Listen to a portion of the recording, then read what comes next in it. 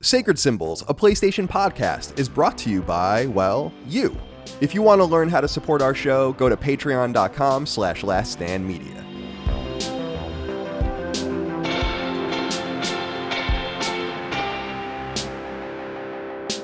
Greetings and salutations. Welcome back to Sacred Symbols, a PlayStation podcast. This is episode number 337. My name is Colin Moriarty. I'm joined as always by my son, Chris Raygun. Chris, good to see you today, my friend. How are you? I'm well. You know, it's the day of the Game Awards, so a lot of stuff's happening today. Looking forward to it. It's a normal day. You know, my day's kind of just beginning, so not much to report. But I will say it's a lot colder than I anticipated. It was like pretty warm yesterday, but now it's like 56 degrees, which is nice. Perfect. It's a nice chill temperature, nice jacket weather, but it's abnormal. Mm-hmm. You know, especially I feel like it's been an unusually warm winter. Maybe not for most people, but like I know back home in New York, it's like that. And even for here, for the last couple of years in LA, it's been uncharacteristically warm. So yeah, because we're finally here too. It'll winter. continue to be. Yeah, it's all over. It's just the way it goes, you know. It's just the way it goes with the carbon and the sun and the atmosphere and the volcanoes. Yeah, that emit, all that that stuff. emit gases. Good to see you, my friend. Dustin Furman, executive producer, wearing his Tears of the Kingdom shirt. Yep. How are you today, my friend? I'm very well, thank you. Now, Colin, you're wearing your New York Islanders hoodie. Mm-hmm.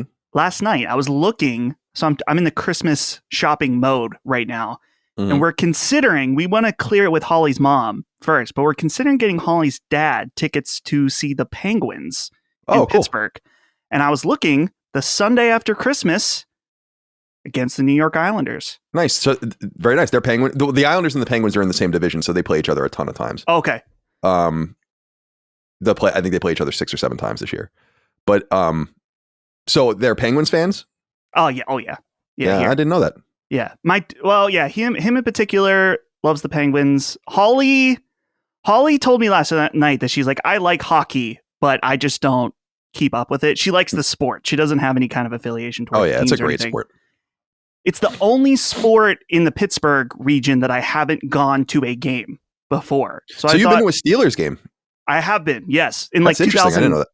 2004, I think. Oh wow! So you were long time ago. 10 or so. That's it. I didn't know idea you went to a Steelers game. That's cool. I had a short era where I was into sports. Oh, Football, okay. Specifically around that time. And Pittsburgh doesn't have a basketball team. No. You've been to a Pirates game? Many. It's so cheap, dude. It's like sometimes you can get tickets to Pirates games for like $15. So I've gone a few times. One time saw Huey Lewis in the news at a Pirates game, and that was top tier. So yeah, dude. But I've always heard the hockey games are fun. It's fun to go to the arena. All the people are there. You get shitty food, expensive beer. Really doesn't sound that appealing saying it like that, but I still enjoy it nonetheless. So yeah, I'm thinking that might be the move for Holly's dad and Holly and I to go to the Penguins game. We'll see. Against your team. Yeah, the Penguins aren't doing too well this year, but typically a very storied franchise, you know. Mario Lemieux and Jaromir Jagr and just a lot of Tom Lasso. Yeah, you know, all the greats. Yeah, and of course Sidney Crosby. Yeah. That's right. Huey Lewis. I love Huey Lewis. The two records, the 1983 Huey Lewis in the News record, Sports, and the 1986 record, 4. Those are fucking sick records, dude. I love Huey Lewis in the News. Excellent stuff. The way you were describing the records, I was like, is he going to do the American Psycho bit where he's like describing Huey Lewis in the News? Which, have you seen? Maybe have we talked about this on the show? There's a version of it that has Huey Lewis in it, and he murders Weird Al. Oh yeah, I did see awesome. that. Where the hell did I see? Where is that from? I think that's Funny or Die. That sounds like a Funny or Die thing. Yeah, because like I remember you said it, and I was like, yeah, I feel like I remember that very vividly, but I can't tell you what it's from. Yeah, American Psycho. I heard they're remaking it now with Austin Butler, the Elvis man. Yeah, let's definitely remake it. Yeah, it's a terrible idea, by the way. Terrible idea. Let's remake everything. It's fun to remake things over and over and over. And over and over again. Now, I appreciate you guys. The audience wouldn't know this, but right when we were clap syncing, I was like, you know what? I got to go poop. Now, this is becoming a weekly sort of situation, and I thought I would be. I'm a quick pooper. It's worth noting. People might have seen this on the last episode or 2 episodes ago when I actually got up and left to poop, and then I came back. I like to go quick. You know, I don't. When I feel the rumblings, I'm like, well, you know, we'll see. And then when it's really like coming, like when you're about to poke up a turtle head, it's like, it's time to go, you know, and you're in and out. You can do it in a minute. Seriously, just poop, wipe, wash your hands. You're in and out. Thought I was going to have a similar situation, but it turns out it was a more catastrophic situation than I had imagined. It took me roughly 10 minutes, and it's because I jumped in the shower when I was done. Wow. I thought something was because like he came. So yeah, the audience wouldn't know this, but he came back not only with a different demeanor, but he looked completely different too. Like I don't know how to describe it. You were pulling one of these wiping. I thought you were wiping the sweat off your, but apparently it was just, you know, shower water for drama. Yeah. I didn't get wet above the waist, but I took all my clothes off. You know, because it was one of those wipes where it was like. Where it's like What if I told you could put a shower in your toilet? Yeah, I know. Did you hear this thing about how there's this guy that claims that he got some sort of virus or disease from a bidet? It was like Hep C, right? Or yeah, right. And then people were like, you got Hep C because you fucked someone. Oh, no, I haven't heard in this. In the pooper. Sounds about That's right. the claim. I don't know what happened with this particular man. I was thinking about you when I was doing it, to be honest. Thank you. And because I knew you were going to bring this up, and I was like, the bidet is one. I've never even used a bidet because it's very scary. You know, like I'm scared of it. First of all, the French do it, right? Yeah. But certainly, I've gone above and beyond.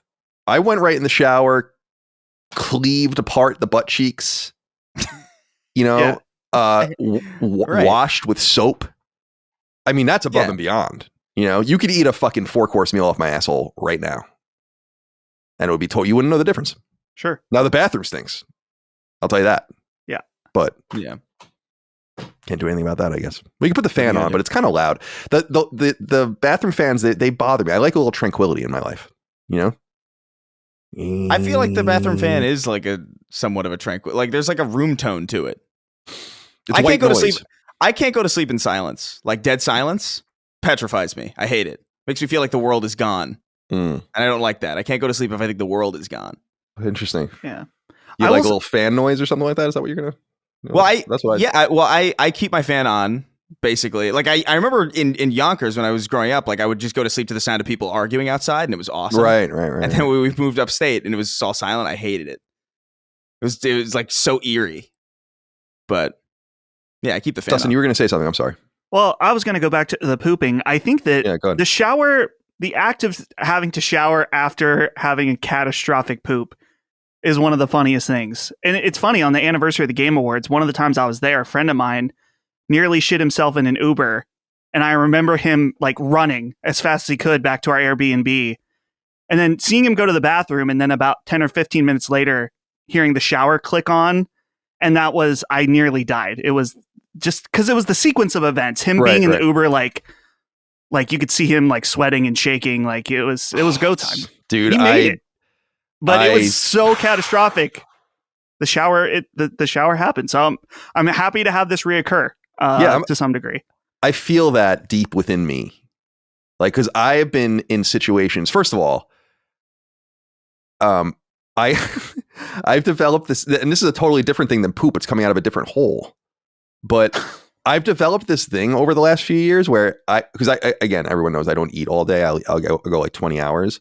And then at the end of that time, before I eat, I just work out really hard. I'll run for like an hour. I'll lift weights or whatever. Right. And then my body, I think, has gotten used to just like, okay, I get out of the shower and then we eat dinner. But on Fridays, Micah and I go out to dinner usually. And this like prolongs the time a little bit. My body's not used to it. And so on 2 separate occasions, I have thrown up in the car because I haven't eaten in so long. The first time I told you guys all about that, I threw up all over the car. Like, that's so terrible. But the second time, and then we ended up selling that car, which is good. No one had That's any why idea. you sold it. You're And then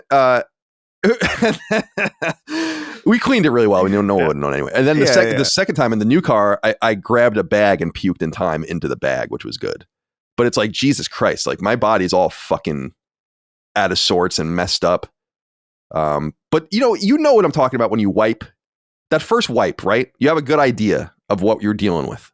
There's a spectrum of wipes. And if that first wipe is like, ooh, I mean, I said it literally when I wiped. I was like, oh, it's frictionless. Oh no. Yeah, that's exactly right. And I'm like, well, I mean, because I could sit here and do it. 10 wipes plus the wet wipes, you'll get it totally clean. But it's like, what is it really worth the work? And the toil. Jesus Christ, man, what the fuck? That's a rough situation, man. I hate the show. Let's quit. Bye, guys. Well, we're it's ahead. over. I hate this show so much. It's good to be here with you guys today. It's a big day today. I mean, so when this goes live, the Game Awards would have already happened, but we don't know yet. The Game Awards stuff's in the show, but of course we're gonna go. Oh, I'm sorry, Micah. She says, dude, it fucking stinks out here. My office stinks. Did you close the door? You got a fan, right? No, but all right, hold on a second. All right, turn on the fan. He's dealing with such a situation right now. I love this. Yeah. Yeah. You got to turn the fan on. I mean, that's a rookie marriage mistake. Got to have the fan on. Yeah. Got to have the fan on.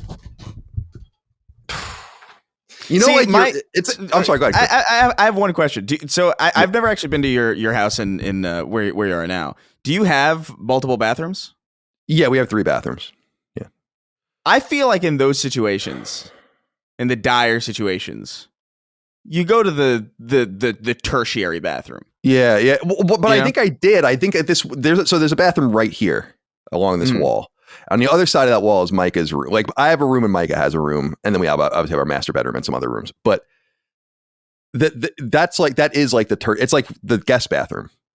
Right. What ended up happening. So I poop mostly in that bathroom, I would say. But then I went into our master bathroom. It would have been funny if the video was still on, because you would have seen me do like a little half pants up waddle right past. Oh, right. Right here. Yeah. And then, and going in there. So I've used, ironically, 2 out of the 3 bathrooms were involved in this particular operation. But what I was going to say was, it's like the fat bastard in Austin Powers, everyone likes their own scent or whatever. Like, how when I don't know if this is the same for you, but like when you're responsible for a bad smell, a poop or a burp or whatever, you can't really smell it, or like you don't. But I just walked into that bathroom. Dude, what the fuck did I do in there? That's interesting to see you can't smell it. Or is I'm saying I'm sorry, go ahead.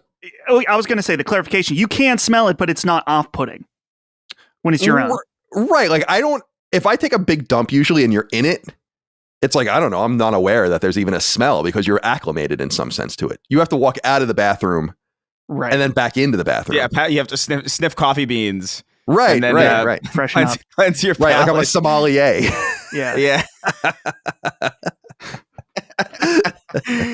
like you're demoing colognes at like one of the fancy stores. Yeah, I don't know, once I went to like they still do it, I'm sure, but you go into the Macy's or whatever, and they have like all of the cologne out, and you can smell it and spray it. I was in like 5th grade once with my sister Allie and my mom at the mall, and I used every cologne. Hell yeah! And then like put it on, and then I got in the car, and they were like, so. My mom drove a fucking Ford Probe, like in the mid 90s. It was like a 2-door car, and we were all just in there, and it just stank. Oh, that's so rough. But I thought it was fun. I as an adult, I've never worn cologne. I like the way it smells, but I feel like I feel like it's like, pay attention to me. Don't I smell good? And I'm like, I just don't want to go through without you ever knowing I was there. And any of your sense, you're not going to know. You're not going to see me. You're not going to taste me. You're not going to smell me. Cologne's tricky because like I really only have like 2 colognes, and I use them on like occasions, but it's kind of a daunting. You're basically committing to like a scent, basically, because if you have like only one cologne, that's going to be like the association that people make with you, you know. So it's just like, damn, it's like, do I want this to be the association? Right. Kind of a big. Right. Always go light, you know. A lot of people overdo it. Mm-hmm. It's like, you just gotta spray and walk through, maybe like a little on the wrist. That's it. You don't gotta go crazy. You don't gotta bathe in the stuff. You smell like a fucking factory. Right. Everyone's met someone that you can, when they walk in the room, it's like, there's that cologne. Yeah, it's got to be just a little drop. You know, I remember it's so funny, dude, because when I was a kid, I used to get really, you know, in the late 80s and into the 90s, my dad would like occasionally give me an old bottle of cologne he didn't want anymore. So like he'd be kind of like over this cologne and he would give it to me and I would like leave it on my desk or like on my dresser and like use it on like special occasions when I was in like third grade, you know? Mm-hmm. So it's so funny. I stank like an Italian, like my dad's not even Italian. So that's a bad example. It's like I stank like something though. Musk, I guess, is what it would be. I mean, all that stuff is, but I like the way it smells. I mean, obviously there's different varieties. Yeah, it's nice. Yeah. But it's just not for me. I love women's perfume too. Like when Micah gets the things in the mail, like, and you open them, you sniff it to like, or if you want to order it or whatever, man, I'm like, damn, scent, such an interesting world, you know? And there's like experts that obviously make this shit, but it's crazy to think that that's the world you live in. You're always just smelling like ingredients and doing the chemistry and all that. It's kind of neat. I will say I love that you had this. I love that you sold that car that you threw up in. Oh yeah, we sold that because $8,000. There's like there's like a gag among my friends and the people I know where like if I throw up in a public place, that place is going out of business very soon. Like it just happened to be true. Like the only 2 times it happened once at this diner in Burbank called Harry's. Like I threw up in the bathroom there after like a party, and then like the next week it was gone. And then this Greek place in the Burbank town center that is now I think a coffee shop. Like I threw up in the bathroom there, and then like I think 2 months later they were gone. It's just interesting. So it's a bad omen. The car is disappeared off the face of the planet. Ironically, yeah, exactly. Yeah. The mark. Yeah, it should be clear that it was like well after a year or so, more than that, and we cleaned it. We like. I don't want to make it seem like we like just like foisted this off on someone. You would have had no idea that it happened. Right. Yeah. We just think it's funny. And I was deeply embarrassed for multiple reasons. The one interesting thing I always take away with both experiences is Micah's steely resolve when something's wrong with me, which is not very common. You know, usually we're not serious and usually making fun of each other and whatever. And she's really grossed out by puke and all that, which a lot of people are, but she's like really off put by it. But to her, just like getting me home, like not even worried about any of it, me apologizing profusely. I'm sorry. Oh, the throw up apology is the worst because it's so pathetic. It is. Pitiful. All right. It's time to move on. Yeah. You're like, all right. Welcome to Sacred Symbols of PlayStation Podcast. That's like what you do when you're like ready to leave the conversation, like leave the house. All right. I looked up at the clock. I looked up at the clock. It was like 18 minutes on poop and vomit. Yeah, I know. It's good. Welcome. And this is going to be a big episode too, because people are going to tune in for like the Game Awards. If there's like a first party game announced, who knows? That's good shit. Sony Love PR it. right now is the guy's like, gun up to his head and thinking about it, like, oh. What was the comedian's name that was invited to SNL and then he got disinvited? And then Shane Gillis. Shane Gillis. And he's that thing where he puts his gun in his mouth and then points at everyone. Yeah, it's good. That's shit. A great. Have you seen the whole clip? No. Oh, dude. Some of his like YouTube videos, well worth the watch. I recommend that one. And there's one called OnlyFans Dad. The OnlyFans Dad one's good. OnlyFans Dad is top tier. Dude, it was him not being on that show. I mean, SNL's fucking terrible now, but and it has been for a long time actually, but that was like a blessing.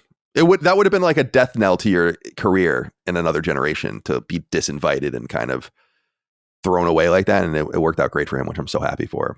I only saw the trailer for it, but he does that. It's like about a tire store or something on Netflix. Oh, Tires. Yeah. I think it's just called Tires. Yeah. I saw a clip of it, and I was like, "That's fucking funny as hell, dude." Like whatever the clip was that they chose, I thought was actually pretty funny. But the reality is, I don't watch anything anymore. Really? Here's what I watch: YouTube. Here's what I'm into right now on YouTube: body cam videos. Oh my god, dude!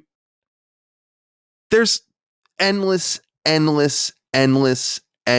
humor in what is going on body cam videos. I'm telling you right now. Like, and a good sub kind of genre for the body cam video, DUI pullovers. Yeah. Or as we call them on the island, DWI. It's like the body cams came out in the racial justice kind of movement to hold cops accountable, which I think it has. But what body cams have really done is given us cops on Fox times 1 billion. And it's awesome. It's awesome. Yeah. I don't even think half these people understand that they're being recorded the entire time, to be honest.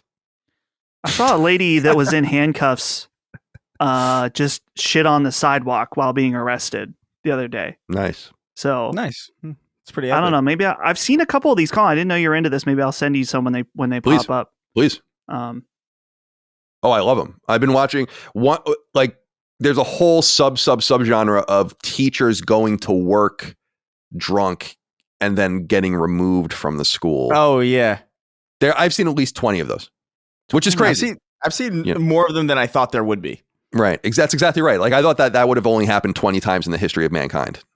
And yet all 20 of them happen to be on video in Wisconsin and Michigan and all these random places. It's good shit. So I don't watch TV and I watch sports, but I don't watch TV and I haven't seen a movie in God knows how long. I haven't seen a TV show in God knows how long. It's too much. I'm inundated. It's paralysis inducing, to be honest. Like, what are you supposed to okay, what do I watch? Take one off the pile. Fucking, I don't have time for this nonsense. Too many games to play anyway.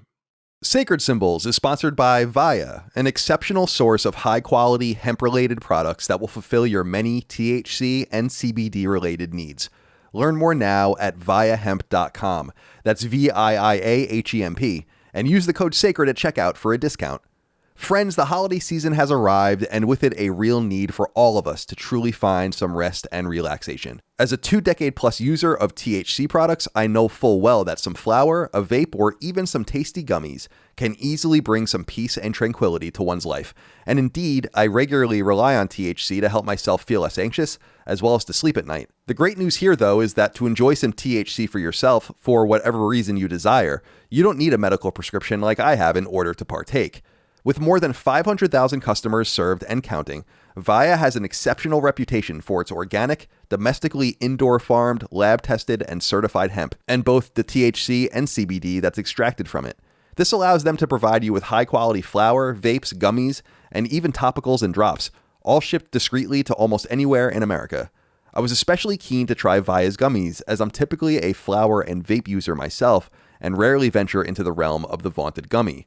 I was glad I did. I was especially taken with the Mango Paradise variety, which purports to help with focus, and indeed it does. And I need lots of focus as I write and study throughout the day for our various shows. But again, when you shop Via, you have myriad options at your disposal. You can even grab some pre-rolls. And again, if THC isn't your speed, CBD may be, so be sure to check out all they have to offer.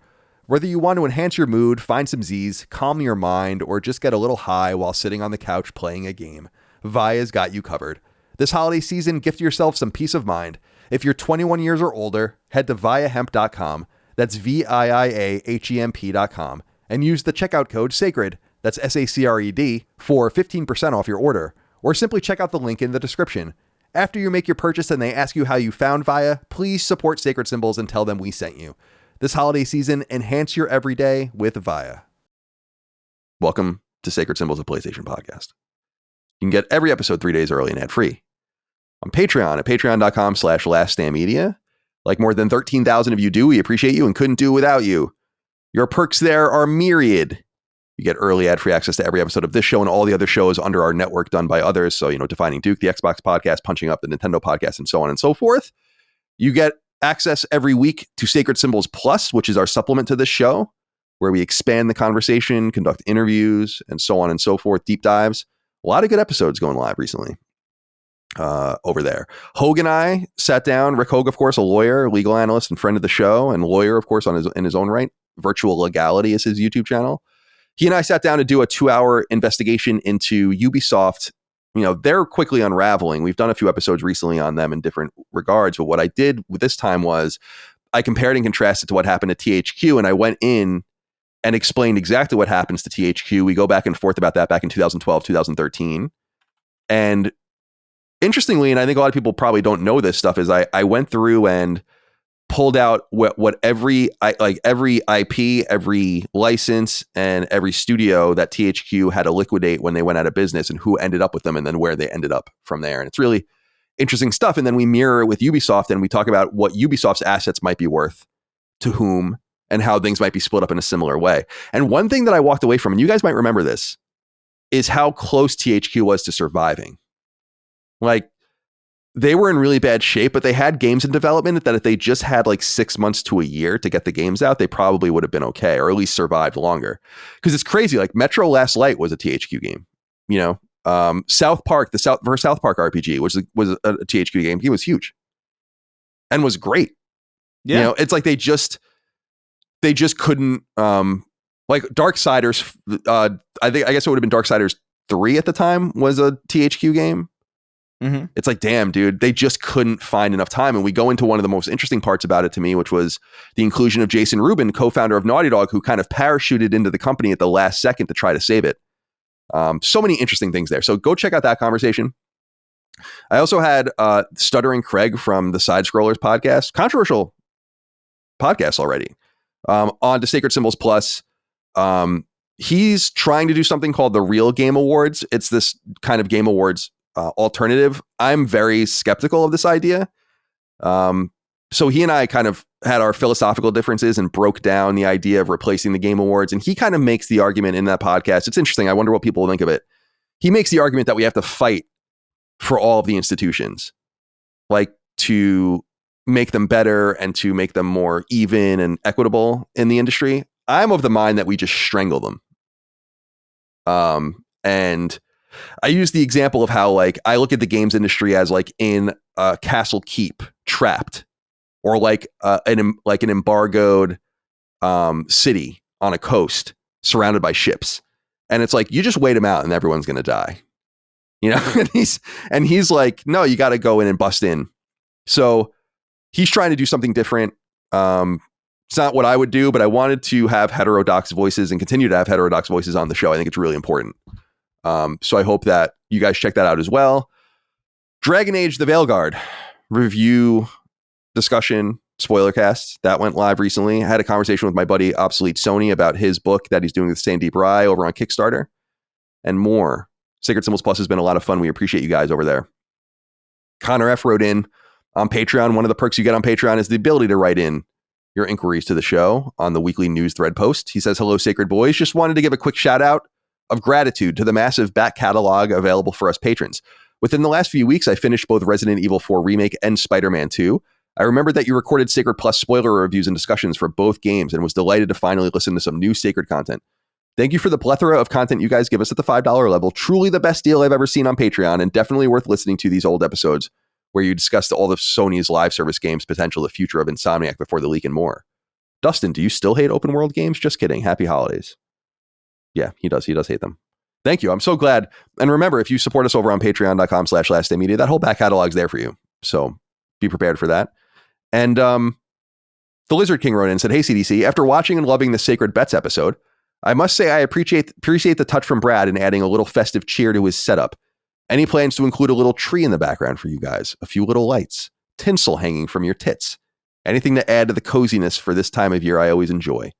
Take care, guys, and I look forward to the Twin Breaker sequel. Thank you. It's out now. We'll talk about that in a moment. So yeah, one of the recent episodes of Sacred Plus 2 is our betting special for the Game Awards. We'll score that and have that available in the weeks to come so we can go into who won and who lost.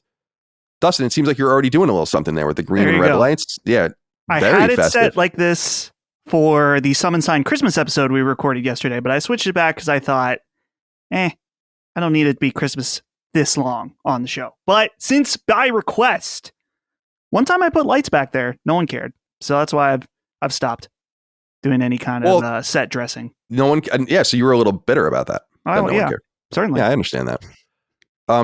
Chris, I always found, and I wonder if you find this too, because we grew up in the same place, but we also lived in California, and you still live there for many years. There's just a different vibe out there. You know, like Christmas never felt like Christmas in California. I doubt it ever really will. But so I wonder if you want to add any accoutrements to your set. No, I'll do it for like videos if I have like a Christmas themed kind of idea for like a video. But like, I don't know, the idea of like dressing up a podcast space or like my office for the entirety of the Christmas season just to, I don't know. I don't have the eye for it either. I feel like you have to be good at that kind of thing. Like just making sure like the right lights to buy and like how long they should, like, oh, I got to get a timer to make sure I'm not wasting electricity. It just seems like a hassle. Like even when my parents would do it for the house in New York and they would have all the outside lights, I'd be like, there's a lot of, they didn't go crazy with it. Like they didn't have like these like, you know, immaculate displays, but it was more than I would have done for sure. You know, so I don't know. I like the Christmas feeling, but I also feel like there's like a familial nature to Christmas in some way. And like, it's just me out here. I don't know what the fuck. I'm going to lug a tree into my apartment just to stare at it for like a month and then take it down. Like, it just doesn't seem, this just doesn't make sense. I'll just fly home. I agree with you generally speaking. It's like, it's a lot. When I was a little kid, I loved Christmas lights. And I've talked about this in the past. I loved they don't make them anymore. The fat glass, multicolored lights. Yeah. And that like burn people's houses down and shit. And I remember being excited when my dad would put those out on like the bushes in the front of the house and all that kind of stuff. But what I've realized over time was, and living in a suburban neighborhood just full of children, everyone's, you know, the kids are excited to get their decorations, the parents are doing it and all the rest. It's like, damn, dude, this is a lot of shit that you guys have. And it's fucking crazy. One of my neighbors has a literal blow up reindeer that's 2 stories high on his lawn, literally higher than his house. You know, I'm like, that's cool, but it's like, it's totally different than when I was a kid. My mom was really anti-colored lights though. She liked the white light aesthetic, which was very 80s. And so we used to have the candles in the window, you know, and then we would have a Christmas tree with just white lights on it, which I found a little boring, but you know, to each their own. One thing we do though is real Christmas tree. We do that here in this house every year. Got to get a real Christmas tree. I just like the paganness of it. I like the tradition. It's just an old, weird tradition. I think it's cool that we do it. And then you just throw that bitch out at the end of the year, you know, and move on with your life. But the outdoor decorations, it's a lot of all the work you're doing has to be reversed.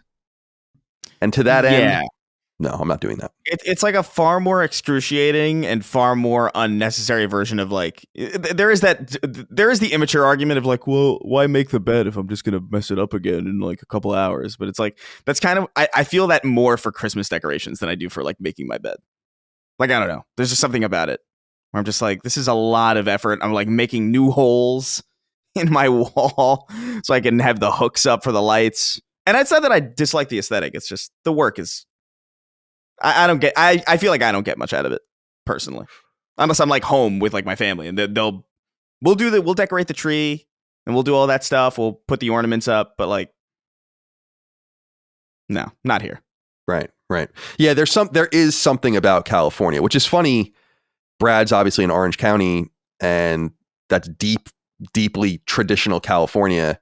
And he's got the Christmas thing going on. So I'm not saying it's not like done. It's just, and I lived in San Francisco for many, many years too. And that's just the most and I'm not being ironic. It's the most godless place you've ever seen in your fucking life. You would be hard pressed to know anything was ever happening, like any holiday, you know, at all. So if you ever saw a kid in San Francisco, you were like, what? It's like Fallout 3 where it's just like one little village of children and then you never see them anywhere else. Yeah. I couldn't imagine growing up in San Francisco. Have fun with that. All right. I do miss it a little bit of it though. The weather. God. The weather's nice up there. The weather is perfect. Oh, it's fucking perfect.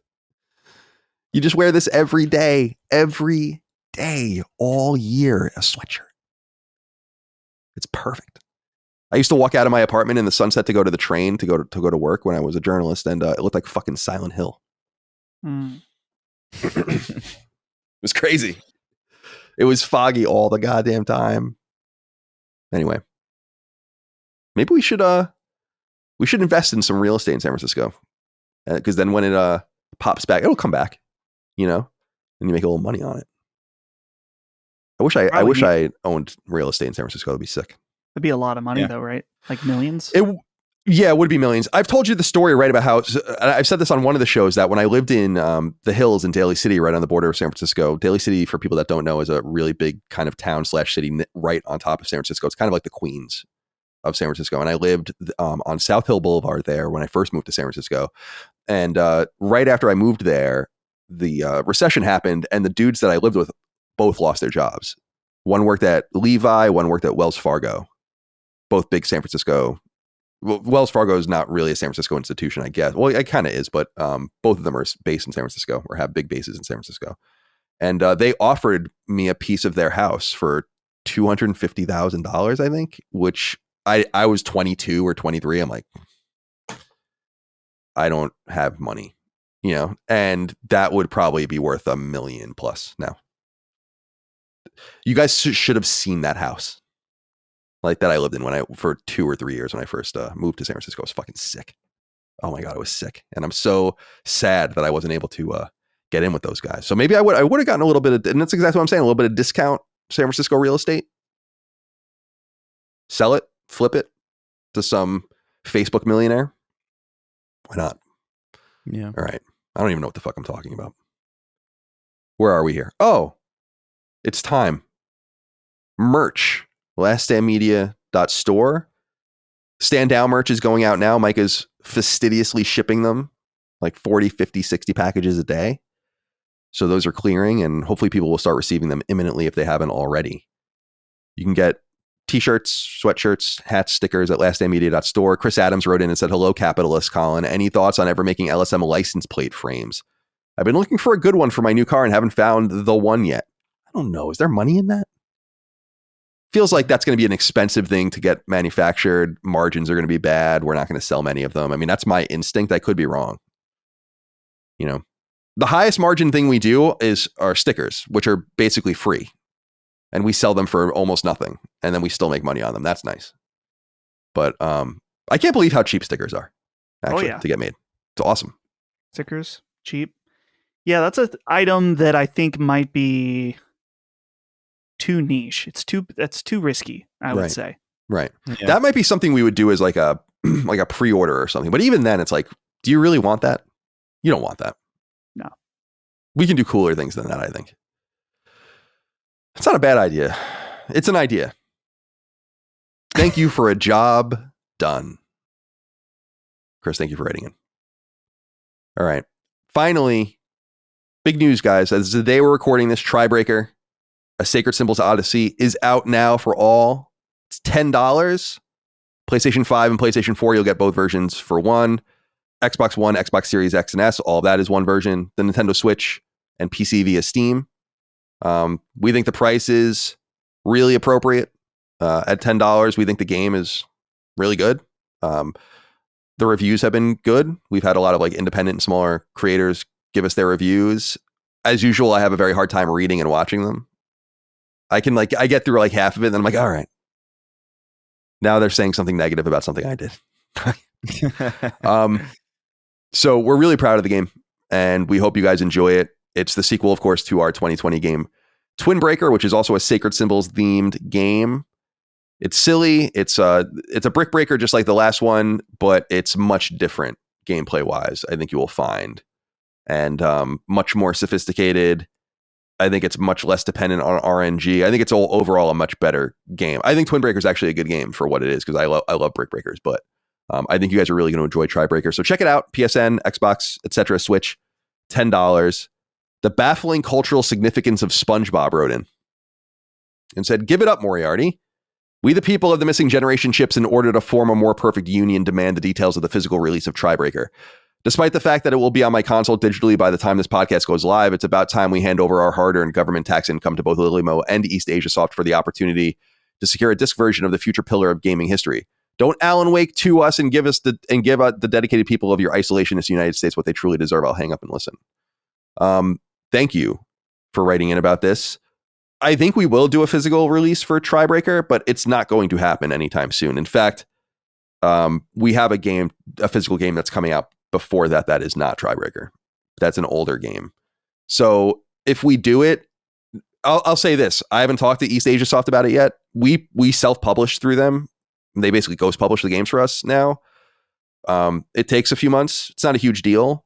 So we have to get that in the process. And I have not even spoken to them about it yet. We don't even have a final, like fully patched version of the game. The game works great, but someone found a bug actually today. And we want to make sure everything's kind of done in that sense too. So if we do a physical version, it'll be like mid to late next year.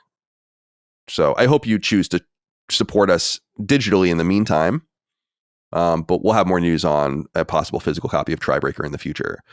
The next game that's going to be up is Habroxia 1 is going to get its physical release. And we're excited about that because that game fucking rules. All right. Is there a confirmed etymology to the word bugs in correlation to video games? What do you like? Like why are they called bugs? Why? I never thought about this until literally just now, I think. But I like the idea of just there's something wrong with the game. It must be an insect. I like the the language of that. I thought it was that the machines back in the day were computers were room size, and when something went wrong, it was there was a bug in the machine. Was kind of the etymology, but I could be wrong about that. Well, I don't know. Especially because they're dealing with transistors and diodes and all those things where a bug could literally get on it in the middle of it. I think. In other words, I don't think that that's literally what happened back in the day. I think that that's what they were saying was happening. And I think that's the etymology, but I could be wrong. Dustin? The term computer bug originated from a real-life insect. The first recorded instance of a bug causing a technical malfunction occurred in 1947, blah, blah, blah. So that is correct. It was an actual bug caused a computer, to fuck up. And that's where it came from. That's apparently so much more literal than I would have ever imagined. It is cool. It's like the word mouse. And how it put off Xerox specifically was about that name and that they couldn't believe that they were asking them to sell something called a mouse. And now we don't even think about it. And it is what it is. I love that shit. It's good. It's a good thing. Yeah. Shout out to the bug. Ruining everyone's lives in all sorts of different ways. Like the Y2K bug. Yeah. That was fun. I was online on my computer in my bedroom when it turned to 2000. Because I wanted to see if anything would happen, and nothing happened. No. So, in case you guys didn't know, we're here. So, all right, let's get into some topics of discussion, stretch our legs, and then we'll go from there. Only a couple of things to talk about before we get into news items. Matt Vigo wrote into us and said, "Dear Colin, as someone who listens to over 100 new albums every year, that's insane, by the way. It usually makes me want to end it all anytime you talk about modern music. That being said, hearing you try to pronounce Charli XCX as a Roman numeral last week was one of the most unintentionally funny things I've heard in quite a while. Is it that weird that you would see XCX and be like, that is a Roman numeral? I think it is, only because I feel like the Roman numerals that people interact with the most do not involve C. Right. That's true. The following is a list of other popular artists with names that your 90s rap rock brain may not be able to comprehend. Would you like to? Would love to see you take a crack at these. Much love to you all. Have a brat winter. SZA? Correct. SCA? Well, I know that because I'm a Wu-Tang fan, so I've been taught how to say that particular style of name from that. Mm-hmm. This one is KHRAUNGBIN. Do you know who this person is? Don't say it, but nope. Do you know this name? I don't either. Krongbin? I don't know. This one is all capitals, STRFKR. Strierfucker. Straight fucker. Wow. I think it's Starfucker. I think Starfucker. Yeah. Okay. There you go. Xavier So Based. All one word. That name sucks. 100 Gex. I feel like I know that, but I don't know why. I know that name. Yves Tumor. I don't know who that is. McGee. MK.GEE. Mark Gee? I mean, MK is usually Mark, right? Black with a 6. Mhm. All right, I'm over this. This is all fake. This is what I'm saying. Like when I look at the Coachella poster, and I'm like, oh, this is fake. None of these bands are real. You just listed a bunch of things that are not real. It's cool to have. I like all sorts of different names. I don't like it seems much more popular these days to do like a stylistic thing with your name, the way it's portrayed, as opposed to just having a cool name. It's like, and this is how it's fucking written. Yeah. Like, get out of here. It's like, it was like Infamous when Sony kept writing Infamous, lowercase I, lowercase n, capital famous. I'm like, I'm not writing it like that. You know, I'm just not doing that. Even Prototype that had the same too. It was because it was all in all caps with the brackets. Yeah, the brackets around it. It's like, come on, man. Stop with this nonsense. All right. The only band that I ever knew that did something like that, I maybe more than one, but the band I really liked back in the day, Trust Company, they wrote their name in all one word with all lowercase letters. But even then, I'm like, I'm not doing that. All right. Drake Heinhorst wrote in. Said, hey, Sacred Boys, I have a hypothetical for the crew. You get $100 million, but you have hiccups for the rest of your life. The catch is that between hiccups and the severity of each hiccup doubles after every hiccup. So in other words, so the time between and the severity of each hiccup doubles after every hiccup. It won't be long before there are weeks, months, years, and even decades between hiccups, but they will become severe to the point that they feel like heart attacks and strokes and require short stays at the hospital. Is generational level wealth worth the discomfort and pain? No. I don't need that much money. So yeah, I'm good. Yeah. You'd have to, at a point, you'd be living in fear. And surely if they're this severe, when you're that old, eventually one of these is going to kill you. So yeah. No. And then it's just like, and then the hospital stays are going to eat into your profit margin. It's a whole thing. Right. You can get some gold plate. Situation. You should get some gold plate insurance, you know? Yeah. I think, no, it's not worth it. First of all, you're right. $100 million is way too much. Like $100 million is more money than any person could ever conceivably need. And half of that is also more money than I can even remotely fathom needing. Half of that is also like it gets to the point where it's like, it's just like, no, it's not worth it. It's diminishing returns. I just don't want anything, you know, like there are things I want. I shouldn't say that. It's just, I live a very comfortable life. I do very well for myself. I'm good. You know, like I want to just I just want to live like a middle class, upper middle class life and just comfortably just do my thing. That's all I want. I don't want to be like a wealthy person. It's great having money. I like having money, but I have it to like live a normal life, not to ostentatiously live. And so I would find a way to spend $100 million, but off the top of my head, I have no idea what I would even do with that much money. You know, like I really don't. I'd probably give most of it away. Be like, I'll keep 10 million. This will allow me to live the rest of my life in complete comfort. And exactly. Right. And not worry. And that's enough for me. I'm sure Drake wasn't writing it with for such a serious answer though. But no, I wouldn't do it because again, it's just like enough's enough already with the money. It's good. It's good to have money. It's great. More power to you. But for me, what I dream about is like having a nice, comfortable life and then making the people around me comfortable. I don't dream about like owning a plane or some shit. Yeah. Yeah. Same thing. Wouldn't that be fucking sick to do that? What, to buy a plane? No, I'm sorry. Let me back up to like go to one's family, for instance, and be like, I'm paying all your debts off, paying all your houses off.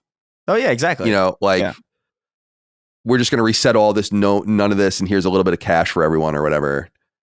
That's kind of like my dream, as opposed to being like, I'm going to buy a fucking, 25,000 foot house or something like that. It's like, I don't. Yeah, me too. Yeah. Dustin and I were talking before the show about like, during the poop. Yeah. During the poop, yachts and like buying a yacht. And it's just like, no, I can't imagine. Now I understand occasionally. I like some boutique nicer things. I like flying first class. I could see renting a yacht with your friends for like a weekend, having a really nice thing. But like that's just it's like staying in a nice hotel. Like I want to interact with those worlds, but I don't want to be in them. It's like when Micah and I go to the Jefferson, the really nice old hotel in Richmond, which we go to a few times a year, and we get in suits and she wears a nice dress. It's like a really fucking nice place, but it's like we don't really belong here. We're kind of entering and we're hanging out and pretending we belong here. Like I got fucking cufflinks on, but then we exit out and I'm back in my homeless person attire, and this is kind of where I wanna be. So I think a lot of that comes from just, I don't know, man. I've always been afraid of not having money and not having things and like not being secure. I don't really know why, because my family's fine. We did well but I was always just afraid of not being able to do that for myself. And I think once I became comfortable and started making real money, I was like, oh, this is all I ever wanted. And I think a lot of people were like, no, more. I'm like, yeah, no. I don't know. I'm like so far beyond where I ever imagined I would be. This is awesome. You know, it's like, it's like, good. Thank you. You know, as opposed to people just constantly seeking even more. I'll go a step further. Not only would I probably not take $100 million if it meant that I had to hiccup severely for this weird amount of time or this weird increment of time, I can imagine that there's probably a price I would pay to never have to hiccup again. It probably wouldn't be very high, but like I would pay probably to not have to deal with that. You know, it's almost reverse in some way. My friends, you have anything you want to say, Dustin, before we move on? Hiccups suck. Hate them. Yeah. Get fucked. It sucks when they don't go away. And when they happen, occasionally it's actually funny. They happen at like the most inopportune times. It's like, are you fucking kidding? Right. Yeah. Like, I have to go into a meeting or I'm in church or so, you know, it's like, come on, dude. They happen to me when I drink, but it's not when I drink a lot necessarily. So it feels extra embarrassing where I've had 2 beers. Right. And then people around you think that you're like comic book drunk. Yeah. I'm like, I got it. All right. Let's see. My friends, let's get into some of the news items to talk about. The PlayStation wrap-up is live. And the Who fan 1 wrote into us on Patreon about this. It says, hello, Sacred Gents. It's that time of year for the annual PlayStation wrap-up, but in typical Sony fashion, they've tripped over their own feet when it comes to something that requires online functionality. I was met with errors on my PC browser and finally reached the site on my phone, but the graphics wouldn't even load. Since then, the page only displays the message, "We'll be back soon." Just like with the Game Awards, I wonder why they don't just wait until January to give us the wrap-up. I take a couple of weeks off around Christmas and usually play 2 to 3 games, but those won't be counted in the wrap-up. For a company at the top of its game as far as hardware sales go, PlayStation can't seem to get out of its own way when it comes to meaningful engagement with its customer base. Still, I look forward to a good year in 2025, even if we only get Ghost of Yotei from the first-party studios. In 2024, I enjoyed games for my PS4 backlog the most. So there's a few things here. So first of all, you can go to wrapup.playstation.com right now and log in with your PSN credentials and then get your whole, wrap up for the year with all your data. A few things WhoFan1 says here, though, I agree with. Number one, I don't know if you guys saw, this thing was broken for 2 days. Yep. Just didn't work. Now, when it went live, I did get it to work a little bit, but it was broken when you got in. Like some of the things wouldn't load and stuff. So something was totally wrong with it, which is hysterical because I have no idea how something like that could launch broken. The only problem that could be is that you're getting hit too much. But why would the module itself be broken? That doesn't make any sense. And the other thing is that, yeah, I agree that these things, now I get it's a marketing beat, but these things aren't very interesting until January. And I don't know why people, because as far as I understand, the wrap up kind of seals you in when you log in. So like from the moment that you're logged in, if you log in December 15th, it's not going to count anything after that. But if you log in December 25th, it's going to count everything up to that point. It almost encourages you to log in later if that's true. And I think it is. So I am a little bummed by that too, because it's not truly holistic about the month of December. It doesn't truly show you the full year stats. And it would be cool for one of these companies to have the courage to say like, we're going to show you this in January.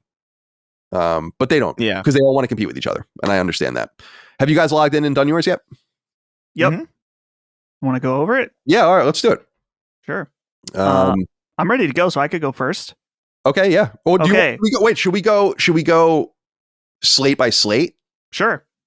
Yeah. So we can go around in a rotisserie. So does everyone have theirs up and it starts with in 2024 you played X games? Mm-hmm. Sure. Yeah. Okay. All right. So you go and then, all right. That sounds good. Let's do it. Yeah. So in 2024, I've played 71 games, 49 on PlayStation 5 and 22 on PS4. 70. How many? 71. Wow, dude. That's a lot of games. That's probably me booting into a game On Extra?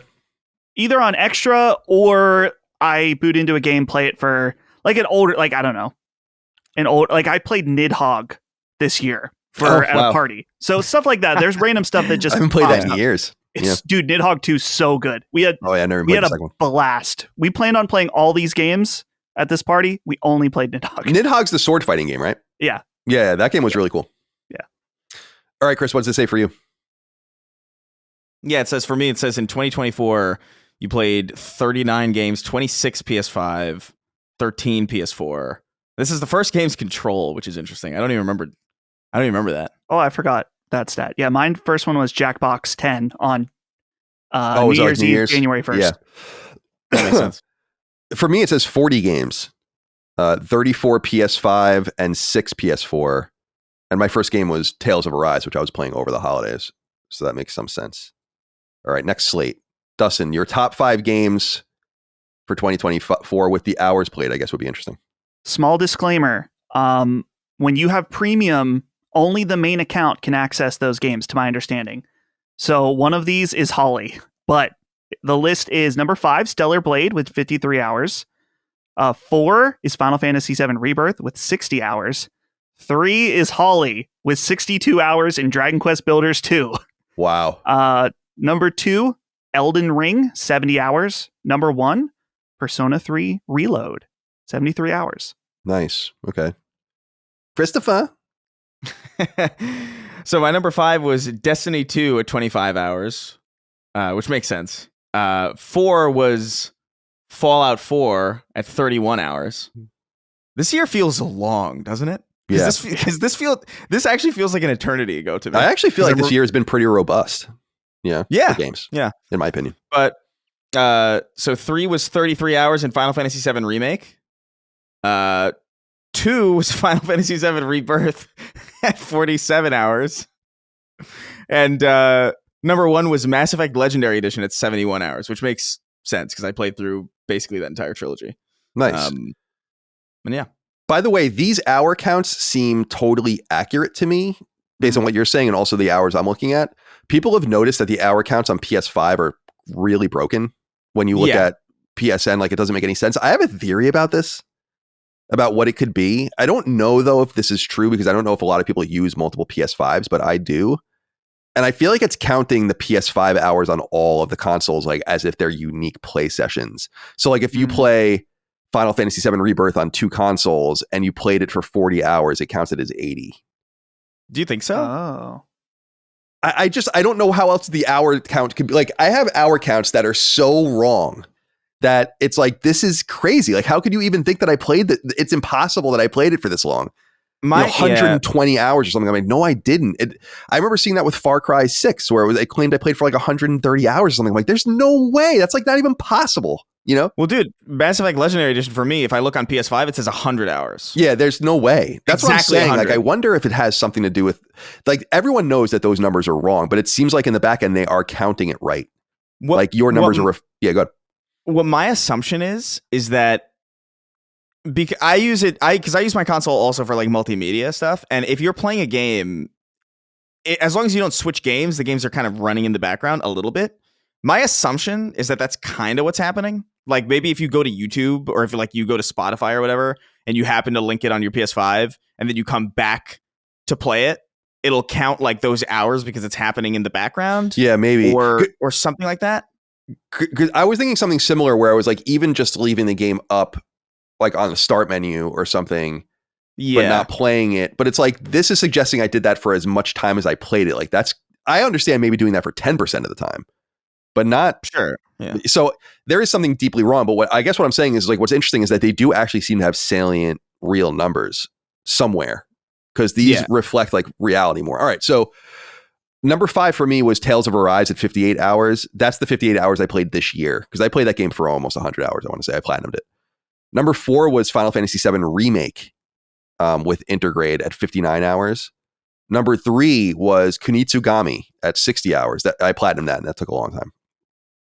Number 2 was Metaphor at 89 hours. Again, I think that number is accurate because I beat it at 78 hours, and I died, restarted, tried new things, would go into menus for like an hour to read things or look at things and then reset it so that the time wasn't counted. So I actually think that that's a pretty accurate time of how much I was actually playing the game.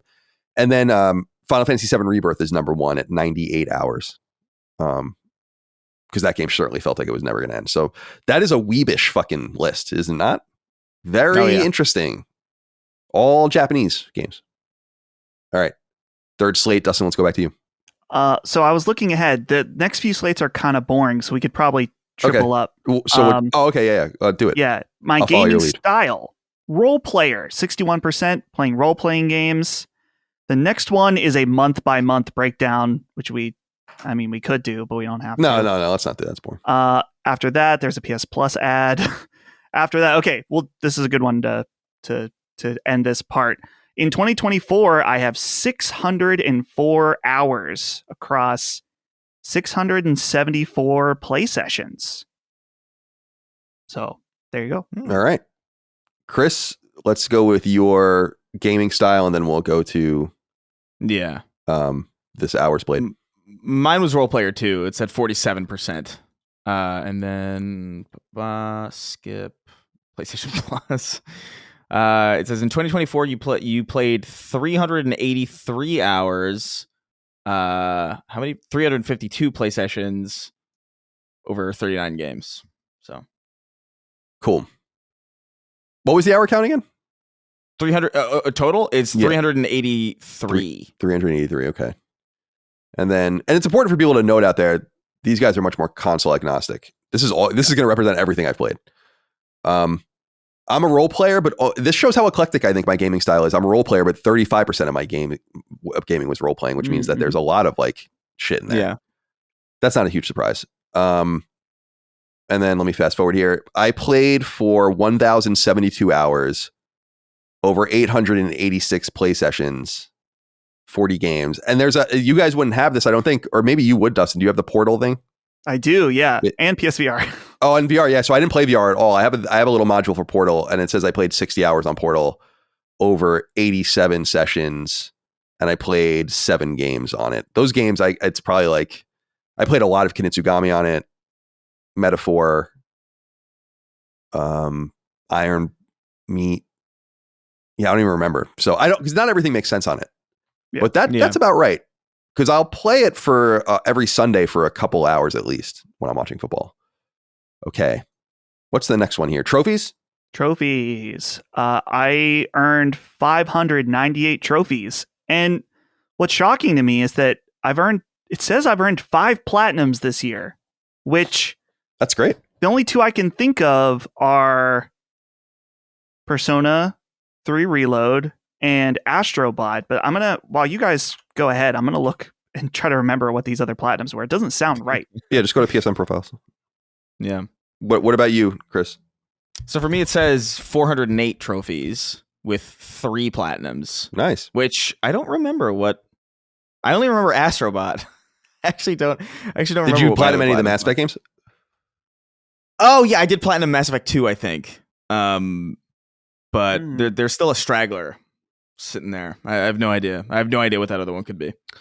All right. Did you figure it out, Dustin? I did. So I remember them now. Vampire Survivors Platinum. Oh, that's right.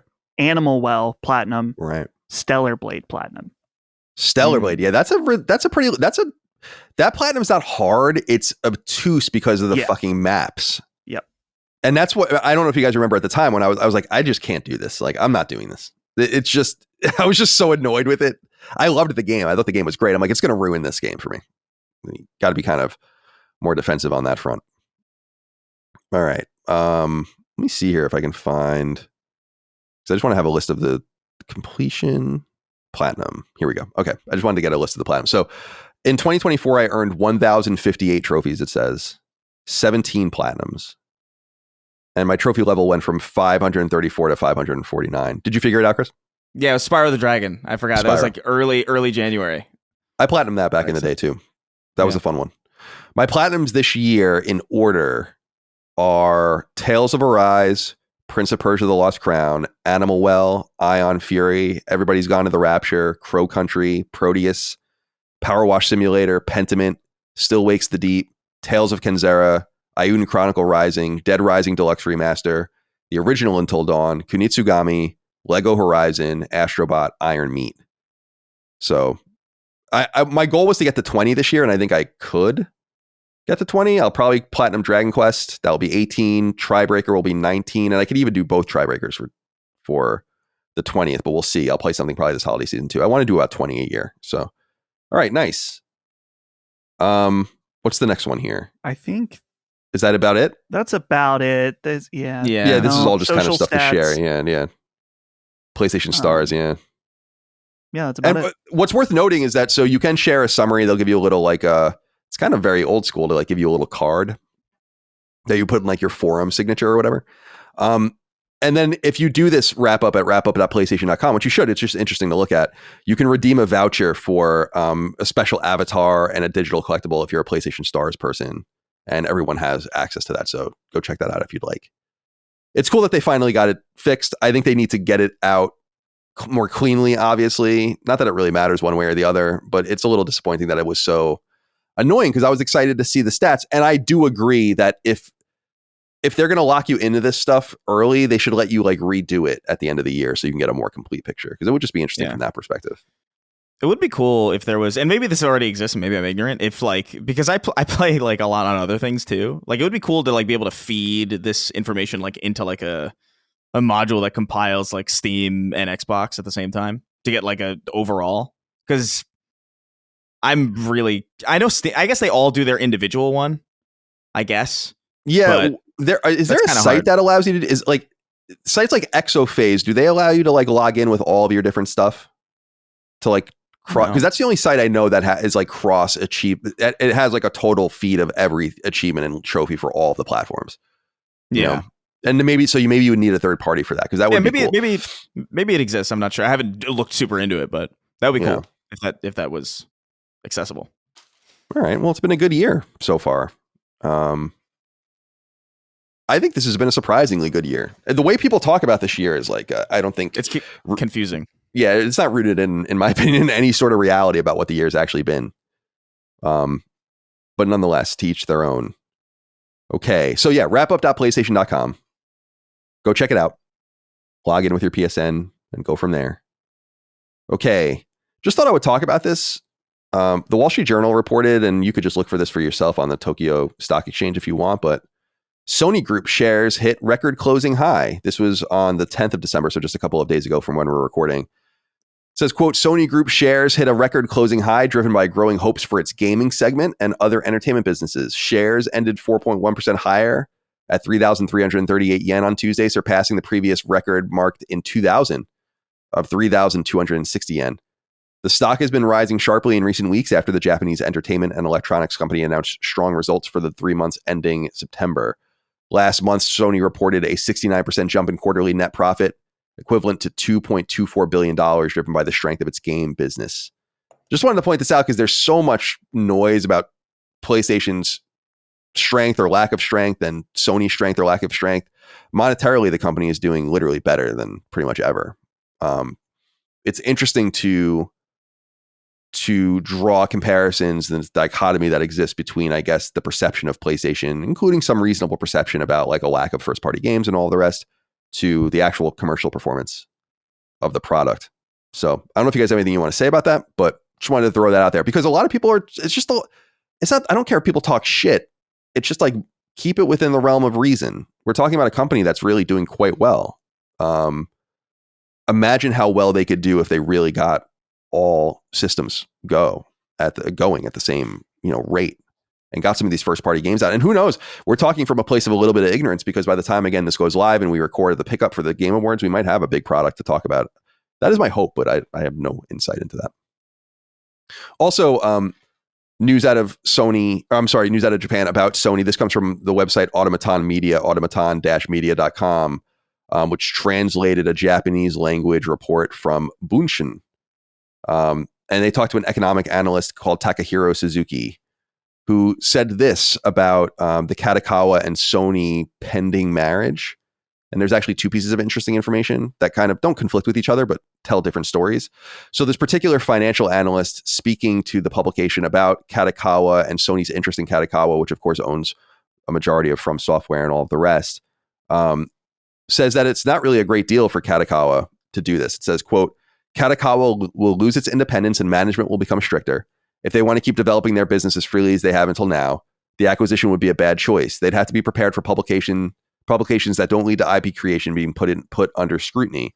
So just kind of to bring a little balance to what is a lot of excitement around this particular conversation about Kadokawa coming into Sony, tempering it a little bit. However, the other side of the coin, and this is also in the same piece that automatonmedia.com translated, is a report out of the same publication saying that people that work at Kadokawa are actually pretty amped about the potential of working with Sony. And they say, quote, the people around me are thrilled at the prospect of an acquisition by Sony. That's because there's a certain number of employees who are dissatisfied with the Natsuno administration. This is the person who currently runs Kadokawa, which didn't even bother to hold a press conference after people's personal information was leaked in the cyber attack. They expect that if Sony were to acquire the company, they would get rid of the president first, end quote. So seems like this is being talked about pretty intensely in Japan and is going to maybe happen. I don't know if you guys saw that now both sides have admitted publicly that they are interested in this happening. It just seems like things that you would say if the marriage was going to be consummated in some sense. Oof, probably a poor choice of words in some way. Chris, what would happen if Sony consummated its marriage with Kadokawa? What would that look like? I mean, I don't know. It is such a specific type of acquisition. I don't know if it would raise as many alarm bells as... Look, I think... I don't want to... Generally, I don't want to speak for everybody on the show, but I think we've all made our opinions clear about consolidation. We're not generally in support of it. We don't love it when this happens. But this kind of seems like... I don't foresee this acquisition being met with a lot of resistance. I don't see it being argued about in the sense of like any kind of monopolistic, battleground. I don't really. I just feel like this is absolutely going to happen, and I guess it's just a matter of like when is this going to be finalized? What would that mean? I guess I feel like it would impact the anime side more because I don't think From Software is going anywhere. I don't think they're not going to be multi-platform. Or I think they're going to stay multi-platform even after that, after this goes through or whatever. They're not going to be like, oh, now you make Elden Ring 2 on PlayStation and PlayStation only. It's like that's not a future that I think is particularly likely. And so it really, I feel like, is really going to only materially affect that that anime side of things, which and that's a side that I'm just very, very not familiar with at all. So I wouldn't even know what that would even look like or how that would even begin to shake things up. What do you have to say about this, Dustin? Yeah. I mean, this is a big one for you, Yeah. I guess that's for our podcast specifically. It really comes down to From Software, which, if I remember correctly, they even with the purchase of Kadokawa, they won't fully own because Kadokawa doesn't fully own From Software, but mostly. I would imagine that From Software, I think, would remain mostly third party and be able to release everywhere. But I wouldn't be surprised if Sony did want something out of them, like we've seen in the past with either Bloodborne specifically, and even I guess it's kind of very specific, but they had that VR game for Duresine, where that was an exclusive to PlayStation VR. So I could imagine with From Software being a studio that's able to release a game nearly every year, that they're like, okay, well, you can keep the big ones, but we want this as a PlayStation exclusive. So a little bit of both, but maybe not. Maybe it would just be, since the success of Elden Ring, they'd be like, man, this team can print money by, with whatever they do. And so we would rather have the money than the exclusivity, but we'll have to see. I'm surprised. I kind of felt like we would have known by now for sure that this has happened, but maybe it's not something that's going to be cleared until early next year. Yeah, I think it's an incredibly complex deal because it's so, as we've noted, so multifaceted between all these different silos. And so I think, and it's been pretty clear that Sony would have done this years ago if they could have split everything off reasonably and just taken what they wanted. And probably a lot of the conversation behind the scenes is like, what will go and what will come, and will it all be in one?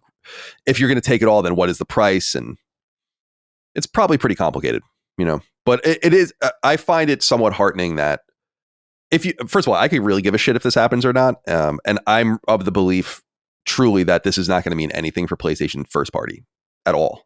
So I really have no horse in this race. Like, I really could care less if this happens or not, but it seems just based on public proclamations that the two sides are totally interested in it happening should they come to terms on it. Because otherwise I just think you would ignore it. What's Sony's famous line is like, we don't comment on rumors and speculation. Well, you also don't confirm things that are true all the time. So that you're confirming this is weird, but interesting. I think we'll have word on this.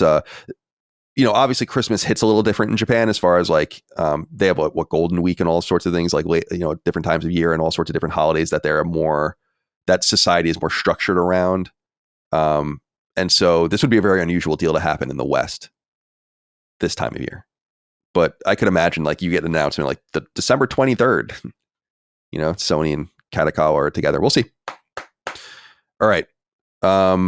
Just a few other small pieces of news. This came out this morning. I have not read the actual lawsuit, which I've not even gone on script to look for yet. But GamesBeat wrote that ex-dev leader Chris Barrett accuses Sony and Bungie of firing him to avoid a $45 million payment. We went into this when this happened because this guy Chris Barrett was actually removed from Bungie earlier this year, and he was directing and I think leading the revived Marathon project.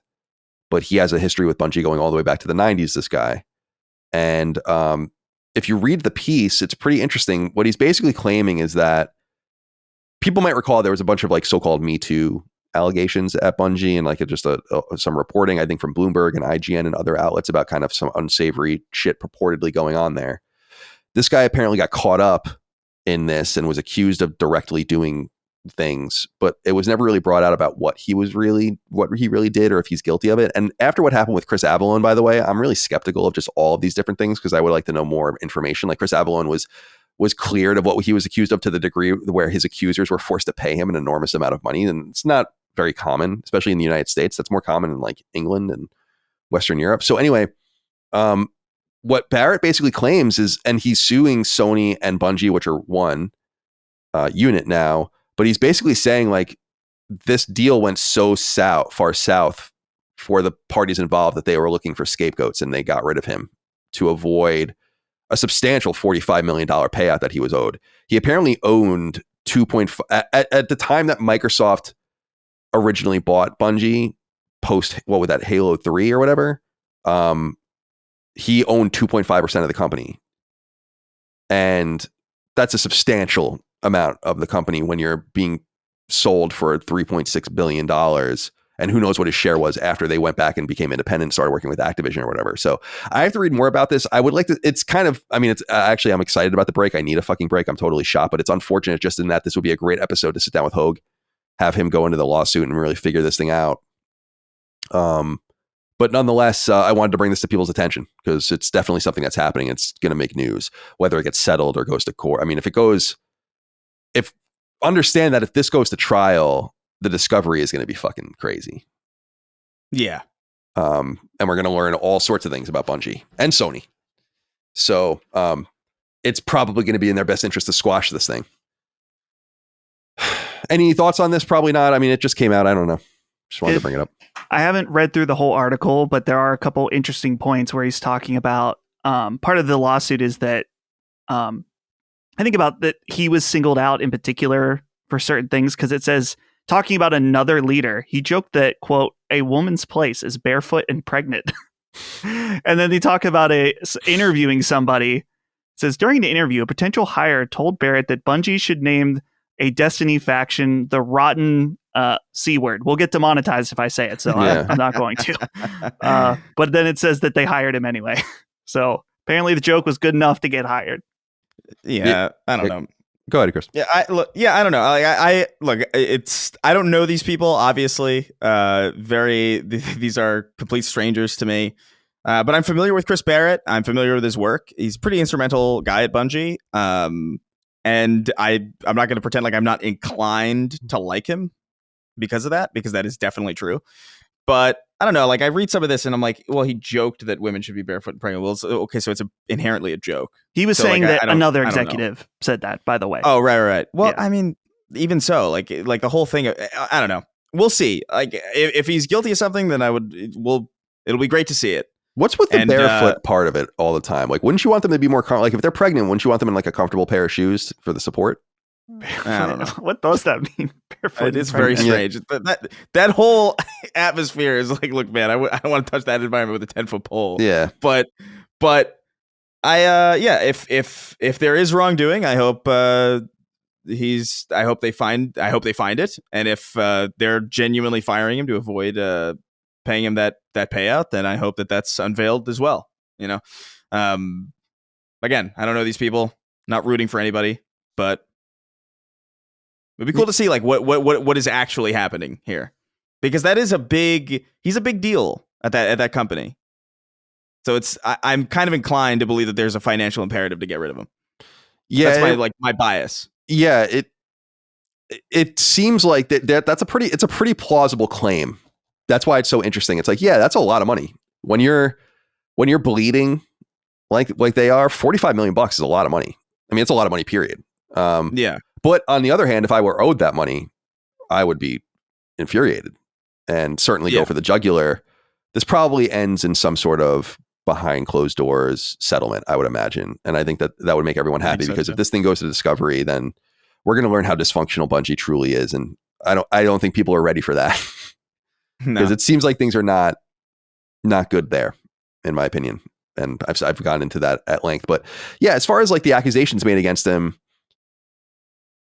I would love to get into this on Sacred Plus at some point, really like think about it more. But I really do think the Me Too era, while it definitely brought about justice for certain people, and like, you know, the Harvey Weinsteins and the fucking Bill Cosbys and all the horrible things that people have done, I do think in the trenches are a lot of situations that are either intentionally mischaracterized, or losing sight of the culture of a place, or misinterpreting something as something else. And I think a lot of that just has been mixed up into one thing. And I think it's important that like we go through at some point with a fine-tooth comb and separate the wheat from the chaff, such that, and I think that's what Chris Avallone was doing when he sued and won, was like, I've been accused of crazy shit that I didn't do, and that just simply can't stand. And like, those things do happen. They happen all the time.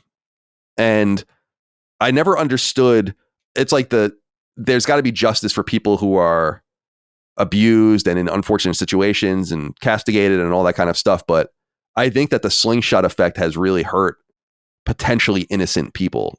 And while we don't know if Chris Barrett's one of those people, we know other people that are totally innocent. You guys probably don't know this situation, but there was a punter, Matt Ariza, that was drafted in the NFL a couple of years ago, and then it came out that some woman claimed that he raped her at a college party, and he lost his ability to play for a couple of years, and then he cleared his name legally, and it all went his way. And now he's back in the NFL, but it's like, you don't get those years back, and that was like a mischaracterization of the situation, you know. It's just a bummer to me to see like both sides of it, where in a more honest and equitable society, we would know what was right and what was wrong, and we would know what was real and what was false. And It's a bummer, because now this is all going to need to be deconstructed in some sense. And I'll be very interested to see what happens with this guy, because I don't know him from a fucking hole in the wall personally, but yeah, the Chris Avallone situation always just stuck with me, because people really threw him in the garbage, and didn't even consider a different set of actual facts. And him getting an apology, like public apologies and money out of those people, I think that went underreported for a reason. Yeah. You know, I like, think believe that. the best thing that I could say, I guess, is like I hope everyone gets what they deserve. Right. That's right. You know. Okay. Oh, is this is the story that's the next one. Okay. All right. This one's interesting. I'm curious what you guys think of this. The website mpfirst.com, which you don't hear from very much anymore. Actually, they have a report here, did some digging. Sony Bend new IP and development screenshots surface. So basically they found, and wisely, I think this is nice of them. They found, I guess, a resume and a portfolio of work that a UI designer has done, but they won't name the UI designer. I guess because he had a public portfolio that has this work in it that's just sitting there, and you don't want to get him in trouble and all that, although I'm sure they'll be able to track it all back. But basically, there are a series of in-progress screenshots that have been shared with this, or I guess on this person's portfolio that this website has shared. And it just gives us a little bit of insight into what some of Ben might be doing. And what it basically seems is obvious is that it's a, oh, bummer. I'm looking at this now. The screenshots are no longer up.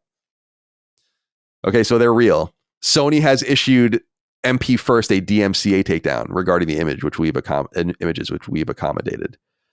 So basically, I'll just tell everyone it shows a game that's clearly looking like a game as a service. That's not a huge surprise. I do wonder if it actually is that, but you can just see it looks like a third-person cover-based shooter. It's unfortunate that the screen... It's funny because I had a little caveat in my notes where I was going to be like, we're not going to link to this stuff or anything like that, but you can go find it. But I'm sure it's floating out there somewhere. Did you guys get a chance to look at it before it got taken down? Yeah. I looked at it this morning, and it definitely reminded me of kind of a Division-like situation with the different guns. I think the big question on everyone's mind, and they write about this in the article, is that, is this a siphon filter game? Is it something along those lines? I don't have any experience really with siphon filter, so I don't know, but I think that's kind of the obvious point. But maybe that's just because we don't have a lot else to really attach Ben to other than that and Days Gone and Uncharted spinoff. Any thoughts, Chris? I mean, it could be like that was my first thought when I was seeing some. There's one shot specifically of like an SMG kind of UI thing with like a green. It was like green tinted, and I was like, this looks, from what I remember, like it looks kind of like the siphon filter like UI, or like there's language there. I'm not an expert on those games either, but from the little I played of siphon filter, I remember that it looked somewhat similar, like design wise, to this. But it is absolutely a somewhat modern / futuristic or like contemporary futurism military shooter at the very least, and it is third person. It's unfortunate because it's very clearly early work, so none of it. I don't know. Is it better to have a game leak when it's clearly barely even remotely showable, or when it's like close to done to the point where you could see like, oh man, that looks cool? Because when I was looking at some of these screenshots, I was like, none of this looks particularly interesting. Not that it should. It's very early development. It's exactly. It's just it's all like gray box, and like you can see like they actually pointed out one of the screenshots. Like you can see the objects like you can hide behind and all the rest. It's incredibly early work. This is what I was surprised about. If I were Sony, I would have just ignored this. Like, who cares? No one's really talking about this anyway. And now you've proved that this is real, or at least that it's something that we should care about, or something that you hope we don't pay attention to. I find it a little peculiar that they even gave it any attention at all, because it didn't show anything that you could even put like we were saying, could it be siphon filter or something else? I mean, who the hell knows? But there's nothing in there that's like a story beat or a character or anything, and nothing. It's just showing an in development game that much like many other in development games. But we'll see what they're working on soon enough over at Bend. It's been a long time. I mean, shit or get off the fucking pot already. I mean, Days Gone came out over 5 years ago. So, but I know that they had a lot of tumult there. I was watching the Seinfeld episode where Kramer sells his clothes to Banya in the that clothing store, Right. and there's a woman who goes like, "There's a woman who's been in there for over an hour." And that's how it feels about Ben, where it's like, you've been there for a while, man. Yeah. It's time to come out your now. clothes. All right. A few more quick news items. I don't know if you guys saw this. I'd be interested to know what you think of this, especially Dustin. It appears that Apple and Sony, according to Bloomberg, are working together to make the PSVR 2 controllers work with Apple's somewhat, I guess, unsteady and declining Vision Pro product. What do you think of this? Yeah, well, that's kind of been one of the big things about the Vision Pro is that, well, overall, it's the price for what the functionality is so low. But a big thing is that it only uses hand tracking. So this would severely limit any kind of games that are possible on it. And so it would make sense that Apple wants some kind of controllers in order to get some proper VR support in some games. I'm surprised Apple wouldn't make their own. They're fully capable of doing that, but maybe this is kind of a thing where they just want to put something together quickly.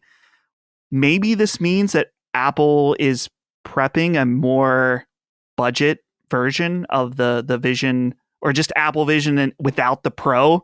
And so they want to have a controller ready for something to make it more mass market appealing to people.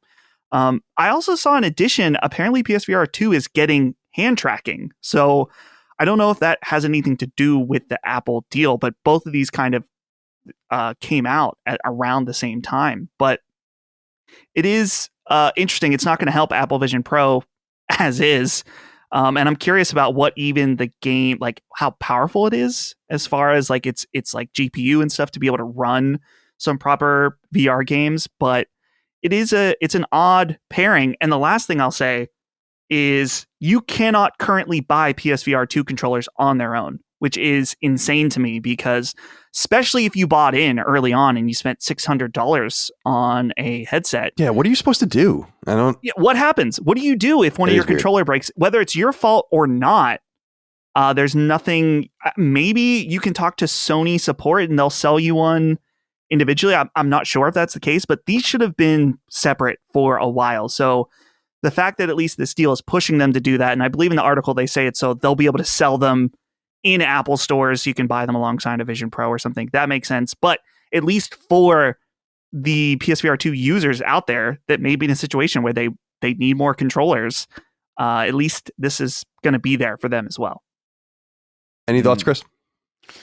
Yeah, like well, we're talking a lot about in general in the space right now. We're talking a lot about streaming. Streaming's kind of been a big thing with Portal and other things as well. I think even just today, I think Xbox was talking about testing streaming some of their titles to console as well. And so I wonder if maybe the play here is to like maybe somehow get, even if Apple Vision Pro is not capable of running like natively a lot of these games, like I wonder if the goal is like maybe like, hey, well, you're working on a lot of streaming stuff. Like maybe there's something that we can do there where we can stream games to the Vision Pro, give more value to the Vision Pro. But like that only goes so far if you can't control them. Like, so like we'll try something with controllers. We'll work together. That's a possible solution that I think might actually be a lot more possible or likely than people might assume. A lot of people, myself included, have lamented like how big and heavy these things have to be and how cumbersome they have to be. But if there's a way to, I mean, if the PlayStation Portal can stream like high quality stuff with very, very little machinery, like that kind of opens up a new avenue where you don't really have to worry about the hardware. And you're not taking your Apple Vision Pro and playing games outside anyway. You're in an internet environment. Maybe that's the solution, and maybe PlayStation is just the most likely partner. I mean, the only other partner, Apple's certainly not going to work with Meta, I feel. And Valve has no reason to do it. You know, Valve has no shareholders to appeal to. So like, I mean, like Sony just seems like the most willing and likely participant for something like this. They seem to be the most technologically proficient at it. They do have the best VR headset on the market. And so it makes sense to me, especially just from a value proposition of people who already own the Vision Pro, who might be looking for like more value out of it. And also just the idea of maybe a future-proof type thing where it's like, yeah, Vision Pro might be pretty inaccessible and really like, it might have a low adoption rate right now, but there's a potential in the future where this becomes a lot more affordable and a lot more common, where if that is true, then maybe we want to be a part of that in some way, which I think is pretty shrewd. I mean, they clearly believe in VR enough to have made a second PSVR 2 or to make a second PSVR. They clearly believe enough in it to continue to make and unveil games for it. So I don't think they've necessarily thrown the dream out. And I think they kind of see the writing on the wall in the sense of like, well, we kind of have to be everywhere, or we have to be working with people in the capacity that we're not really used to. I think that's a big part of why they even went to PC in the first place with the PSVR 2 compatibility, and why we're seeing this. So I think it's a shrewd business move, actually. I don't know if it'll move the needle in the short term, but it helps to be there in the long term, especially with Apple. We'll see what happens. I think you guys are right that there's a codependent relationship that could develop amongst Sony and Apple on this product that could help kind of save face for both of their products and raise these higher tides for both of them, because the Vision Pro, I think, has been a really expensive boondoggle. And maybe doesn't it always seem a little desperate though when you try to make things work after the fact with things you didn't consider originally getting? It's kind of what happened with the Vita. Yeah, where it's like, this is console gaming on the go, and now it's like, oh, now it's like an indie machine. Yeah, I'm not convinced Vision Pro. I guess it is a failure in that it is, at least in this article they mentioned, it's like they've gotten less use than they've expected and they haven't sold very many. But part of me feels like they had to have expected. How much is it? $3,000 or something? Yeah, 35. I thought 3,500. Yeah. This thing was clearly not going to take off. But my theory is that Vision Pro is simply a experiment in gathering data and how people use these things, and then the real launch of Apple's VR AR initiative is still really yet to come with a more consumer-friendly device. Yeah. All right, we'll see what happens. I think Apple and Sony make sense together, personally. Yeah. All right, 2 more quick news items. This isn't a huge surprise, but Bloomberg reports that a lot of publishers are kind of waiting, and we don't have a lot of release dates for 2025, specifically fall 2025, and even release windows for fall 2025 because of the fear of Grand Theft Auto 6 and everyone waiting for a release date. It could very well be that we get a release date at the Video Game Awards tonight. We'll find out later in the show, I guess, but I don't think so. It still seems a little early. It seems like maybe they don't even know. If you read the story, is not. I hate this kind. I'm surprised actually that Jason Schreier wrote this story, and I'm surprised because he's a great writer actually and a good journalist. He really does bury the lead in this a lot. A lot of it is just kind of rehashing things we already knew about with the game, but. Yeah, we'll have to wait and see. Did you guys see this, though, that people have pulled this particular statement out? That, quote, Rockstar is asking its writers to be less crude towards transgender people and other minorities, the common targets of throwaway gags in previous versions, end quote. Seems almost, do what you got to do. It seems almost impossible to imagine there's going to be any sacred cows in Grand Theft Auto, even trans people and minorities. Yeah. I mean, it is my sincere hope that Grand Theft Auto 6 punches in every direction at everybody constantly. But sure, that no one would be immune.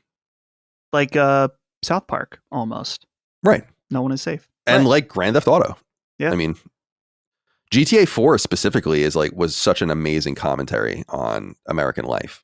And GTA 5 might be too. I never beat it. But GTA 4 was it was sometimes really subtle and sometimes really emotional and interesting, but a lot of overt and funny shit too. And I just hope that they keep that spirit in mind. Maybe this is a reason why they parted ways with their lead creative people and their writers and stuff like that. And hopefully it's not fucking lame. I doubt that they would do that. They'd have to be crazy to lamify this game. So I'm not too worried about that. Yeah. Finally, I thought this was interesting. Suicide Squad, Kill the Justice League is finally being killed, kind of.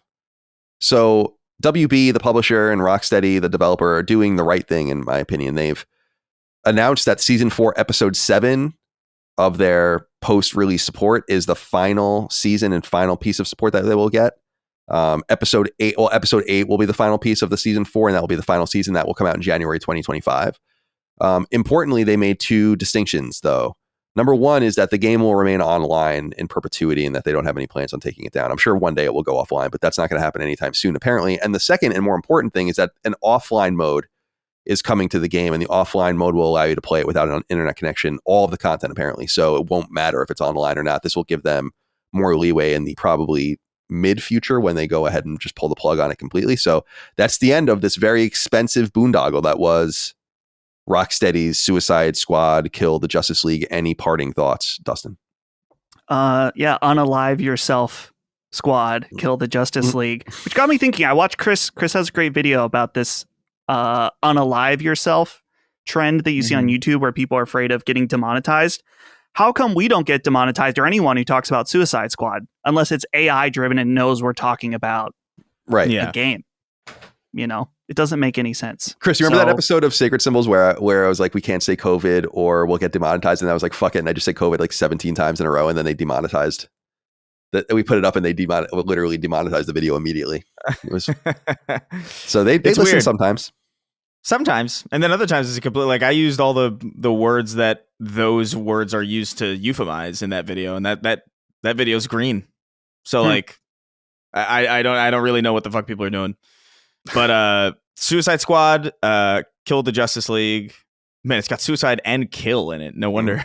I know. Never stood a chance. But it was impossible to cover. Unalive the Justice League. Self Forever Sleep Squad. Forever Sleep Squad. It's just stupid. Like I think yeah, I don't know. Oh, yeah, wait. What would the full name be? It would be self Forever Sleep Unalive the Justice League. Squad. Forever Sleep Squad. Yeah, Unalive the Forever Sleep Squad. Unalive the Justice League. That would have been such a good name for an episode of the show. Oh man. Yeah. Oh, that's such a shame. Maybe I'll name that this. I doubt it. Hopefully that's not the biggest news of the week. Go ahead. Yeah. Oh my God. No. Well, first of all, I do want to say, like, I played this game. The game was ultimately fine. Like, it was entirely fine. I thought like there were elements of it that really sucked. There were elements of it that I thought were really overblown in how bad they were. But ultimately, nobody wanted this. This is a studio that nobody wanted to be working on a game like this. It's got to be like it's got to be wild to have worked on something for this long that just ends up kind of coming out, no one gives a shit about, and then it dies, and then no one cares. That's got to be a weird experience. And so I don't know. I hope Rocksteady just dedicates their time to something more worthwhile, because I saw glimmers of something fun in this. There's definitely like a Suicide. Or not Suicide Squad. There was definitely a what do you call Sunset Overdrive kind of quality to how that game played that I really did enjoy, but I just wanted it in anything else but an Arkham-verse game, I guess. Like just a terrible matching of gameplay styles and story and you know, IP and studio, just everything mismatched in a way that's so catastrophically obvious that I can't believe so much time was even spent on this in the first place. Godspeed. I won't miss it. Unalive the Justice League.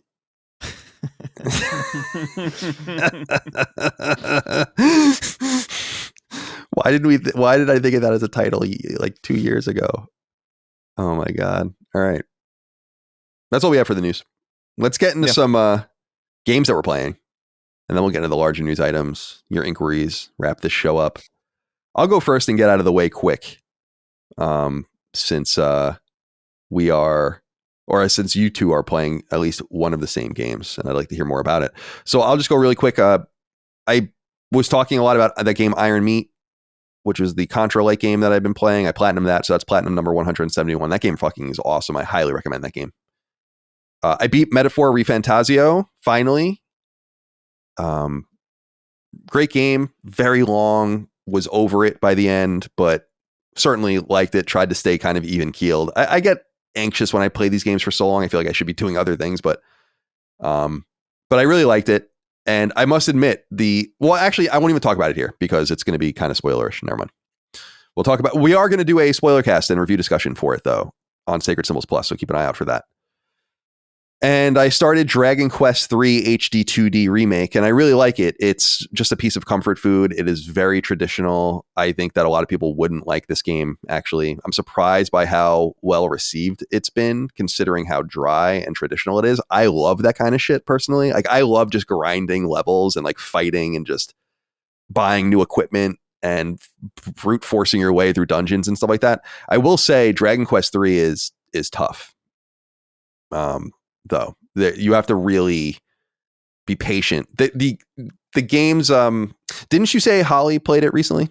Yeah, she completed it. Did she talk about the economy in the game at all? No. She's not deep enough of a nerd to do that, probably. I'm sure it affected her, but she didn't mention that to me, no. The economy in the game is just, it's so, Dragon Quest games are always a little stingy, but it's like, damn, dude, you can't afford dick in this game unless you really save your money. You have to be very selective. Metaphor wasn't actually quite unlike that either, in my opinion. So that's what I've been playing. And I was thinking about buying Slitterhead. I think I said that last week, but I'll join the Itty Bitty Slitty Committee maybe at another time. $50 seems a little steep for, I was watching a trailer of it. I'm like, this doesn't look great. You know, it doesn't, maybe it's good, maybe it's not. I don't know. It doesn't look very good. I got to be honest. You know, so it seems like it's for a very specific type of player, and I'm not really sure if that's me. Yeah, I didn't really get it. I don't know if it's. I don't know if it is, and I don't know if it isn't. Like, I'm not sure. I feel like it might be one of those games. Like, I could play it and realize that, like, oh, I'm into this, but upon looking at it, I'm not that convinced.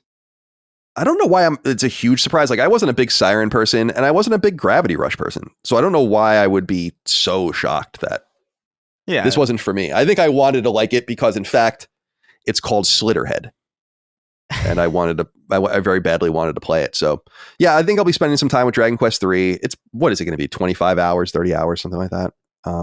And some nice quality of life improvements in the game. I like I have the battle system on very fast. It just moves like this because it's so slow and cumbersome otherwise. It's very similar to playing the pixel remasters of Final Fantasy, where you can get through those games twice as fast because of the battle stuff. It's nice. It's a nice way to kind of manage your time. So that's what I've been playing. Now, I see both of you have been playing Indiana Jones. Mr. Jones. So I'm curious. Now, actually, real quick, Portal Buster wrote in and said, "Hey, crew. I want to start a debate between Chris and Dustin because I'm messy. Chris posted that Indiana Jones Temple of Doom is the best in the trilogy. Then I saw Dustin give Temple of Doom 1.5 stars on Letterboxd. Now debate. Let the games begin." Chris, I was so pleased to see this because, as people that listen to Knockback know, I am a massive Temple of Doom fan and also believe that is the best Indiana Jones movie. And so I was really quite pleased to see that you felt that way as well, that you understand you're a man of culture and that you understand these perspectives. So congratulations. Well, thank you. Yeah, I don't know, man. Like, the preface to this is I was actually going to skip the Indiana Jones game. I really wasn't that interested in it. It'd been a long time since I'd seen those movies, to the point where, like, I really barely remembered them. And I've seen, like, you know, I remember the clips from, like, you know, I remember the beginning of Raiders, and I remember, like, certain bits and pieces, but I probably realistically haven't seen Indiana Jones since the 90s. I never watched Crystal Skull or Dial of Destiny either. Like, I was just not really interested. So I was going to skip it. And then I heard interesting whispers about what the game was like that really shocked me. And I was like, oh, I was not expecting that kind of experience. And so it got me into it. But then I felt like, well, I would be doing a disservice to myself if I just jumped into the game and not bothered with the movies. So I took it upon myself I just spent a whole day watching the entire original trilogy, basically one after the other. And I had a great time. They were all really, really fun. They were all really, really good. But yeah, Temple of Doom is so fun in a way that's like that the other two aren't exactly. Like, it starts off with like this musical number of like it's like Cole Porter's "Anything Goes," which by the way is like a perfect encapsulation of the movie. It's like anything, like we're gonna do crazy shit here. Anything goes, have fun. And then it's like there's a Bond tinged banquet shootout with poison and antidotes. There's like a plane crash with a ridiculous raft escape. There's like, and immediately after that, it's like palaces and monkey brains, and then like a heart rip out ritual, and then a cave brawl, and then a fucking voodoo dolls and a minecart shootout and outrunning a flood and like cutting a rope bridge. It's awesome. Like as an action movie, it's sick. Like it is so fun to watch the entire time. And I feel like Last Crusade and Raiders are both really good, but I feel like they're not as consistently that off the wall and that engaging. Like the beginning of Raiders is great. The last 30 minutes of Raiders is great. But everything in between is kind of like, it's good, but it ain't a minecart shootout. Yeah, you know, dude, I've always loved Temple of Doom since I was a little kid, just because it did feel distinct. It felt distinct. Yeah. And Dr. Jones, I can't do that anymore. I guess it's maybe a little too racist. Short Round himself is like incredibly racist character, right? It's like not so much him as much as the portrayal of like the Indian like culture that's eating all the bugs and shit. People always talk about how racist Temple of Doom is, but to me, I'm like, it's a product of its time. I think we all understand that. Yeah. And I don't want to be misconstrued. I love all three of the original Indie trilogy movies. I think they're all fucking awesome movies. Yeah. But they're great. But the second one is special because I think the first and the third one are just kind of, they feel the same in some sense. It's just the same thematic stuff. And go ahead. The one thing that I do wish that it had, because I do think Indiana Jones and Nazis go really well together. Like it doesn't have any Nazis. And I do think Indiana Jones punching Nazis and doing that kind of like there is something about that that does feel more Indiana Jones than just him kind of like dealing with like a random cult, you know? I get that. Mm-hmm. And I know people are like, oh, the girl, what is it? The woman in it is so annoying. And it's like, yeah, I wish more people understood this, because I feel like I clicked with it right away. It's like, she's in a horror movie. Everybody else is in like this whimsical adventure where like, you know, Indy and Short Round are like playing cards, like surrounded by ostensibly demons, and they don't care. Like there's like venomous snakes and like crocodiles and like insects, and she's screaming all over the place. And it's like, yeah, she doesn't belong there. She's like completely out of her depth. It's supposed to be this way. Right. And I get that complaint, but I think it makes sense, and I think it works. But yeah, like you said, the entire original trilogy is great. Like I really liked Raiders. I really liked Last Crusade, and they're all funny in like a really weird way. It's hard to even put into words like exactly the type of humor it is, but it's really great, and I'm glad I watched them. What about you, Dustin? You want to defend your 1.5 stars? Here's what I'll say. Last time I watched Temple of Doom may have been 2011, I think. And so when I did my Letterboxd rating of every movie that I could think of, I remember not liking it. But I have the 4K box set coming tomorrow, and I'm going to rewatch all three. And my Letterboxd, I change scores all the time. And there's a huge possibility that I might change my mind. I was more in high school. I was trying to get into film and was much more pretentious. Now, you know, all the things that Chris are describing about it being like wild and crazy, much more appealing to me. So check in next year. And I will let you know, because it's going to be a nice Christmas rewatch. I'll invite my mom over. She loves these movies. So I will let you know. Maybe then I'll be ready for the takedown of Temple of Doom. It's fun, man. There's one shot in it that I think is like hilariously bad, where it's Indiana Jones like climbing a mountain, and it's clearly green screen, and it looks really fucking funny. So, and I'm sure like people are like, "Oh, the effects are bad." It's like, yeah, I don't really care. It's so fun. I can't begin to care about that kind of thing. But yeah, I watched all of them. Glad I did. Gave me a lot of context for the game, which I think is not necessary, but helps a great deal. because it kind of gets you in the mindset for that tone. But yeah, do we want to segue into the game? Yeah, go talk, ahead. Segue into it. Yeah, so I don't know exactly how deep into it I am. I think last time I checked, I was around 16 hours or something like that, something around those lines, 17 maybe.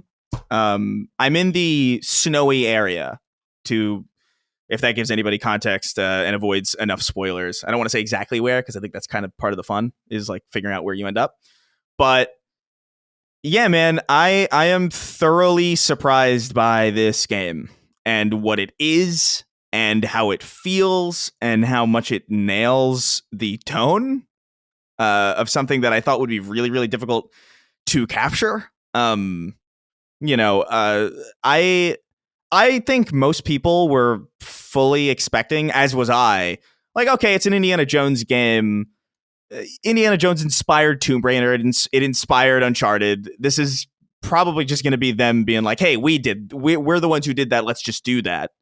And it's not that at all. It has like more in common with like Hitman and Prey, and like there's like light immersive sim stuff going on.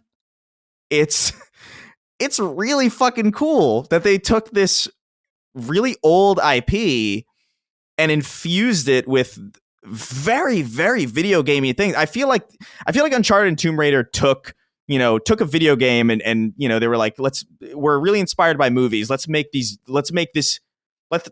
video game like a movie. And I feel like what the game does for Indiana Jones is like, let's take this movie and make it a video game. Like it's a full-on video game-ass video game in a way that I haven't seen in a long time. Like the combat's really cool because it's all like item-based and you're foraging constantly, and gunplay isn't really a part of it. Like it can be, but it kind of gives you away, so you're kind of incentivized not to use guns. It has a really cool mechanic where you can pick up a gun and like I think you press X and you can use it as a melee weapon, and it'll break, which is like, this is sick. The hand-to-hand combat feels really good, like way better than I thought it would.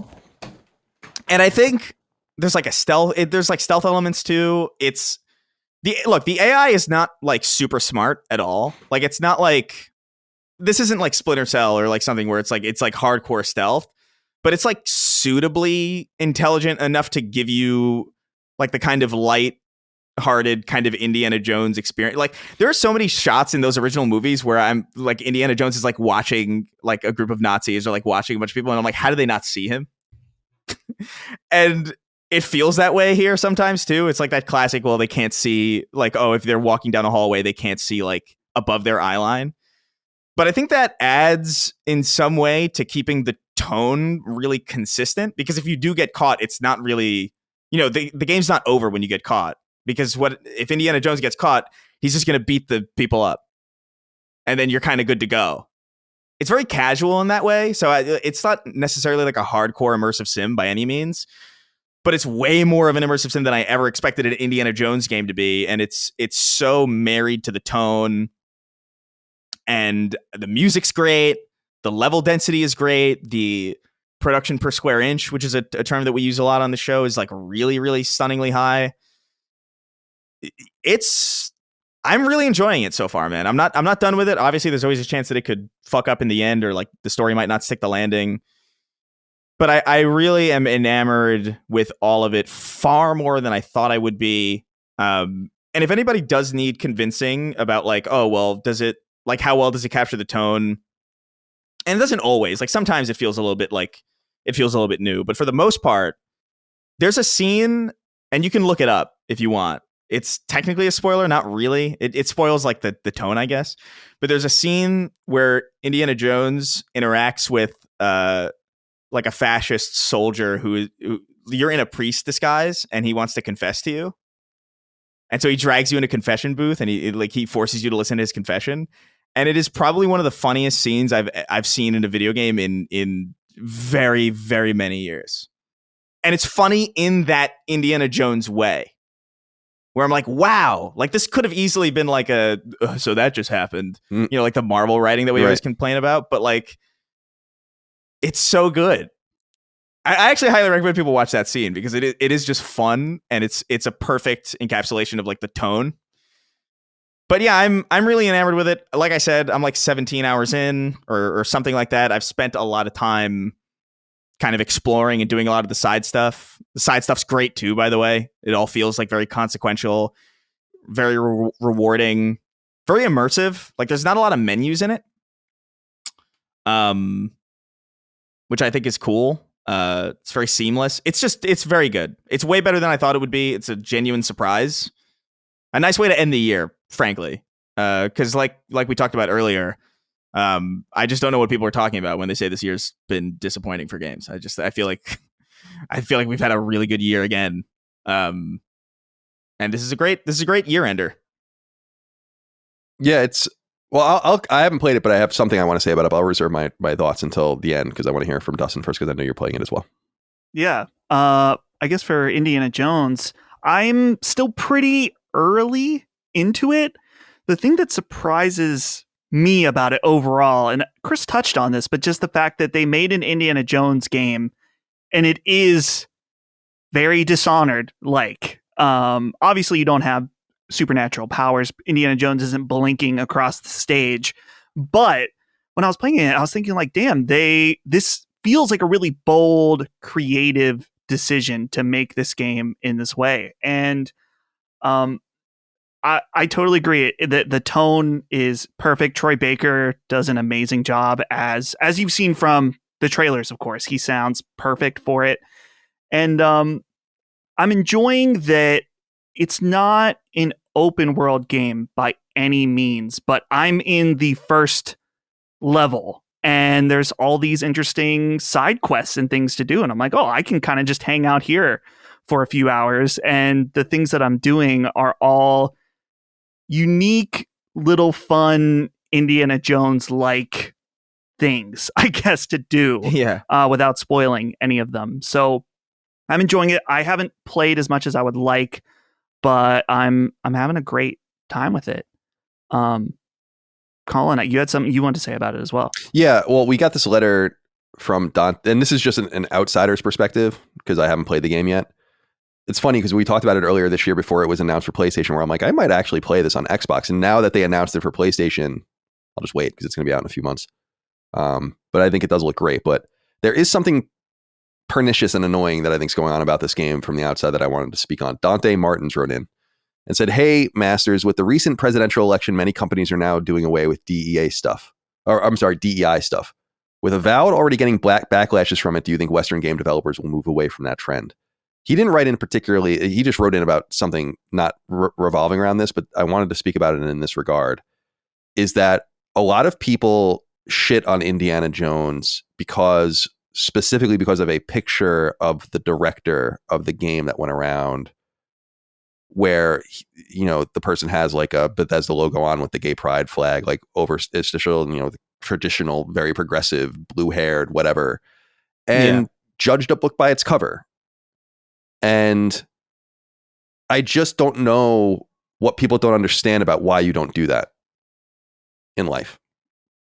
It's easy to make predictions about things and to assume things, but really the final products always speak for themselves one way or the other. And sometimes you have very buttoned up, clean cut people making them the biggest, what you would call DEI filled trash that you've ever seen in your life. Meanwhile, you don't allow for any movement on a person who you make assumptions about because they say something like, we're making a game for a modern audience, which is just a throwaway term. That means nothing really. Yeah, we talked about that recently. Yeah. I'm not saying a lot of our audience did this. I assume maybe we have brighter people listening to us, but I guess what I'm saying is I saw a tweet going around and I was going to retweet it and kind of say something about it, but I'm like, I don't want to get involved in this really. But it was a picture of that person and then said, I guess we owe this person an apology. And what I wanted to say was, no, you owe the person an apology. Like, just because a person is gay or progressive or whatever, or reads a certain way or even says a certain thing, doesn't mean they're incapable of doing a job. Doesn't mean that they're incapable. What were they going to make Indiana Jones a trans woman or something? Like, come on, man. To me, I just think the culture war has rotted people's brains to the point where, you can make assumptions about a game, or better yet, be in a wait and see take a wait and see approach and let someone else jump on the grenade. And then you can totally, like what happened with Dragon Age. Like Dragon Age in some sense was worse than people thought it was going to be from that perspective. But you had to wait and see, right? And I just want people to kind of, holster their weapons and let's just see the the content for what it is and judge it once we get our hands on it. And then we avoid unfortunate situations like this where people are like, oh, maybe the blue-haired lesbians can make a good video game. It's like, yeah, no shit, dude. Like, yeah. So I don't know. I don't know if you guys saw that as well, but I saw that and that bothered me. Be a little more human, perhaps. Yeah, I'm actually, I don't know. I agree with you. I am curious about how you'll respond to the game, though. Like, I think you'd like it, but it is also it's more of an immersive sim than I thought it would be, dude. Like, and I guess it depends. I don't know. I'm really excited when you play it. Isn't it interesting how there's something about Bethesda where, and I mean Bethesda, the publisher, and the family of studios under them, where they kind of share, their DNA is bleeding into each other. Machine Games and id and Arcane have specifically almost become like a blob of studios in a good way. They share id tech, but Arcane made some shooter, and then Machine Games is making an immersive sim, and it's kind of interesting. You don't really see that amongst other teams. No, for sure. And I should say, like, again, it's an immersive sim light. It's not like, it's not like hardcore like Prey or System Shock or anything, but like it's pretty, there's also like a fair bit of, I don't know, maybe this isn't the best comparison, but there is some Ghostwire Tokyo I feel in this. I see from watching it a little bit too. It's funny you say that. Yeah, it's really good. I'm excited to play it, and I'll buy it when it comes to PS5, play it on Pro. I don't know that even if I'm looking for some cozy shit right now, and that even if it wasn't coming to PlayStation, I'm not sure I would even get to it this year at this point. But it's too bad considering how people feel about the game, and based on what we were just talking about how this accelerated Game of the Year celebration, the recap, whatever, that Indiana Jones doesn't get incorporated into it. It reminds me a lot of 2012 when Far Cry 3 came out, and it came out really, really late, and everyone's like, holy shit, this game's fucking sick. And it's like, too late. Yeah, it's so lame with that, because like by the time next year's got no shot, because next year's probably going to be GTA, and then by then it'll be so long ago that people will have forgotten about it. It is a shame, because I do think like this is definitely one of those games where it's like, I think this absolutely deserves a spot, because it is, like Dustin said, it is so bold to go in this direction for an Indiana Jones game. They really could have easily, hey, we're just going to do Uncharted because who cares if we rip it off? We invented it. And they would have been totally justified in doing that, I think. But like to do something so bold, not only for that IP, but also for that studio who is so used to making shooters and, gunplay oriented games, to then make a game where gunplay is probably like it's not the worst part of it, but it is the least accented part of it. And it is actively disincentivized. And we're going to make first person like beat 'em up combat, which traditionally is like really difficult to do, and make that feel good. It's dope, man. Machine Games that's a team. Yeah, man. I love Machine Games. That's why I've never really been that skeptical that this game was going to be good. I know a lot of people were upset about it being first person and everything, and I'm like, well, that's kind of what they do, Yeah. And I truly think the Wolfenstein, especially the actually really all three of them, if you include the DLC, the Old Blood DLC, like it's like, damn, these are fucking sick games, dude. Really, really nice. Yeah. They love their Nazi shooting, Yeah, they're really good at it, man. But yeah, Indiana Jones is great. No one renders a swastika like Machine Games at this point. No, I'll tell you that. Yeah, look at all the polygons on this swastika. Fucking crazy. The HDR depth of the blacks of the swastika. Yeah, you can really see. Somewhat ironically, you can really see the blacks in the swastika. But yeah, it's really good. And I have also been dabbling with Marvel Rivals. I've put about like 10 hours into Marvel Rivals. At first, I really hated it. I like it a little bit more now, but it is still definitely like, I'll put it this way. It's a fun game, but it is also a game that I feel is getting a large boost from just the license that it's a part. Like, I feel like if this game played exactly the same way, but was not Marvel, I don't know if it would be a failure, but it definitely wouldn't be. I don't think people would be as kind to it. Because there's some baffling decisions. Like, you can play a Spider-Man in it, and he has a web swing, but I learned that, like, oh, you have to go into the settings and turn auto swing off if you want, like, good web swinging. And you're like, why is that on by default? That's so insane. Their entire moveset's, like, not available to you if you don't disable that setting, which, by the way, is also kind of cumbersome to find. So it's like, oh, man. But it's fun. It's a solid hero shooter. It's like scratching somewhat of an Overwatch itch. I've been playing with some friends of mine, and it's enjoyable. It's nothing to write home about. It's definitely not like a Game of the Year contender or anything, but it's solid fun for now until inevitably people figure out what the meta is, and then it gets sweaty and then unplayable. So we've got at least, I don't know, 4 more weeks maybe. Yeah, you got a moment in time. Yeah, these games are like infinitely more ephemeral than than they ever have been because of this. But yeah, it's solid and it's free, so I would say it's worth trying out. But especially if you're into this kind of thing, if you're burned by Overwatch and you kind of want something to scratch that itch, it's free. The barrier of entry is really low. Everybody's on it. There's undoubtedly a character in there that you like. So yeah, I would say give it a shot, but it's definitely not a 10 out of 10 or like some reinvention of the wheel that like I've seen people talk about. There's a cool team up system in it where like if you pick 2 characters with like, or 3 characters with like history with each other, there'll be like an activated buff for you, or like it'll give you like an extra move as long as those characters are in play, which I think is really cool. That's actually like a really dope idea. But aside from that, it's just a fairly standard, solid kind of hero shooter. The style of it is great, I will say. It's stylistically really great. Art design is important, man. Concord.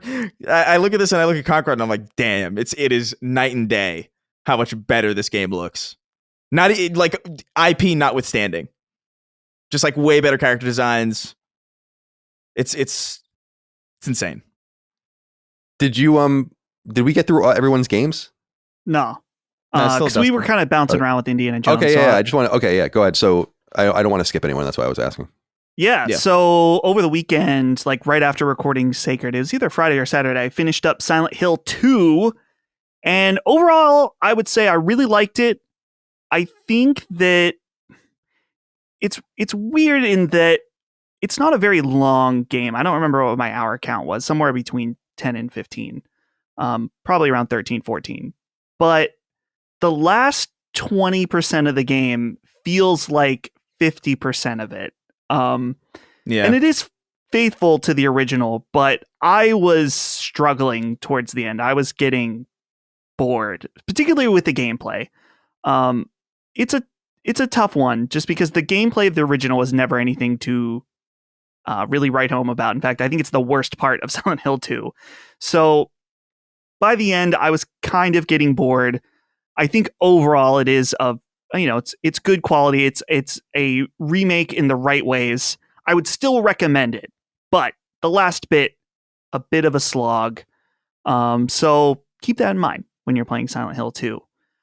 I am still playing Metaphor. That's what I spent most of my weekend on, because I was hoping to be done in time for our spoiler cast next Wednesday. It's still a possibility, but I keep thinking I'm at the end, and then I'm not. And I really thought I was at the end by the weekend, and then I found out I'm not. So this game, as Colin was saying, just keeps going. I'm starting to get, I don't know if bored's the right word. I was trying to sit down and play it 2 days ago after really marathoning over the weekend, and I was getting annoyed, and I thought, I'm really going to taint the end of this game if I keep going as hard as I have been on it. So I've been giving it a break the last few days. I gotta say, I mentioned last week about something so stupid happening that really bothered me. Nothing to that degree, but the game's writing is falling apart a little bit for me at this point. So I hope maybe I can get it done in time for the spoiler cast. We'll see. I still have this show and recording tomorrow, and my parents are coming in with another load of stuff for this weekend to work on for their house. So we'll see if I'm able to get it done. But then I wanted to play a new game to talk about on Summon Sign, the Christmas episode that will be coming out while we're away. So I checked out Path of Exile 2. This is an early access game. It's available currently in early access on both PlayStation, Xbox, PC. This is a Diablo-like game. I've never played the original Path of Exile, so I don't have any context. But right now, if you want to get the early access, it's $30. But sometime next year, it will be free to play for everybody to check out. And what intrigued me about this game in particular was people saying the boss fights were really good, and as annoying as it is, that it had Souls-like elements, which of course we've talked about many times being so broad. So let me be specific about what about it is Souls-like. The game has a really good dodge mechanic that has invincibility frames, and the bosses have a very Souls-like quality where you're probably not going to go in and win the first time. It takes a degree of learning the boss patterns and also using your own abilities at certain times. So that's the Soulsy element that I would say that really made it appealing to me. And so if you've played a Diablo game, you know what you're getting into. There's a lot of different minutia in terms of how you upgrade your character that is very different. But I'm very impressed by this. Overall, being that it's an early access game, I didn't encounter any issues. And I watched, I wish I could remember the name of the YouTuber. It's someone I had never seen before, but I actually think an early access model based on this video I watched, the argument about how a lot of problems with Diablo 4 was when they launched, their end game was not really play tested. And I believe that it was, you had to redo the entire map for every season. People were like, this sucks. I don't want this. So for Path of Exile 2, with it being in early access, they're able to kind of develop and figure out what people want out of the game as it goes. So it's not finished. I think you can only play the first 2 acts. I'm nowhere near close to even beating the first act right now, but I'm really enjoying this game. And it's especially nice after not really getting into Diablo 4 like I thought I would. So if you're interested, $30, you can check it out now, or just wait till next year when it'll be free to play. Cool. Sounds good. Okay, we're here with our Game Awards pickup. Wow. Quite a show. Something to talk about. Finally. That might be very interesting. Lots of things to talk about. Let's get it literally just ended 15 minutes ago, so we're coming off fresh off it. I'm going to rip this bong while you guys tell me what you thought of it. So, Chris, let's go to you first and hear what your thoughts were on the Game Awards this year. 10th anniversary. Yeah, man. Some surprising stuff. I felt that the first half of the show specifically was very strong. For me, like I had a lot of stuff that like piqued my interest. There was a lot of cool stuff. There was some pretty cool surprises towards the end. There was a big chunk in the middle that I didn't give a shit about. There were a lot of games that blended together, that I couldn't tell you what the fuck was what. Some of those bits lasted a little long, like unbearably long. But overall, like I thought that was solid. The first half might have been like probably like the most fun that I've had watching one of these in a while. But then it kind of settled in to what I expected. But still, man, there's a lot to talk about. Like I feel like I have a lot more to say granularly about very specific things, but I thought started strong, middled out, ended reasonably. It was decent, you know. Wow, I'm surprised by that. I'll leave mine for last. Dustin, what were your thoughts overall before we get into the games? Yeah, overall, I would say a strong show. I like the Muppets were a nice touch as always. A little self-deprecating humor. Love to see that. I think that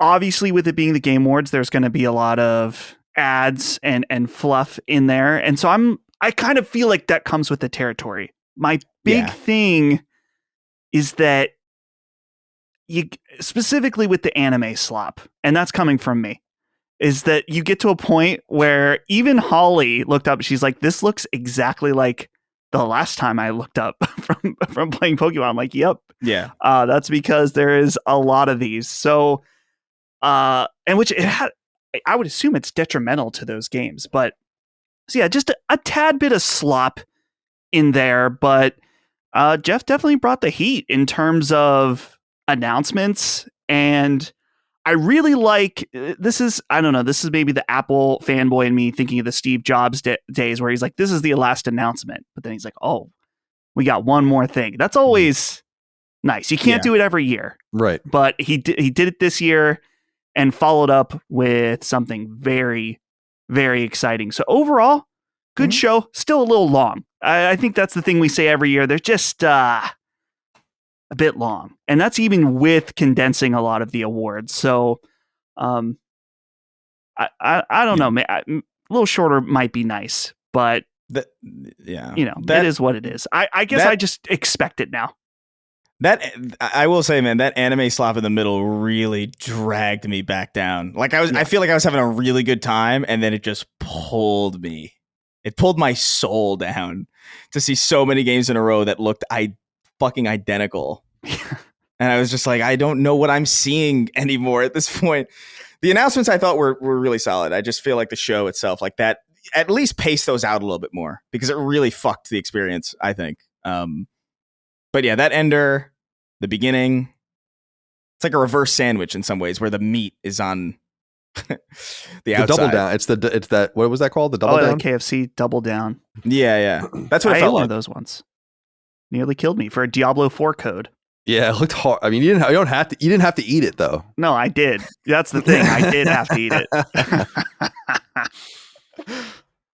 It's funny.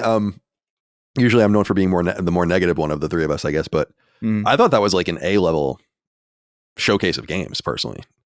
Yeah. Even with some of the kind of Japanese anime slop, like we were saying, I actually thought some of that shit looked cool. That game that's coming out, I don't know if I'm going to play because I don't really know what kind of game it is, but that game like Wuthering something. That one did stand out, I would say. Where I wrote it down. I wrote down Wuthering Heights. That can't possibly be the name of it. Yeah, the Kate Bush. Totally shot. But I did take notes throughout. I started clicking around. I tried to get a press release for every game that I wanted to talk about, which I did for the most part, which is cool. Sometimes a little annoying to find. Sometimes write-ups. A few of them I couldn't find anything. And also I'm going to be skipping things that I just didn't think were that interesting.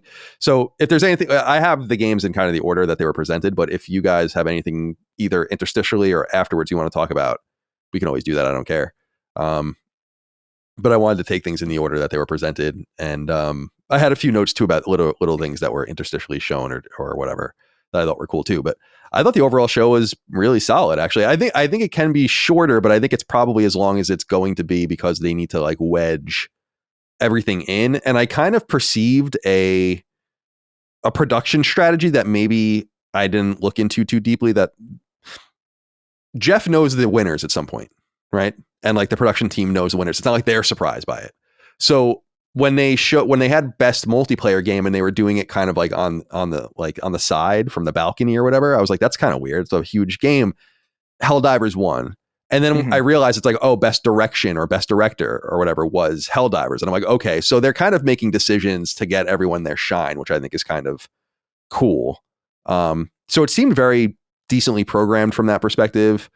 The ads weren't too crazy because I think some of the ads were even, and I wrote some of them down, were showing cool games, gameplay, things we've seen for the first time, announcements that we already knew about. So yeah, you guys are a little more harsh on it than I am. I thought it was like really good. Like this would have, if this was an E3 press conference, for instance, this would have been like an A-level Sony press conference. You would have just expected 2 or 3 more exclusives in there, replacing some pretty big games, Witcher and Elden Ring and all this kind of stuff, Helldivers and all. So I thought it was really good. I maybe I'm just starved for this sort of thing though at this point, and so anything's going to be really good.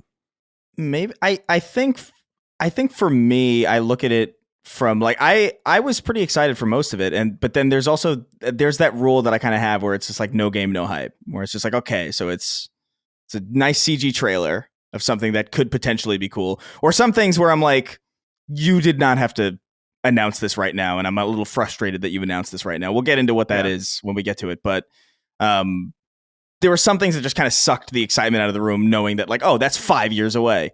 But it is, as a showcase of games, it was an A-level showcase, I think, of new video games and things to look forward to. I just think as a viewing experience, man, like that middle, it wasn't as bad or as annoying as other years, but I was in hell. Personally, I was in hell. for I think obvious reasons that the audience is very, very familiar with. But yeah, I'm looking forward to getting into these because there's a lot. There's a lot. There is a lot. All right, let's take them in order. So there was a pre-show. I didn't even really know what was going on. I just thought it started at 8, but I guess this thing started at 7:30. There was a game I wanted to ask you guys about because I missed it, but I did get one of these things because I was texting with people about it, which is Ninja Gaiden Ragebound. This game looks fucking sick. Dotemu announces Ninja Gaiden Ragebound. The press release says an all-new original action platformer based on the NES version of Ninja Gaiden. These are, of course, the guys that most recently made Shredder's Revenge, which is very well regarded. And they also made Streets of Rage 4, which is an excellent game, too.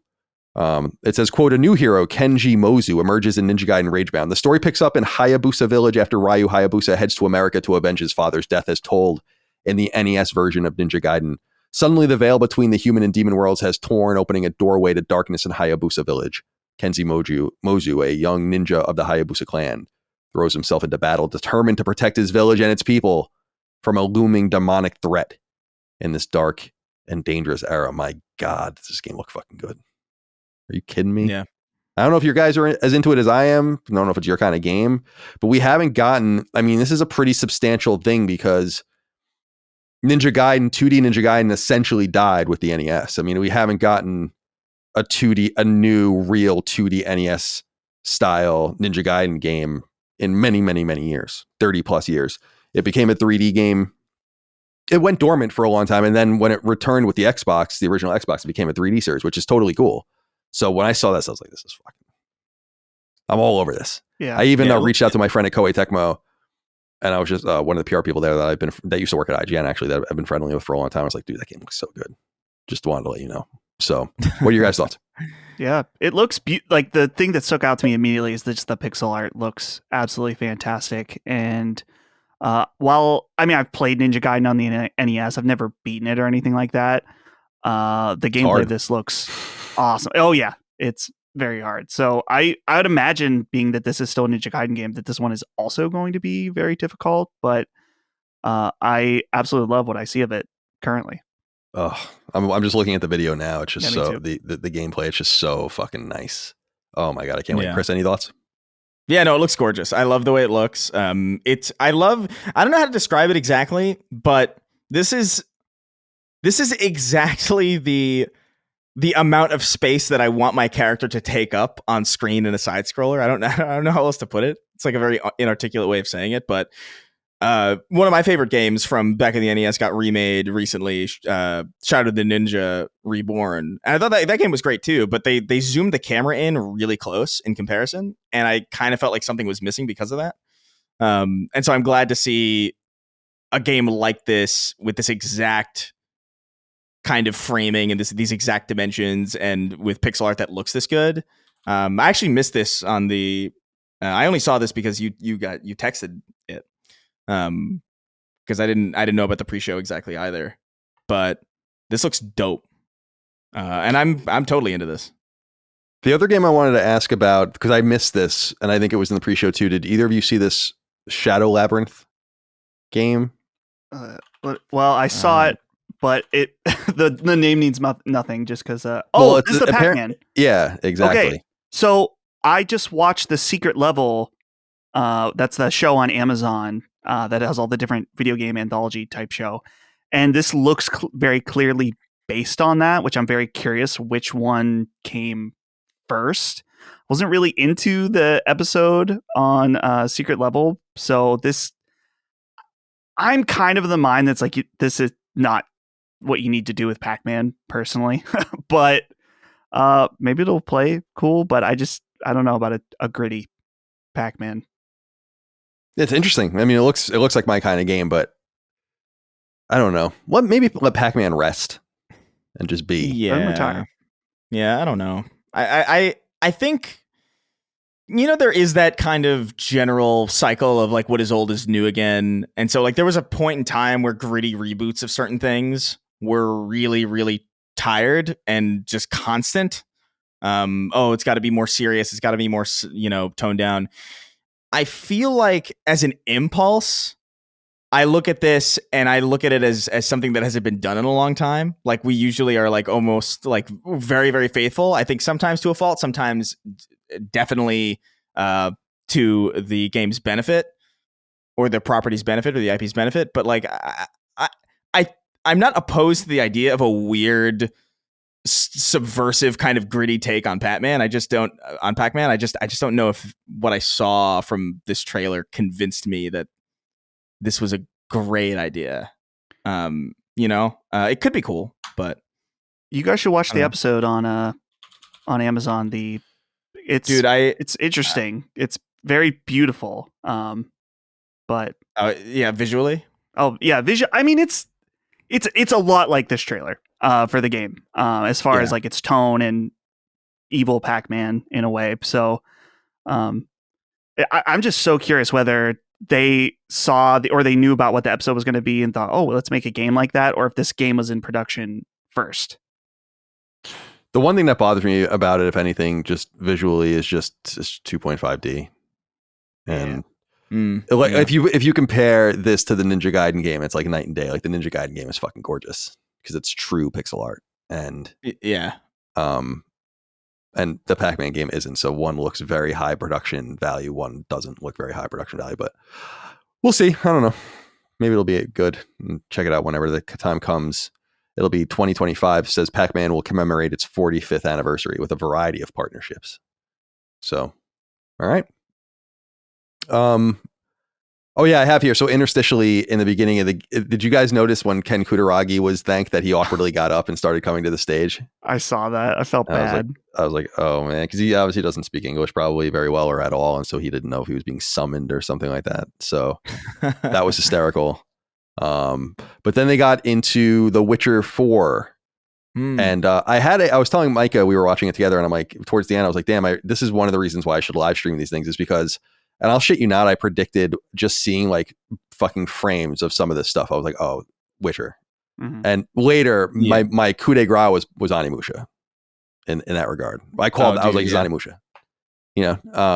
I thought of you immediately. I thought you and Derek, we were just talking on the Snark Tank about how, because like, are they ever going to make an Onimusha again? And we were talking about like, I don't know, because I don't know how well those PS2 ports did. Yeah, they only ported one of them too, which was kind of, and the first one's awesome, but it probably just didn't do well enough to even warrant more attention. But we'll get to that. The Witcher 4 revealed at the Game Awards. So CD Projekt released a press release saying that they were showing the first game. A 6-minute trailer offers the first look as Ciri as the protagonist, as she takes on a Witcher contract in a remote village terrorized for generations by a monster demanding ritual sacrifice. The Witcher 4 is being developed using customized Unreal Engine 5 tech, and it's a follow-up to one of the most acclaimed RPGs of all time, as we know, in The Witcher 3, which came out back in 2015, so it's going to be a long time. There's no information in this press release about release dates or anything like that, and we don't have much story detail either. There is a single paragraph. It says, at the heart of the trailer is Ciri's perspective as an outsider to the village. As the villagers say goodbye to one of their own, a young girl they are preparing for a traditional ritual sacrifice. Ciri chooses to intervene, aiming to slay the beast and save the girl. At the same time, Ciri finds herself at odds with the prejudices and superstitions of the people she tries to protect, leading her to confront a painful Witcher lesson that monsters come in all forms. Oh. Some people are probably going to take umbrage with that in some sense. It's the Witcher's going woke. Oh yeah. Well, there's a lead woman, so it's woke now. Right. Yeah. And she's not attractive enough either, probably, for most people. I thought this looked totally captivating and beautiful. I know Micah was really excited about it. She's a huge Witcher fan, so I know she's amped about it. I'm very curious to know where we are in terms of when this game is gonna. Didn't it just enter production or something? Wasn't that the rumor? Or full production? So it's probably several years away, I would assume at this point. But what do you guys think, Chris? Yeah, no, I thought it looked great. very captivating, very good looking. Obviously, it's not gameplay. It's not in engine as far as I'm aware. So I don't know how to feel about that exactly. It's just like, okay, you made a great trailer. Obviously, CD Projekt makes great stuff, but also obviously there's an elephant in the room about CD Projekt in the sense that, like, hey man, I loved Cyberpunk 2077, but I didn't forget how that landed. And so this is definitely not like a sight unseen kind of thing for me. I'm on board. I'm rooting for him. I hope it turns out great, but ultimately, like, this is a wait and see for me. And the more I thought about it, well, yeah, no game shown really. This is years away. Cool that we're hearing about it, but I think I'm still burned by Fable, to be honest with you. When I see a lot of these trailers, I think about like, oh man, I'm so excited for Fable, and then here I am still waiting with no news really. And so it's just like, I'm gonna be 50 by the time I hear about this. 2025, right? So that's what they say. We'll find out. Yeah, Is there anything here on the website for The Witcher 4? Not really. Single player, open world RPG, the start of a new saga. Yeah, nothing really new to be said. That's to be expected, though. Anything that you want to say about this, Dustin? Yeah, well, I thought that as far as a non-gameplay pre-rendered trailer goes, this was a very, very good one. I had to compare it to bring up Secret Level again. I watched the Dungeons and Dragons episode today, and while it wasn't bad, this trailer I felt like told a more complete story that I was interested in than that episode of Secret Level. So I think that having Ciri as the main character is cool. Our friend Gary of Rivia had his time in the spotlight, which I haven't played Witcher 1 and 2, and I've never completed Witcher 3, but I think it's cool to start fresh with, well, I guess not a new character, but someone new in the lead role. And Ciri from this trailer seems really cool. And definitely love that that particular Witcher dark fantasy, while we have so many dark fantasy things now, it definitely still felt like it stood out with the ritual sacrifice, and the monster was super cool. Incorporating like the drinking the weird potions or whatever, and her eyes glowing. So overall, pretty neat. Gonna be a while. And interesting change to Unreal Engine 5, which I think that was known already, that they're abandoning their in-house engine, which probably is for the best after Cyberpunk, as it caused a lot of problems for them. But unfortunate, just because that engine that made Cyberpunk was eventually amazing, but they are just switching over to Unreal. You can just offload all of the technical stuff, get a lot of help, external help, by just using a third party, engine, and getting sacrificing frame a little bit of stuttering. your revenue. What'd you say? I'm getting stuttering in every game. Right, that runs on Unreal 5. That as well. Yeah, that too. Love it. That too. All right, the third game up that I wanted to talk about is Elden Ring Night Reign. Colin Moriarty, your instincts rock solid. Seemed to make no sense to me whatsoever that they wouldn't be making another Elden Ring game of some sort. It's just, even for a studio that can really do whatever it wants, it demands some sort of touching it beyond a DLC. And this isn't really a super proper sequel, but some sort of multiplayer game. So it says here in the press release, From Software and Bandai Namco reveal Elden Ring Night Reign, a standalone co-op action survival game. It's coming out on PlayStation 5 in 2025, and it will also be on PlayStation 4. So just a note, there are a few PS4 games that were announced tonight of note, and we're still getting new PS4 games 5 years after, by the time these games come out, since the console came out. So we're getting pretty deep into this next generation. They're just still catering to this old console, which is fine. I understand. I mean, it's just an observation, I guess. It says, quote, "The world of Elden Ring is getting a standalone multiplayer co-op action survival game that challenges players to band together in order to defeat the Night Lord. Developed by From Software and published by Bandai Namco, the upcoming game will thrust players into co-op multiplayer PvE combat against a harsh and unforgiving world. Teaming up in squads of 3 or daring to go solo, they must outlast a 3-day and night cycle, making split decisions about combat and exploration across a changing map to become strong enough to take down terrifying bosses at the end of each day. Elden Ring Night Reign will launch in 2025. And again, it will be on PS4 and PS5 as well as other consoles and pieces of hardware." So I'm very curious, Dustin, what you think of this. I was curious about this in the sense that it kind of makes sense from my perspective. there is like a multiplayer, like jumping into people's games component, right? Where people are helped out and they enjoy that. So why not just leverage that and make your own sort of thing? I think this game will probably end up selling millions of copies. So what do you think? Yeah, I actually expect that over the next day, we're going to see some backlash against this because the trailer, I mean, clearly showed that it was multiplayer focused, but I think, I mean, myself included, seeing it, thought, oh, they're making it an Elden Ring campaign that's purely co-op focused, but that's not the case. I was reading IGN has a hands-on preview about the game, and it's, as you mentioned, also in the press release, that it involves like a 3-day cycle where I don't know if it's like roguelike, but apparently the map changes around and you need to kind of build up your character as quick as possible. And then even in this IGN article, it mentions, let's see here, beyond the perimeter of the rapidly shrinking circle on the map known as the Ring of Rain. So when the day starts to end, there's a Fortnite circle that closes in and pushes you towards a center boss.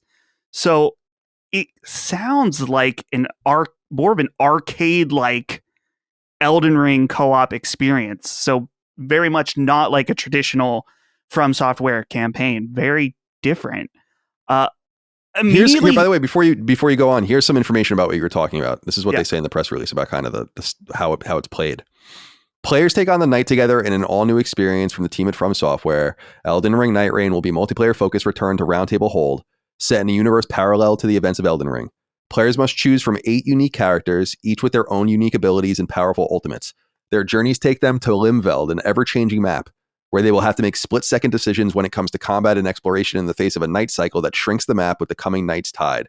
At the end of each night, players will face a powerful boss and, if victorious, awaken to bigger challenges. Each session will culminate in the third night, when they must face off against the chosen Night Lord. Individuals can fight the night alone, but strength will come in numbers. Nightfarers must learn to cooperate to take down these challenges, combining their unique abilities together for an unparalleled experience in the Elden Ring universe. All is not lost for those who fall in defeat. Unsuccessful runs will grant players relics to allow them to customize and upgrade their character tailored to their personal playstyles. End quote. Yeah. So sorry to interrupt. No, that's good. That was good. I was looking, like, I was reading this article and I'm like, I wish this was all this information was condensed. Gamespress.com, baby. Yeah. So it's going to be very different. And I really expect that as more hardcore Elden Ring fans find out about this, they're not going to be pleased initially. I just think that people are going to be like, well, I don't want to play a roguelike Elden Ring game. I want to play a full multiplayer campaign or something. But I am open to it. I think on like initially hearing it, I'm a little skeptical in some ways just because it's so different. But I guess my skepticism is kind of melts away just because so far From Software has not let me down. And the thought too of a very like a fast-paced Elden Ring, playing with Brad and my friend Brandon, like getting together and playing this sounds like it could be a really good time, as long as you're in the mindset for that it's not going to be this long campaign filled with exploration and discovery. It's almost, I mean, it mentions that 8 different characters. It almost has like a little bit of a, I don't want to say hero shooter vibe, but it does have, like, you start with these set characters. Well, isn't that similar to any of the games though, when you have character classes? You do start, I guess, very baseline. You do start with different character classes or just like a plain character, but they change so much that it doesn't even really feel like that ultimately matters once you build up your character. So I'm open to it. I think it sounds cool. They also said in this IGN thing, it's not a live service game. You buy it, no microtransactions. So I think it'll be cool. And next year, this is a way that they're able to get more out of Elden Ring. And dude, I think some of the other feedbacks, people will say it's like, oh, it's an asset flip game. It's like, yeah, it definitely is. But I'm also cool with that. Yeah, it just seemed, I must admit that I didn't think they would make a game like this, but I just knew they had to make another Elden Ring game. It just seemed fucking nonsensical that you would sell 20 million copies of a game and then be like, meh. You definitely want to do something. So, but yeah, I didn't expect this. Well, what do you think, Chris? Night Rain, is this for you? Yeah, I mean, look, I think it's wise of them I think it's wise of them to make more Elden Ring. I think it's wise of them to do it in a cost-effective way where they can essentially asset flip this thing into something rapid paced and digestible. Me personally, I thought Elden Ring was fantastic. I thought Shadow of the Erdtree was really good, but I'm kind of at a point now where I'm just completely burned out on this specific type of Souls game. Like I could go probably like several years without playing this specific kind of game again. If you put another Sekiro in front of me, I'm all over it. You know, give me something that's like tailor made. That's like, this is your kit with some From Software combat. There's no classes, no nothing. I'm all over that, man. I'm into that. But I just put too much time into Elden Ring. I really could not see it again for many, many years and be fine. But I think it's a wise idea. I think it'll be really good. I think the idea of like truncating that kind of building that happens in a normal Elden Ring playthrough and like kind of facilitating it for faster paced play is pretty smart. I think it's a wise decision. That Fortnite circle is annoying, I will say. I don't like seeing it because it just feels like a Fortnite circle to me. Like I look at it and I'm like, that's a Fortnite circle. That's kind of annoying, but I don't imagine that it'll matter much. I think it's going to be great. And I think it's going to sell a shit ton. But I'm good. I'm good for now. Yeah, I think it's going to be. I don't want to presume to know the Souls community very well. I don't, but it just seems to me that the community is such a get good, and I mean this kindly, braggadocious. There's an aggressive element to being good, and I feel like this is a game where you'll be able to show that off in a major way, in a different way than you would with like these gameplay videos and all these popular people that just beat the shit out of the game and beat it with fucking Guitar Hero guitars and blindfolded and whatever the hell else they do. It just seems like it's another way that people will interact with something that they really, really love. Hey, alert though.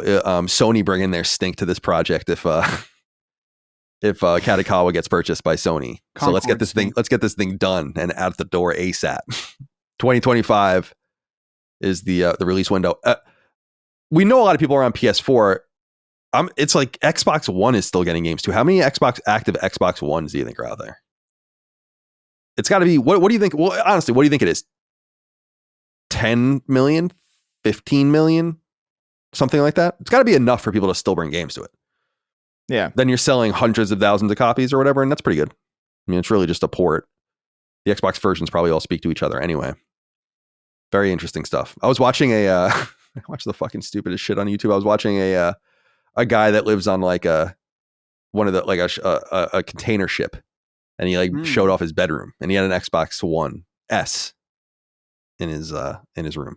He was rocking that thing on the boat in the middle of the Atlantic Ocean. God bless him. One last note about this Elden Ring trailer, Colin, I just think is interesting. There's just straight up a Dark Souls 3 boss. Oh, cool. In it. That's kind of cool. So it could be like the metaverse of metaverses for the Souls games, maybe, you know, dude. Yeah. If they put I mean, it would make no sense, but like a Sekiro boss in there, or, I mean, or like just like all different Dark Souls bosses from the different games in this like remastered to fight with your friends. Does it suggest that do these all take place in the same universe, and we already know that?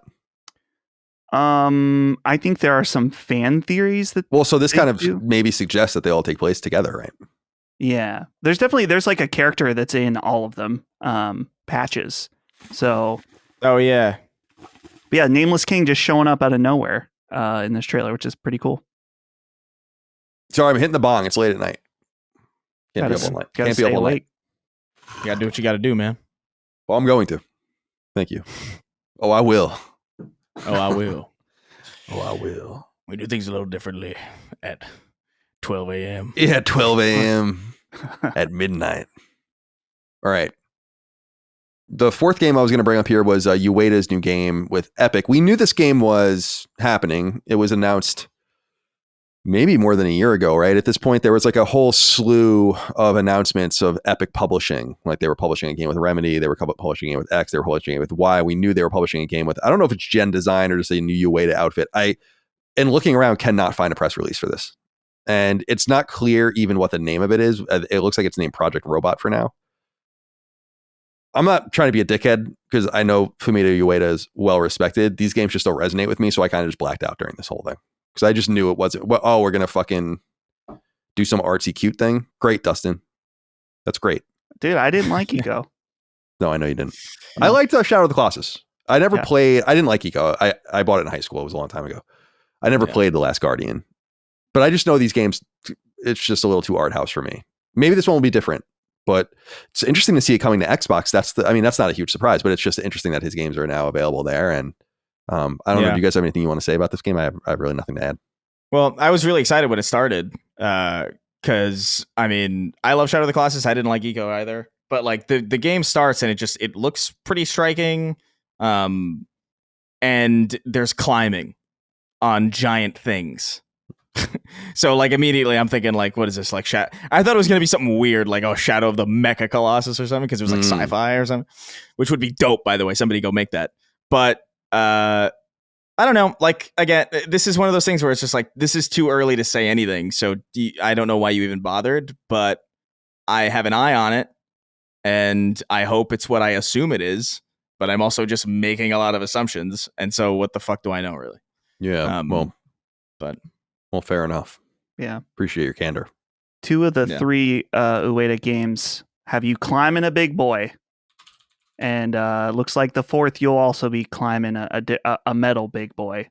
So tone is cool. I think it's cool that it's sci-fi as opposed to vague fantasy ancient world.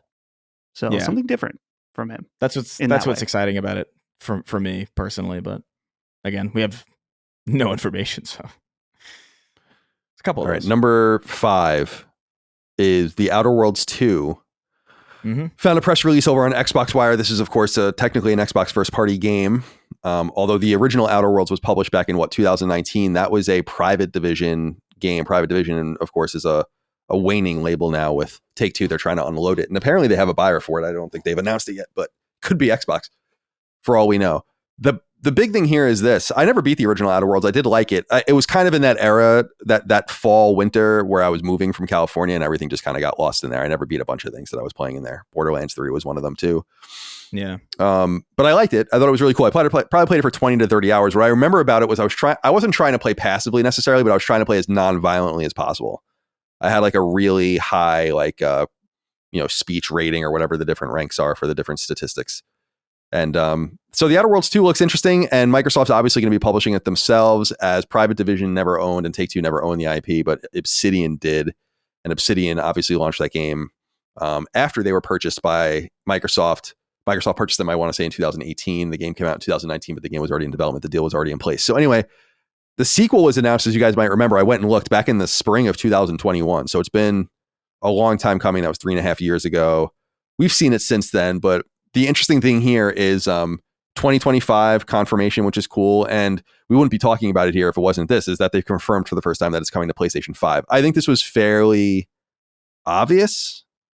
It seems like maybe a really low piece of hanging fruit in the sense that the original one is on PlayStation. However, Hellblade never came to PlayStation. And that was originally a PlayStation timed exclusive. So I don't know if you can judge it just through that lens, but this seemed like an obvious Doom-like game that you'd want to bring over. So I think it looks really cool. I don't know that I'll play it. What the Outer Worlds, especially at that time, but I think it resonates even more, is that it seemed like a bite-sized Fallout.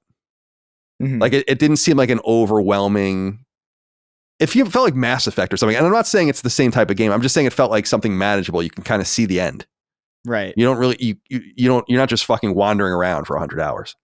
It's a very I don't know if that's actually accurate, but that's the way I felt about it. Go ahead. It has a welcoming scope is kind of how I put it, where it's just like I really like the Outer Worlds a lot. I dug that tone. I liked the brevity of it. It really felt approachable in that way. It's weird because like the tone of the trailers are always like way more meta than the game is. It's very strange. I kind of like that because it doesn't. It's almost like.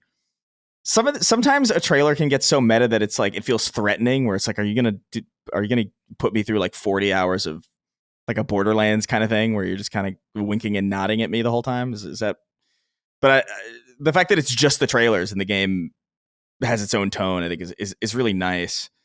But I'm excited about this. This is one of those games that I called immediately, by frame one, where I was like, that's the Outer Worlds. Because the game has a really striking style, and I don't even think I really realized that until I saw the first frame of the trailer, and I was like, oh, I know what this is. But yeah, I'm excited. Yeah, I'm surprised that, Obsidian now releasing Avowed and this in 2025, so they've been hard at work. I completed the original Outer Worlds, didn't love it, didn't hate it either, but I don't know, it didn't grab me like I thought it would. I was hoping that as I played more, I'd get more into it, and I never did, but I was towards the end, so I just finished it. And I do appreciate that it is a more manageable title overall, but I know, dude, I'm sure Maddie's through the roof with his excitement because he's big Outer Worlds fan. All right, the next game up is Hazelight's new EA original Split Fiction, predictably a co-op game, already probably done behind the scenes or close to going gold. Comes out March 6th, and it'll be available according to the press release on PlayStation 5, but not PlayStation 4. It'll cost $49.99. It's described, and for people that don't know, Hazelight has worked with EA since their first game. Their first game was the prison breakout game, A Way Out. Their second game was the divorce game, It Takes Two. And this one is the third game. I think it's great that they're continuing to work with EA originals. They make by far the most successful EA originals. Didn't we just report that It Takes Two surpassed 20 million copies sold, which is really exceptional. Of course, they're not all full price copies, but you don't want to diminish that many copies going into people's hands. And people really, really seem to love these games. And I love their mantra of making the game basically a free co-op game for a partner, which they announced that they're going to continue to do with Split Fiction. I think it's a major reason why the games are so successful. And imagine how many more copies they might have been able to sell if they were dickheads about it. So here's what it says on the press release. Quote, today, EA and Hazelight Studios revealed Split Fiction, an action-adventure game that pushes the boundaries of the co-op genre further than ever. Developed by Hazelight Studios, the imaginative minds behind the 2021 Game of the Year winner with more than 20 million units sold worldwide, It Takes Two, comes a unique co-op action-adventure split-screen game where players will jump between sci-fi and fantasy worlds. With a wide range of ever-changing abilities, players will take on the roles of Mayo and Zoe as they work together to take back their creative legacies and discover the power of an unexpected friendship. In Split Fiction, players will discover a variety of sci-fi and fantasy mechanics and abilities, escape a sun that's going supernova, challenge a monkey to a dance battle, try out some cool hoverboard tricks, fight an evil kitty, and ride everything from gravity bikes to a sand shark. With worlds that are entirely different from each other, surprising challenges await players at every turn. Mayo and Zoe are contrasting writers, one of sci-fi and the other of fantasy, who become trapped in their own stories after being hooked up to a machine designed to steal their creative ideas. Jumping back and forth between worlds, they'll have to work together and master a variety of abilities in order to break free with their memories intact. Dustin, any thoughts? Yeah, I thought this looked really good. I like the fantasy sci-fi contrast and jumping between the two. Holly and I played It Takes Two together. We had a really nice time playing it. I don't know if it was game of the year, but we did enjoy it quite a bit. So this looks fun. The only, I guess, concern is maybe like the quirky, like a little too quirky on the nose humor. Like there's a part where it's like, oh, we're hot dogs. It's like, okay.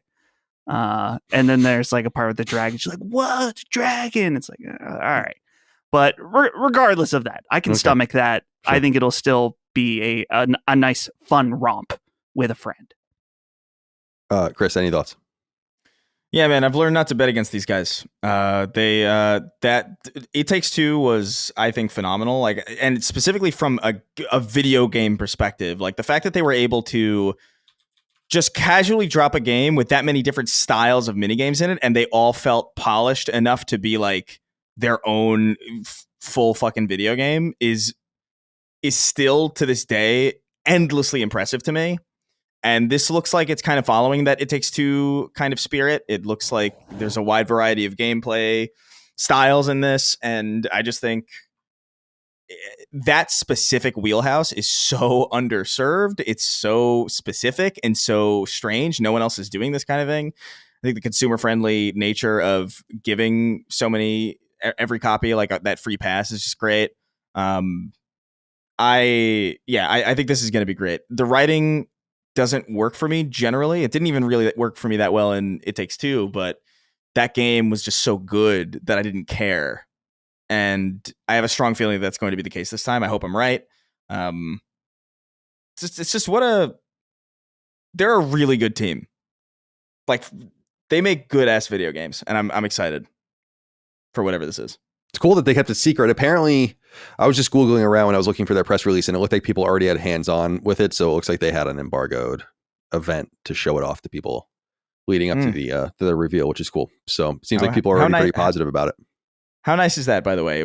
Announced now, comes out in March, you said? March, right. It was 3 months?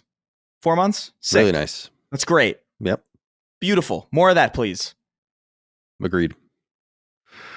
All right. Next up, if I'm going in the right order, let me make sure here. Yeah, is Borderlands 4. This is coming to PlayStation 5 in 2025. It says specifically in the Take-Two published press release that it will be Take-Two's fiscal year 2026. So that means after March. And it might be as late as early 2026 calendar year, but it says 2025 during the fiscal 2026 year. So PS5, no PS4 version, which is good and to be predicted with a game like this. It says, quote, Borderlands 4 was announced at Gamescom opening night live with a teaser trailer providing players with their first tantalizing glimpse of an all-new planet.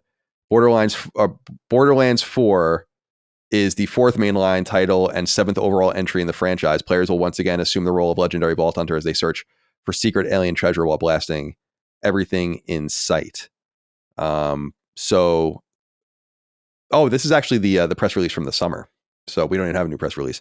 There is something on the PlayStation blog pointing to the trailer, and this shows the gameplay for the first time. It says, quote, this first look features our new cast of vault hunters as they tear their way across Kairos, a deadly new world brimming with bloodthirsty beasts, and even a couple of familiar faces.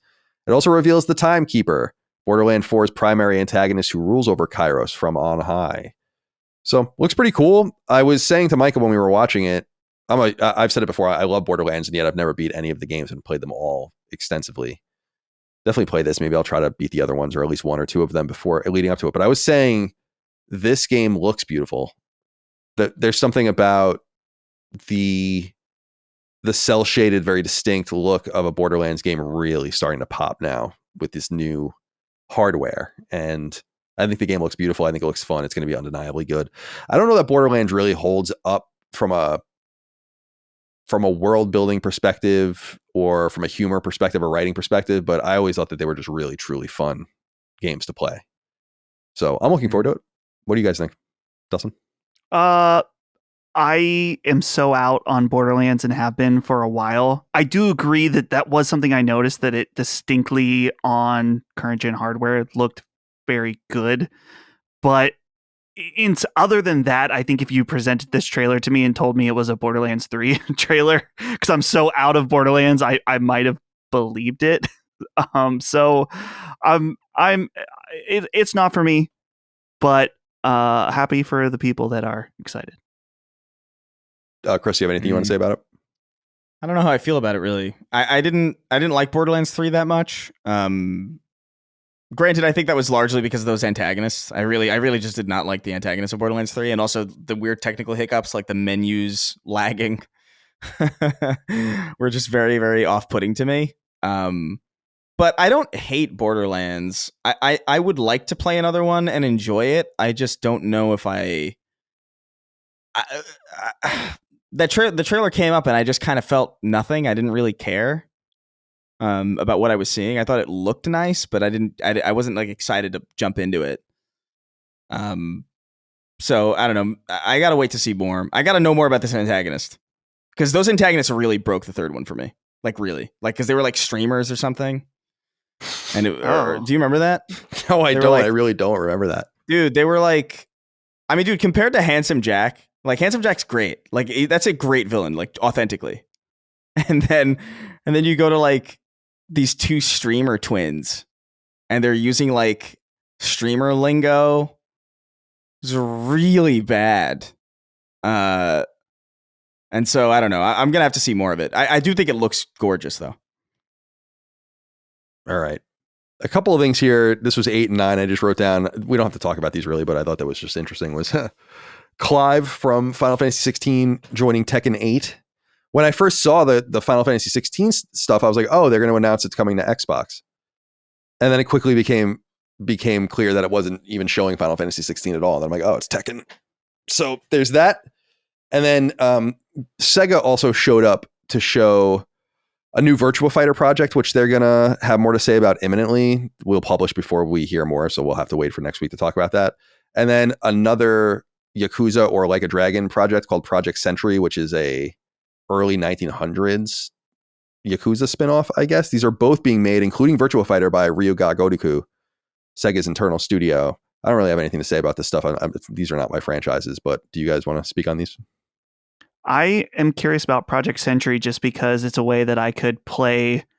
I assume this is a Yakuza-like type game, and I don't have the baggage of a million games before it. So, and I think it would be really cool because they did the one Yakuza game that was in the past, Ishin, right? Right, Yakuza, yeah. 2 of those, I think. So maybe this is different from that, but seeing the old Japan, of course, you're gonna have me interested. Yeah, it looked both. I thought both of them were pretty cool. Like, I look, Virtua Fighter coming back is like kind of a big deal. Like, I remember playing a lot of Virtua Fighter when I was a kid, and it's been strangely absent. Like, Virtua Fighter and Bloody Roar are the two like fighting games that I'm kind of surprised haven't stuck around as long as others have. Like, we still have Tekken, we still have Street Fighter. Obviously Arc System off paving their own way, but like Virtua Fighter was cool and Bloody Roar was awesome. Like, and so I'm really sad to not see that anymore, but seeing that again and seeing like, oh, there's a new Virtua Fighter coming, I was like, there was something strangely, I don't know, that was like the most whimsical that I felt all night, because I was like, oh my God, I haven't seen you in years. It's been a long time. But yeah, that's cool. Both of them looked really cool. I thought Project Century there was something like Sleeping Dogs-esque about it, where it's just I thought maybe like, no way, like this looks sick. And I like the historical aspect of it. Like anytime you can shake up a setting where, like, I feel like we've seen a lot of sci-fi, we've seen a lot of fantasy, we've seen a lot of contemporary. And so anytime you can jump into a point in the past that has like a distinct style and a distinct look, much like Assassin's Creed 3 went back to colonial America, like this going back to like 1915 Japan is like really striking and really cool. And so that alone got my attention kind of immediately. So I'm actually like uncharacteristically interested in both of these far more than I expected to be. I was reading a little bit about Virtua Fighter because I'm not a fan of it, and I was like, it's weird that Ryuga Kotoku is making it, right? And I was reading like Sega AM2 used to be this, they still exist, but that was like the internal studio that made all the Virtua games. Yeah. Even like Virtua Striker, and I think like all sorts of weird, Virtua Cop. And I was reading that. So Virtua Fighter 5, I think, was the last mainline Virtua Fighter game, and that's from 2007. It was a PS3 game. And it looks like Ryuga Kotoku has been working with AM2 on some of these online versions of Virtua Fighter 5 that have been released specifically on PC. So they've been kind of getting their hands dirty also with the PS4 port of Ultimate Showdown, which was the last version of Virtua Fighter 5. So they're newcomers to the franchise, it seems, but maybe not so much. I don't know how Virtua Fighter fans, I was trying to think like who's a Virtua Fighter fan that I know. And I can think of two. One for sure, which is Dagon's best friend PJ, because he's a huge Sega nerd and he loves that shit. But I'm pretty sure Cog likes Virtua Fighter. That sounds right. Inquire about that. Seems like something he would play. He was the Sega guy, right? Exactly, and he likes heavy 3D-esque fighters. Yeah. I don't know if you would consider Virtua Fighter. If Virtua Fighter is not, and you could see it in the new gameplay. It's like not, you're always facing each other. So it's kind of perceptionally 3D, but it's not like Soul Calibur or Power Stone or something like that. Okay. This one I was excited to see and surprised to see, which is a Turok Origins announced. We haven't gotten a new Turok game in a long time. I was looking, it was 2008, I want to say, was the last time we got a new one. It was the Turok reboot. You guys remember by Propaganda that was released on PS3 back in 2008. And it was published ironically by Disney, which is funny. That was the last time we got a new Turok game and it wasn't well received. Turok Origins is being developed and published by Saber Interactive. So I think it's in fairly good hands. It's coming to PlayStation 5. There's no release date for it yet. Turok, of course, was most famous for being a trilogy of well-loved N64 games that were certainly of my era. You guys were a little young for them at the time. I don't know if you've played them since. I never played Turok Evolution, which came to, I want to say GameCube. Or no, maybe it was PS2 or GameCube or both of them. But I liked Turok. This was another one of the trailers where I called it before it was like long before it was said what it was. I'm like, I'm pretty sure this is Turok. And it seemed kind of outlandish in some sense to say it, but it was. It ended up being Turok. Here's what the press release says. Quote, Turok Origins revives the legendary game franchise's action and spirit while bringing it forward into the modern era with a completely new look, story, and gameplay. Players will take on the role of fierce Turok warriors to face off against ferocious dinosaurs and a terrifying alien threat that seeks to destroy all human life in the galaxy. Fans can unleash devastating attacks on enemies with weapons and abilities and harness fallen enemies' DNA to upgrade their arsenal. Players will embark on high-stake adventures, solo or with friends, to unravel mysteries that hold the key to saving humanity. Any thoughts here on this one? Is this, well, I guess not the originals. I'm just trying to figure out if this is kind of a Monster Hunter-like game where are you taking out like big hunts for specific dinos? No, I mean, if they play like the original Turoks, they're literally like Doom-like first-person shooters. Okay. Where you're fighting dinosaurs instead of aliens. Yeah. Well, that's literally what it is. I mean, this one, I don't know how I feel about it, honestly. I liked the original Turok. I remember playing a lot of it, but like, and I was excited to see this pop up because I was like, oh my God, oh shit, Turok, this is sick. I'm so excited to see this. And then it's like a third person shooter. And so I'm like, I don't know, like maybe. Like, I'm not writing it off entirely because I've been wrong about perspective before. Like, I thought Indiana Jones going first person was a mistake, and I was entirely wrong about that. So this could be a cool change, but it didn't strike me. It didn't look like the Turok that I remember, and so like I'm a little bit skeptical of it. But it's cool to see Turok back in any capacity, really, because I really thought that Turok was just kind of. I really thought Turok, no pun intended, went the way of the dinosaur a long time ago, and we would never see another one. So this is cool. All right. Let me see. I'm trying to look around and see if there's any other information about it right now. There isn't.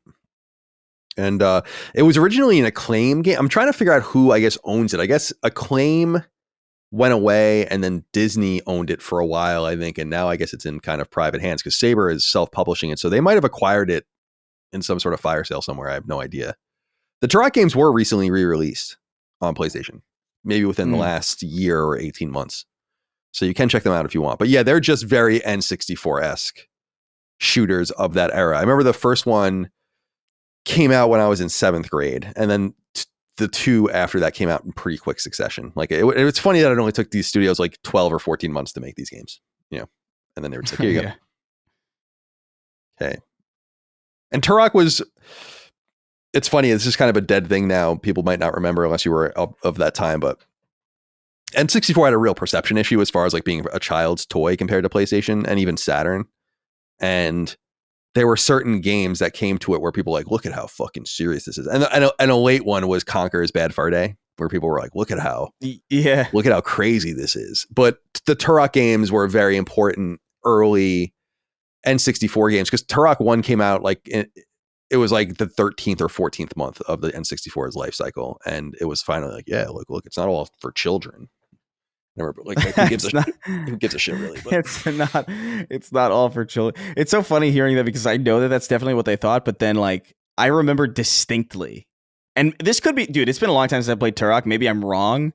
I can distinctly remember fighting like a Tyrannosaurus Rex that was himself holding a Gatling gun. I think that's right. Because I think the dinosaurs are like also aliens or something. I don't really remember. It's insanity, that game. I'm excited to see this back. There was do you remember that there was like a Turok an ode to Turok game? What was it called? It was on the PS3. Bethesda published it. It was like Hunted the Gathering or something like that, or Hunter the Gathering. Hunted, and Hunter it was the like Reckoning? What? Well, Hunter the Reckoning is that zombie. might be what it is. Hunter the Reckoning. Well, that's a zombie game. Oh, maybe that's not the one I'm thinking of then. Hunter Gathering. Yeah, I don't know what it was. Bethesda, I'm sure if I type in Bethesda dinosaur. Yeah, Bethesda dinosaur game. That's not as useful as you would have thought. Bethesda, yeah, of course. published. Google's useless. I forgot that Google is fucking absolutely abhorrent and pointless. Shooter. Yeah, I don't know. List of all right. So maybe I can find here list of Bethesda published games. Oh, is it Hunted the Demon's Forge? Oh man, maybe that's a game, but that's not what I'm thinking of. I don't know what it was. It doesn't matter. Who gives a shit? All right. What else is going on? Oh, Helldivers. Okay, so I had another interstitial note here. I really thought that I liked the live action Helldivers guy. Thought that was very, very cool. And I thought that it was very well done. And I want to wear that uniform so bad. Like that exists is so exciting to me. You know, it's like when I found out when I was a kid, when I used to get Star Wars Insider, the magazine in the 90s, it's like, holy shit, if you have $1,000, you can just buy a Stormtrooper outfit. It's like revelatory to a young man, a young mind. Colin, you have the money. You could buy a Stormtrooper outfit at the very least. I could. I've said before, I want to buy a Biker Scout outfit because that's my favorite, and just have it as a suit of armor, like in my like just on like a mannequin somewhere in the house. I think it would be pretty cool. No one wants to see my gut in the Biker Scout outfit. Oh, I think many actually do. Many do. Maybe some people do. I love the Biker Scouts are so cool. Everyone knows that they're the coolest, just the absolute coolest. But Helldivers 2 surprise update. Excellent name, by the way. Omens of Tyranny, which is a really, really fun name. It says, quote, "The time has come, Helldivers. The war has changed. These are dark times for freedom-loving citizens everywhere. Our galaxy grows cold from the embrace of old enemies returning and darkens with the threat of new horrors emerging. We must now stand together in Super Earth's light and oppose these sinister tidings, these omens of tyranny." So the big thing here is that the Illuminate are the new enemy faction, and these are the bad guys, or at least some of the bad guys from the original Helldivers. So people have long been awaiting them to return. It says, quote, "Missing for almost a century, the Illuminate will challenge our recruits more than other factions they have faced. They are advanced, highly intelligent beings wielding powerful technology that appears to average citizens like a kind of dark magic. At the end of the First Galactic War, the Helldivers worked together to eradicate the Illuminate. We believed we were successful, and for nearly 100 years we have lived in relative peace, holding the Terminid and automaton threats at bay. Thanks to our continued recruitment and training of new Helldivers, we have held these two fronts with complete unmitigated success. But now the Illuminate have emerged seemingly out of nowhere.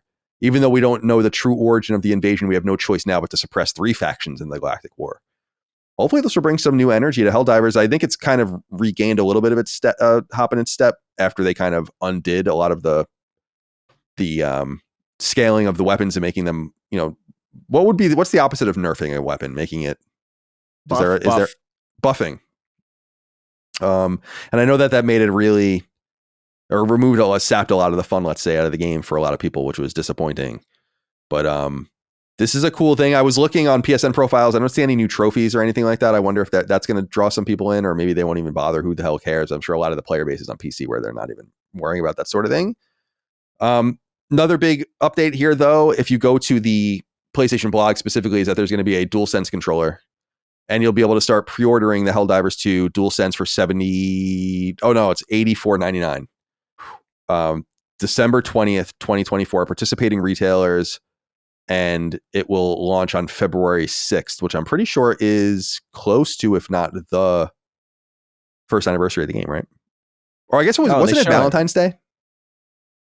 I think it was Valentine's Day when it came out. Anyway, are you guys interested in the update? Are you interested in the controller? I feel like maybe I should this holiday season maybe jump into Helldivers. I haven't played it since March or April, probably. So it's been a long time. Yeah, man. Yeah, I am so stoked about this because, first of all, the new environment they showed off, metropolitan city, human structures, love it. That's my favorite. I love city. Like, anytime a shooter takes place in a city like that, I'm so in. And having gotten like barren planets and, with outposts and jungles and that kind of stuff, it's really important to have environmental diversity in a game. And I think like this is a perfect shift. It makes it feel a lot more like ODST than even I think they probably realize.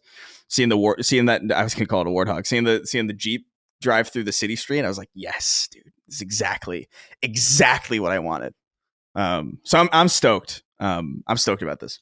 To that end, it says, quote, Omens of Tyranny is bringing the fights into the streets with new missions areas inside Super Earth's many colonies. Our colonies are being ravaged by these invaders, turning our once bright and sunny streets filled with smiling citizens into dark ruins, overrun by voteless and illuminate. Arm yourselves with your trusted tools of destruction and rid our colonies of this scum. End quote. So yeah, cool little edge to it. Dustin, any final thoughts here on this? I definitely want to hop in with the boys for this because I think I played one time after they introduced some vehicles, so I didn't really get to experience that. And that was around the time too where the weapon balancing was not fun. So I'm curious about the changes, and as Chris was saying, major Halo 2 feeling going on in this one. And dude, just riding around in a Jeep with the boys, that's what else can you ask for, really? What else? What more do you need as a man, really? Right. So I want to check this out. This is the update that I've been waiting for to check out Helldivers 2 again. So definitely we'll be playing. And dude, the fact it's out now, even better. So maybe this weekend. I'll see. But hopefully soon. Yeah, it's really cool. Is it free? I think it is. I'm not seeing anything about price. I think it's just an update. I think it's just a major update for the game. So that's pretty cool. Because they did promise free support, right? I thought that was the whole idea, but I could be wrong. And then you just buy currency if you want, and all the rest if you want to spend money on that stuff. So yeah, maybe I'll jump back in. I wonder, it's to your point, though the game's not competitive, Chris, you said it earlier about games getting like sweaty and people getting crazy, where it's like, is it worth going back to Helldivers? I'm probably going to be so rusty and so bad. And the people that are still playing it are going to be so sharp. So I don't know if I want to embarrass myself for Super Earth not that badly, but we'll see. I think there's going to be a lot of people coming back after a lot. I think that the majority of people who are going to be playing are people who are probably going to be coming back to it. I think this is a really compelling update. I think personally. Okay. This is a big one for me. It's another one I saw. And when I saw the floating orbs, I'm like, it's Onimusha. Onimusha Way of the Sword announced at the Game Awards 2024, coming to PlayStation 5 in 2026. This is very, very exciting, guys, because this is the first Onimusha game since 2006. That was when Onimusha 4 came out. And we did get an Onimusha Warlords, the original PS2 game from 2001. We did get a re-release of it on PlayStation 4, I want to say in 2018. And I thought it was great, but it was just the original game. And we were wondering for a while, like, what is going on here? Like, why don't they make an Onimusha game? The Japanese flavor of it, ironically, doesn't stick out as much as it used to anymore. Like, it could be one of many games when you just see the environments and all of the rest. And I know people maybe are a little bit tired of that. I don't know, that historical Asian, flavor to some of these sword fighting action games. But for those of us from the PlayStation 2 era or that were playing then, Onimusha were really, really special games. I think Onimusha 2 and 4, I think specifically really, really shine. And I'm so amped to see this. So it says here, quote, Onimusha is rooted in the Sengoku period, Japan's legendary age of warring states. The games infuse history with Japanese folklore to tell tales of warriors who wield the mystical powers of the Oni. These heroes are drawn into conflict with the Genma, relentless monsters hell-bent on conquering the world. The franchise debuted in 2001 and instantly captivated players with its satisfying sword-based combat and exhilarating Eisen counterattack mechanics. The series also gained recognition for its spellbinding stories portraying historical figures and real events in the dark fantasy setting. Now, having grown in popularity as one of Capcom's best-selling properties, Onimusha is entering a whole new era. So we have to wait again until 2026. It is unclear to me at this time who is making the game internally. I assume it's an internal team. We might not ever really find out. It's interesting that we're going to talk about Okami in a little while, but you have Okami, Kunitsugami, Onimusha, all Capcom properties kind of concurrently exploring mystical, pseudo-historical views into their home country's past. It's pretty interesting. It's almost becoming Tecmo Koei-like in some weird sense with its focus on historical or pseudo-historical games. I don't know if you guys are amped about this, but this is maybe with the exception of the Naughty Dog game and one or two others, like definitely the biggest game for me at this show. Yeah. I've never played an Onimusha game. I've been meaning to because they're very clearly aligned with my interests. This trailer, what was crazy for me was it started and Holly was watching beside me. She's like, hey, we've been there. literally that first temple is in Kyoto, and I was there like just about 2 months ago now. Holly's like, oh, that's where, right there at this beginning part where you see the main character inside. That's where you take off your shoes to go up and look at the inner part of the temple. So, yeah, I think you're about seeing Capcom like go back to both this and Okami, which we'll talk about in a bit, is really cool. Both those games are I've missed out on, which is just shocking, just because they're so relevant to what the things I like. But this was a surprise, especially after seeing that remaster a few years ago, and it was kind of like felt like a failed experiment to bring it back. Like, do people actually want?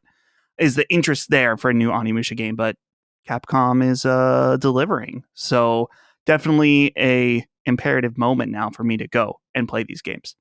Yeah, I hope you do. Are they collectible? Very collectible games? I have all 4 of them on PS2, but I don't know. I might have one of them. It probably depends, but I can check price charting real quick. So, Chris, any thoughts here on Onimusha?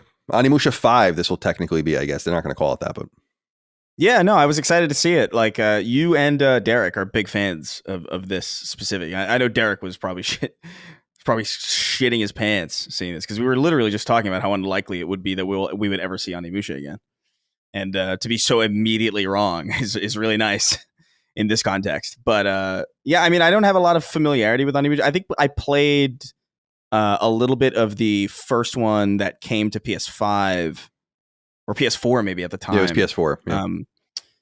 Jesus Christ, we've been doing the show a long time. Yeah. God, holy shit. That really felt like not that long ago. Yeah, I think it was 2018, I want to say, when that happened. If not early Jesus. 2019. Yeah. Yeah, Jesus Christ. But yeah, and I played a little bit of it. I don't know if it really jived with me that much. I know Onimusha 2 is Derek's favorite, I think. And a lot of people's favorite from what I've gathered from talking to people who like love that game. Definitely. But I did like the presentation of it. I like the style of it. I just don't know if I liked it. It was a little clunky because they didn't really tweak it that much, the first one. No, and not at a lot all. Of PSP I mean, not games, at all. It was still, they didn't really do anything to it. Yeah, it's a port. And you know, to be fair, like a lot of the first iteration of a lot of those games are kind of clunky in general. Like I felt that way about Sly Cooper even, and I know that those games get exponentially better as they go on. So I'm really excited about this. I think it looked gorgeous. I thought the gameplay, I don't even know how to describe this. The gameplay implications of what were in the trailer looked really cool and exciting, and I love the style of it. I'm into it.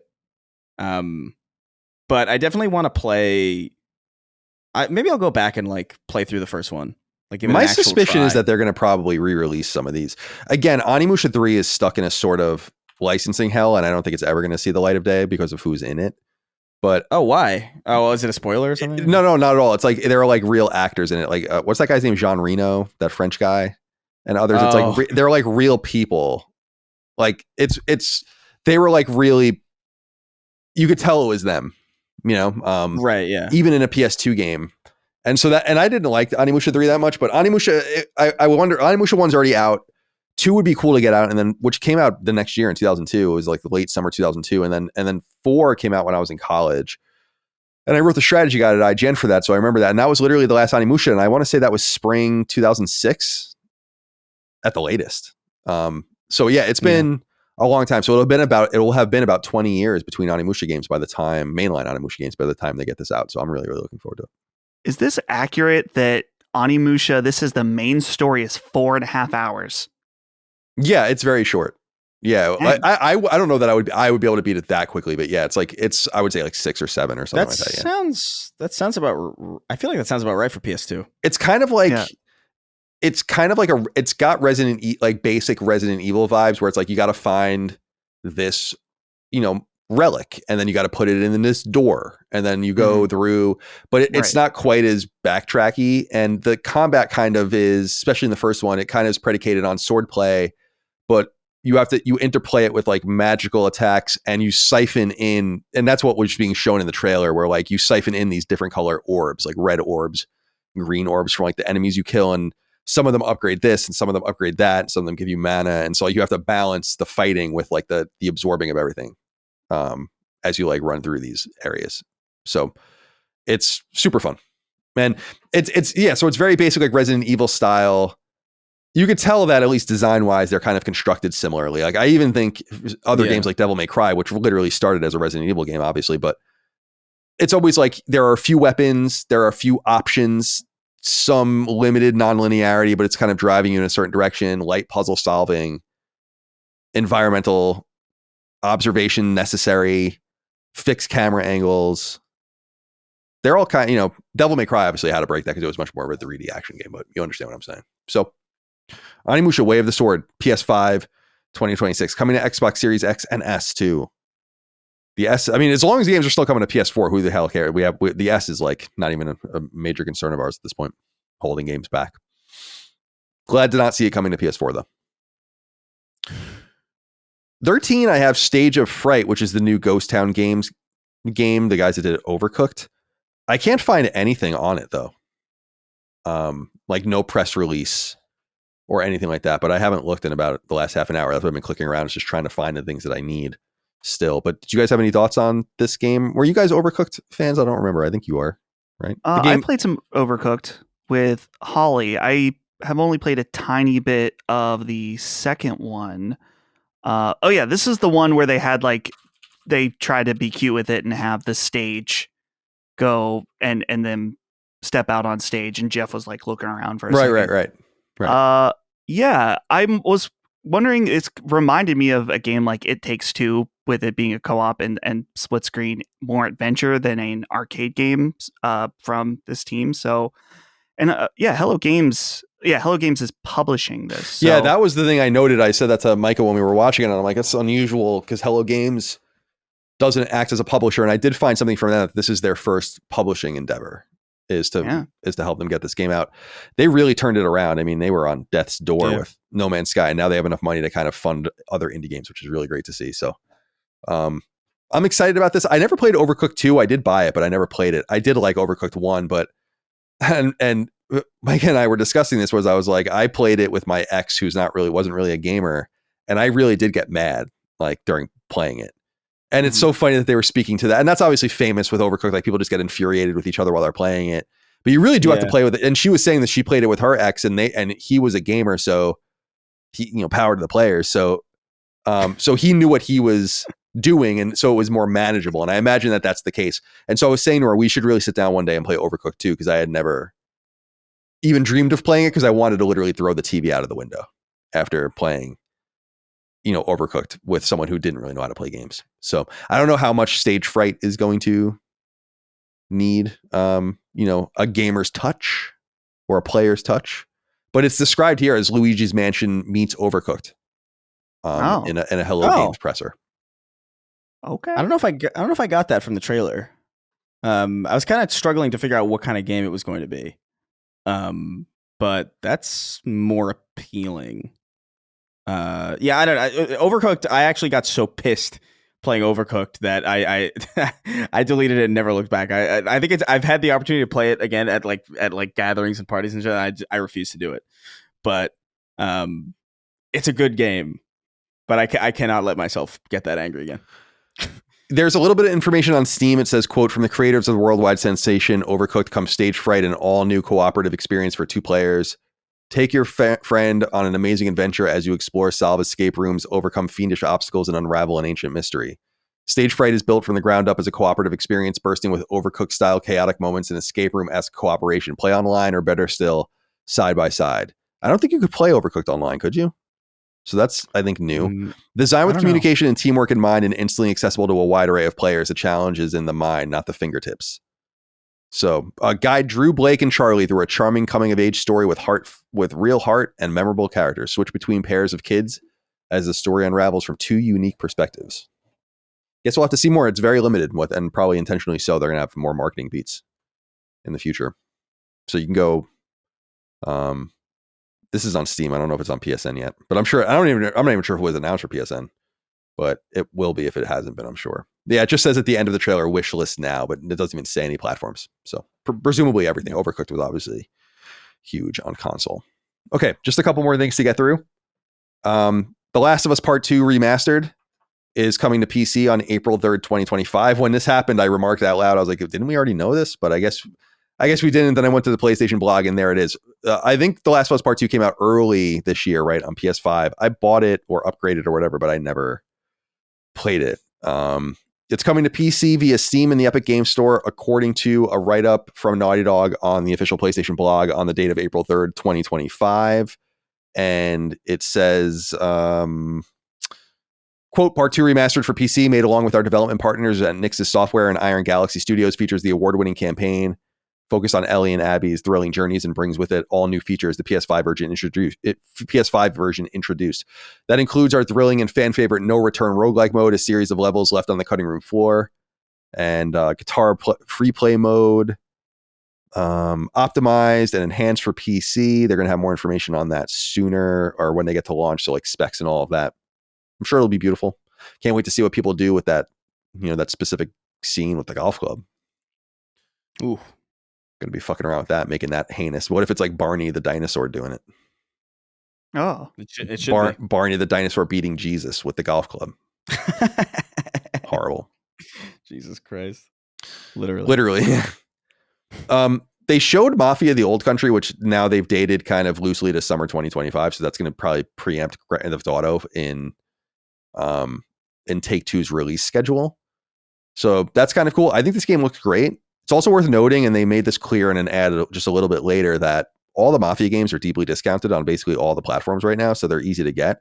And if you've been listening to Sacred Symbols over the years, you'll know that I always encourage you to download and add to your download list PS Plus games, and I'm pretty sure Mafia and Mafia 2 have both been offered on PS Plus in the past. So if you've been doing that, you can, and Mafia 3 as well. So if you've been doing that, you hope you could even probably catch up. And that's one of the things I want to do. When that has a release date, I think I'm just going to raw dog all the Mafia games.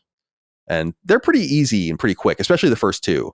The third one is way longer. I never beat the third one because it was actually so long. So it would be cool. You don't need to do that. And then we go back to the old country, to 1900 Sicily. That's where my people are from.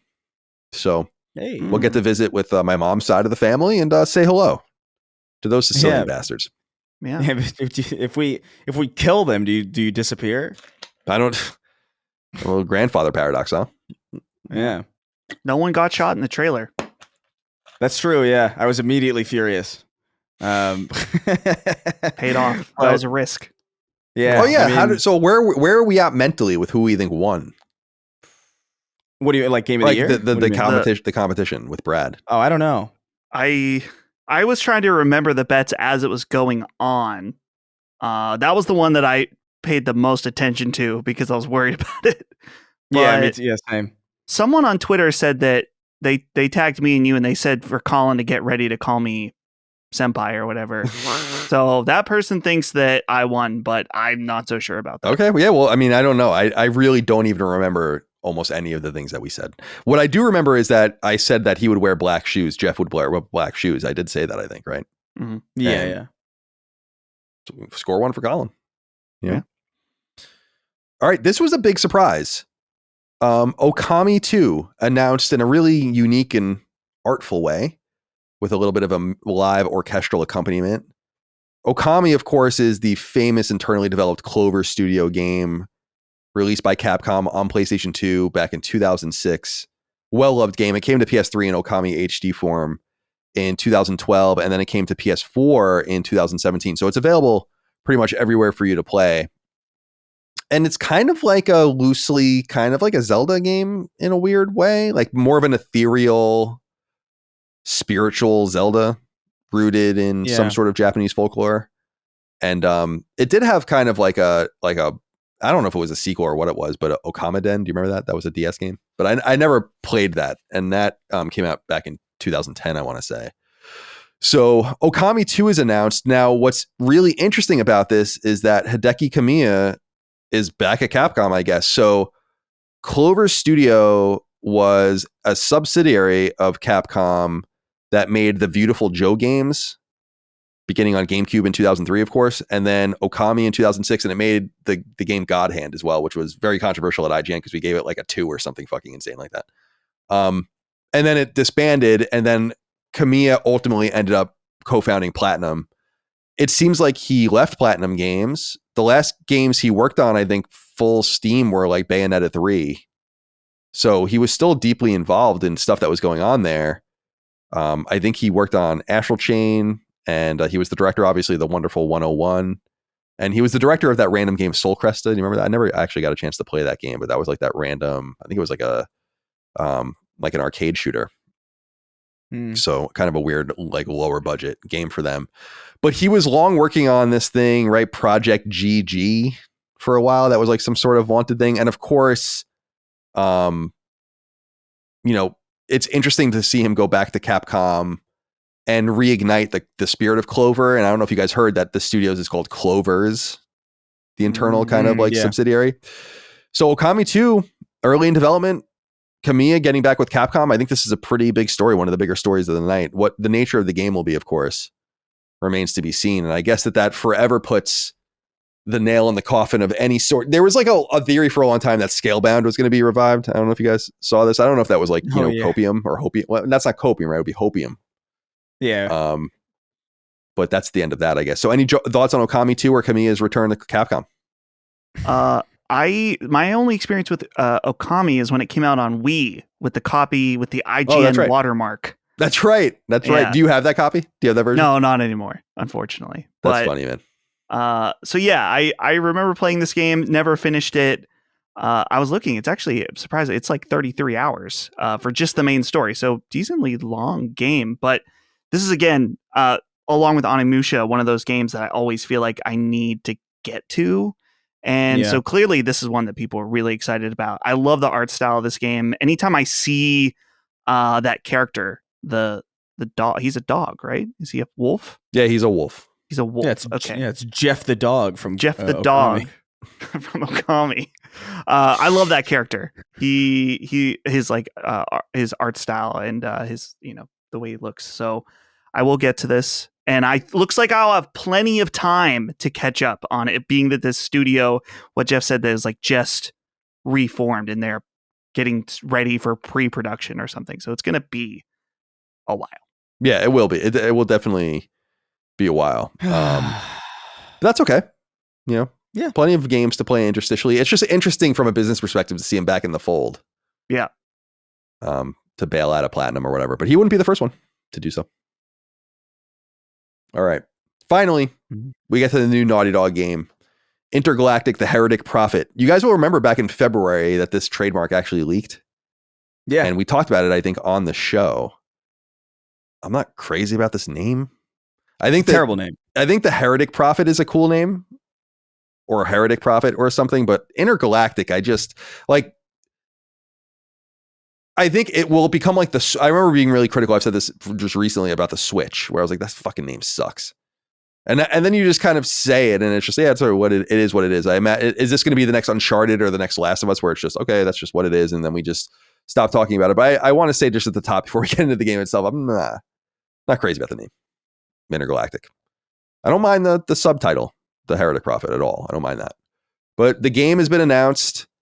And here's what it says. Neil Druckmann wrote on the official PlayStation blog. It says, quote, "We're back. You have been dying to know what's next for us, and I'm thrilled to finally be able to answer. Naughty Dog's next game is Intergalactic: The Heretic Prophet, currently in development for the PlayStation 5. We've been working on this brand new adventure since 2020. This game is shaping up to be our wildest, most creative story yet."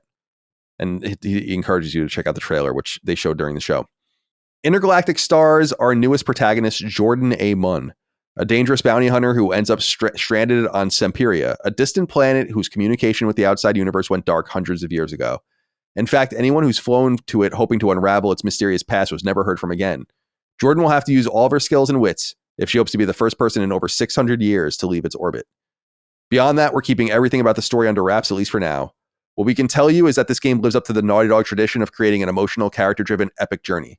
Our narrative goals are rivaled only by our gameplay ambitions. This will be the deepest gameplay in Naughty Dog's history, taking our learnings from our previous franchises and pushing them beyond anything that we've ever done before. That's basically it. There are some screenshots along with the videos. If you guys want to check it out, I'm very eager to see what you guys think. Chris, let's go to you first. Hear about the Intergalactic: The Heretic Prophet from Naughty Dog. Yeah, man. So yeah, terrible name. Terrible name. I really hate it. Like, I thoroughly hate the name. But it's. I think what we saw, the trailer, the implications, especially like the little tease of like what the game might be at the very, very end. It's all very exciting. It's very cool. I'm very, very happy to see Naughty Dog not in the same place that they've been for so long, which is making, Last of Us games or like really grounded, serious thing. Although, to be fair, this does look more grounded than I would anticipate. Like, I kind of thought they would like go wildly in the other direction in some way to inspire a little bit of excitement through that. It still feels like a person driven story. The character design isn't like outrageously different. It's definitely not Last of Us, but it's not, it's not like a Fortnite style looking game at all. But I think the sword looks cool towards the end. I like the tone.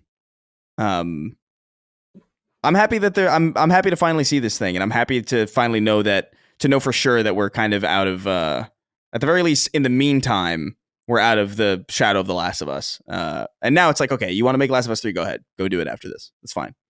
But man, I'm having a hard time with this name, man. Like, I don't know. It really bothers me. I think every part of it is bad. It's just a bunch of like generic kind of like religious sci-fi. It's just a bunch of Halo words thrown together, and I'm just like, I don't know, man. Feels like a fucking word salad. Yeah, it's like heretic, prophet, intergalactic, and I'm like, what the? This really is just like you could have called this heretic, the intergalactic prophet, or like or you literally could just like Mad Lib it, and it would make just about as much. It would sound as good or equivalently nonsensical. I don't think it's as clean as like The Last of Us or Uncharted or Crash Bandicoot or Jack and Daxter. Like, it's a clunky name, and I guess they have time to change that. I guess, and it's not. They're really not going to change it. Deal. There's no way. I'm okay. You better justify this. is my feeling, but it looks cool. It looks great. I'm happy to see something like that looks like this. It's more sci-fi. This is what I was hoping for ultimately. So I can't complain too much about it. Me too. Obviously, Jack and Daxter is deeply sci-fi, so it's been a while. But it's been a while since they've really explored that. And I got to say this before I move on. At a minute 10-ish in the trailer, they show the main character, Jordan Munn, using a buzzer, and she's holding it upside down. Like, I don't know. Like, oh yeah. Like I say this as someone who has buzzed his own head, as you can clearly see, for many, many years. Like, since I was in high school, like we're going on 25 years. I've been doing it to like just doing my own hair. I've cut my hair. I must have cut my hair fucking hundreds of times at this point in my life. You don't hold the buzzer like that. Well, that's a sci-fi buzzer. Oh, okay. I see. Right. Yeah, like what I'm saying, in case people don't, like how the buzzer curves and you use the flat part along your head. And she's like carving it on her head. And I'm like, that was just surprising to me, because I'm like, I guess none of the people that worked on this get their head shaved or something, or that stood out to me immediately. But maybe I'm crazy. Maybe people are using their buzzer like that, and I've never in my entire life encountered that. But that was the only thing that really stuck out to me. What really stuck out to me as being very high quality, Dustin, in this trailer was just the framing of all the shots. I loved how she's talking to the chick on the TV, and she's moving from room to room, and the chick's like on the TV in every room. There's like, I'm not trying to like fillet the game too much this early, but it is very sophisticated framing for a game, in my opinion. It just looks dynamic and interesting. It looks exciting. We don't know much about it. The one thing I wanted, if I were at IGN, the thing I would have already done, if I were like a real journalist still, is I would have frozen the screen over that where they show her bulletin board. There's probably so much shit on there, that's going to like give you access to, information to pull at or whatever. We used to call that rewind theater back in the day. So there's definitely going to be cool stuff, I think, written in the coming days about what people discover here. But do you have anything to say about it? The thing that stuck out to me the most in this trailer is the retro future aesthetic, which is interesting because Concord, at least in that initial trailer, had some of that, but they're doing it and making it's not lame overall. I noticed immediately that the character at about 2 minutes, at 2 minutes 5 seconds, puts on a red jacket, and I was like, oh shit, it's Akira. It's the Akira jacket, but this. And then I was seeing there's an interview, I haven't been able to read the whole thing, in the New York Times with Neil Druckmann about it, and he specifically cites Akira and Cowboy Bebop as being inspirations for this. And dude, That's dope. The retro future Sony tech. I already saw Obsolete Sony tweeting about this. And dude, I absolutely love it. This like futuristic, but also 80s looking Sony hardware in it. Well, it's really like, it's neat. what's interesting. It's like, it's digital age shit. It's like a CD instead of a tape, you know, or like it's got almost a different 90s-esque vibe to it in some sense. It's like fantasy 90s retro future, which is interesting. I will say, because I feel like people are going to bring this up, and I noticed it, and it was like a little distracting. It made me feel like it wasn't a Naughty Dog game, actually, like significant, like throughout the overwhelming portion of it. She's wearing Adidas and she's driving a Porsche, and like there's like the product placement. I don't know if you would even call it that necessarily, but like the fact that there are real brands in it, very strange. Yeah, I agree. I thought the Porsche thing was cool originally. I was remarking this when we were watching it. They show it in the beginning, and I didn't get a good look at it until they show it again when they're kind of going out of the trailer. But I was like, in my mind, I'm like, oh, like they fused like in the world, they took like a Porsche logo like off of a car and fused it to their ship. Like it wasn't really like a Porsche. It was supposed to be like a joke, and then you realize like, oh no, it's actually like a Porsche ship. You know, either way, they would have had to get licensing permission, but I just thought it would have been, God forbid, a little grittier in some sense. Yeah, the product placement, even seeing the Sony logo, that's when it gave it away, that it was definitely a PlayStation game, you know? Because I assumed in the beginning, I was like, oh yeah, this is like got to be a Naughty Dog's game, because that was heavily rumored around these internet parts. So yeah, it was I'm sorry, Dustin, I interrupted you. Go ahead. Oh no, yeah, just seeing the Sony logo. Oh, and by the way, the classic PS1 logo at the end. Yeah, that was nice. Do it. Just do it. Just make the logo that again, pussies. You won't. You'll just do it for this. But Sony, you're cowards. Make the old logo new again. But I was reading this quote at the beginning, which says, "The suffering of generations must be endured to achieve our divine end." Very contrasted, I would say, against the rest of the trailer. I don't know what we're supposed to make of that overall, but overall, fantastic trailer, fantastic Naughty, as you said, Colin, high quality through and through, and I'm excited to hear more. I mean, it's been in development since 2020, so 26 probably. Yeah, it sucks that it's probably still a bit away, but it's looking right now like it'll be worth the wait. Yeah, I don't want them to get too ahead of themselves. Like, I wish that I'm glad they showed this. It gives us something to talk about. It's exciting to see it, get confirmation of what they're doing next. Now we kind of have like real knowledge, but it's like you're getting a little bit ahead of yourselves. Like, where's Wolverine? You know, like, let's not lose track of Venom. Let's not, forget about Ghost and all these other things. So I don't want them to get too far ahead of themselves. So my hope is that they understand that they shouldn't be too far ahead of themselves, especially after what has happened with Wolverine. And this is no later than a 2026 game. I think if it was a 2025 game, they would have said so. Yeah. So there's no reason to put a date on it. What did you guys think? I thought it was a really nice touch. I think they could have just showed the spaceship section, but I like that they showed like a planet side section with that dope ass sword that looks like it has like almost like sound bar lasers on it. It's really cool. It's different than what they've ever really done. And I'm excited for them to, they'll get back to The Last of Us. I know they will. So it's cool for them to be able to kind of stretch their legs and try something else. And maybe, God forbid, this is a one-off. And, we won't know that for a long time to come, of course. But God forbid they just make something that they want to make and explore an idea. Now, I have a postscript on this, which is to just steel yourselves, because this game has pretty much a 50-50 like to dislike ratio on the PlayStation YouTube channel. So, oh, really? Yeah. So people are definitely going to be coming for this game. And when I saw it, I was like, yeah. Obviously, yeah. You have your shaved head, militaristic, feminine character. People are just not going to like. Some people are not going to like it. I don't know I don't know why that would be enough information for a normal person to make a distinction about if they like something or not, but that's going to turn a lot of people off. And you can already see that plus the anti-Naughty Dog bias that I think has really crept up around The Last of Us Part 2. We're going to be dealing with this for a while. Yeah. One more thing that I think is really cool. Trent Reznor and Atticus Ross doing the soundtrack. super That's cool. dope. Yeah, pretty sick. So any other thoughts here on this? There's for people that haven't seen it yet, I'm sure most of you have, if not all of you. There's a 4-minute, 33-second trailer on PlayStation's YouTube channel, and you can check it out right now. Yeah, right now, likes to dislikes are 12,000 to 9.7 thousand. So not horrible, but the comments are not great. But haters are going to hate. You don't even know what it is yet. So everyone relax. But I'm excited about it personally, and it's cool to see. This is what people have been asking for forever. Just like sci-fi. Well, there you go. Yeah. All right.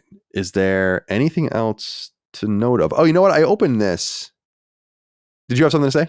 I was going to say, do we want to discuss Astrobot winning Game of the Year? Right. That's what I was going to bring up was I went on Komatsu. So we have the winners. So I'll get into the PlayStation did really well. I'll do the ones where they seem to have won. Game of the Year, Astrobot won. Best game direction, Astrobot won. Best narrative, Metaphor. I was a little surprised by that, to be perfectly honest with you. Best art direction, Metaphor. I was really surprised by that, although I was surprised by kind of most of the nominees. I don't know. Maybe it was just a weak year for art direction. I didn't know that. Really? Yeah, I don't know. Metaphor is a very vanilla looking, last gen looking game, in my opinion. Astrobot is a great game. I think Astrobot's beautiful. I don't think it's like art direction is special in any regard. No, in my opinion.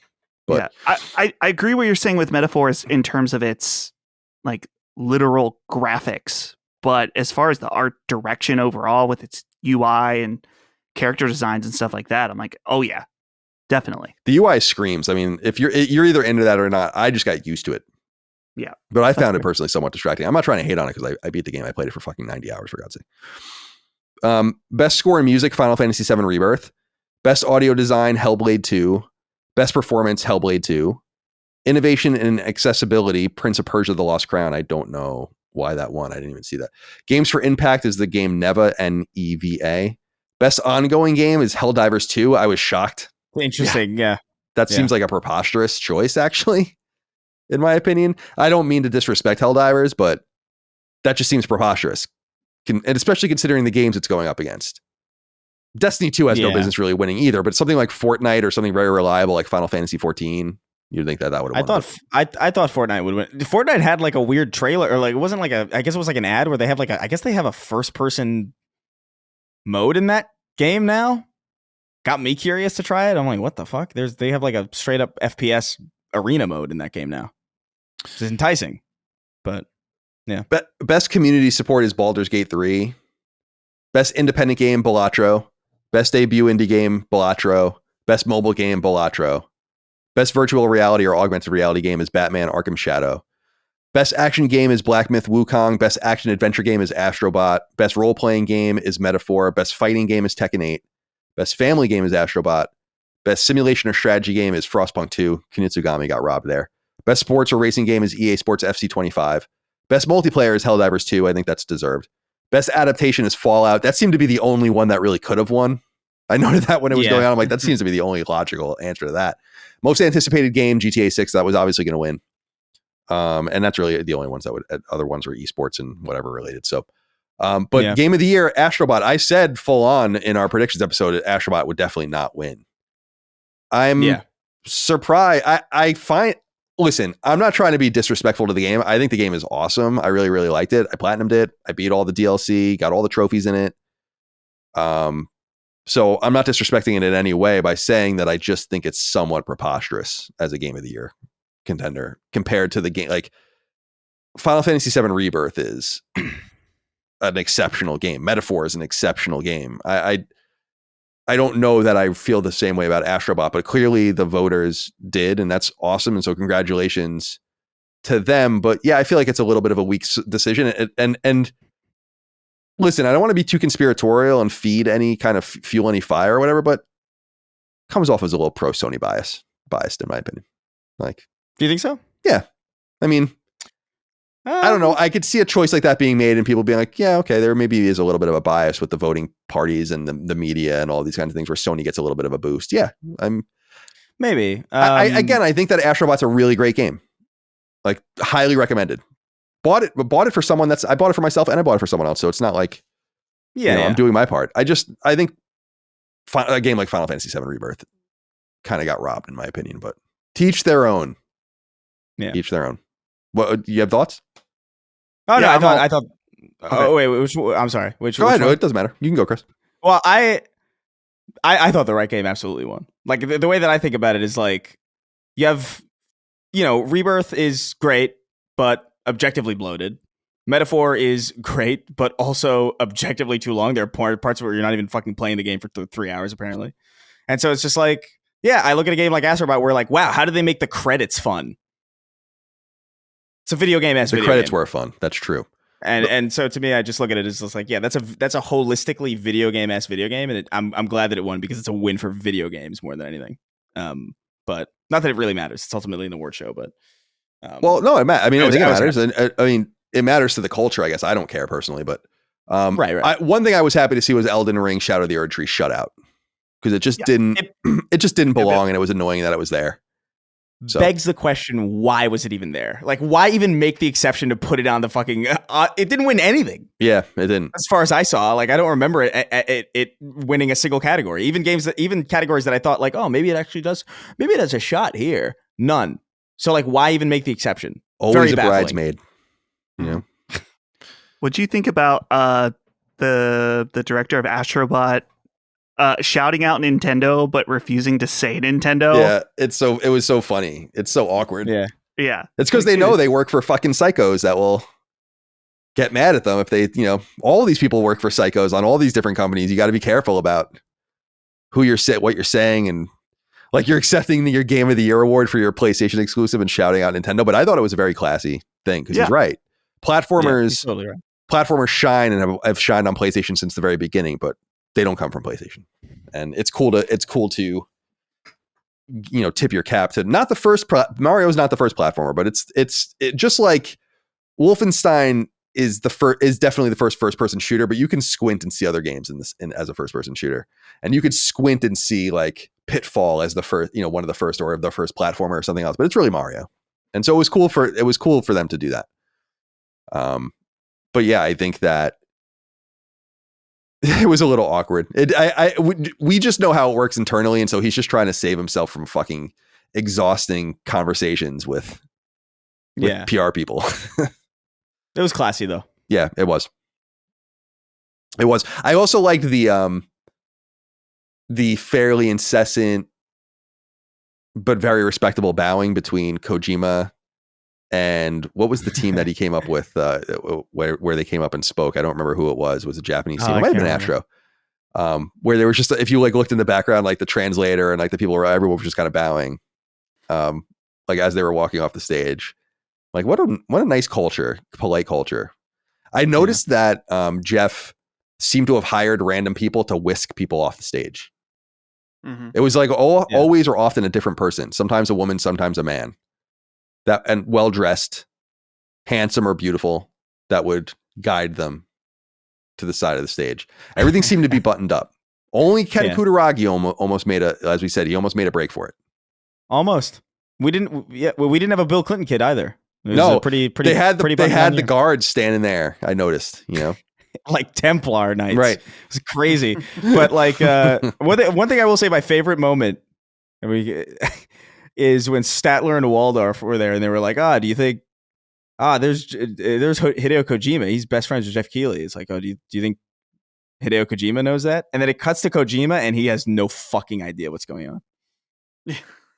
He is that shot of when they cut from Statler and Waldorf to Hideo Kojima is one of my favorite, because he looks kind of disgusted. He looks like, why are those puppets saying my name? What the fuck is going on here? I'm scared. It really is an amazing reaction shot. I hope to see it on Twitter forever.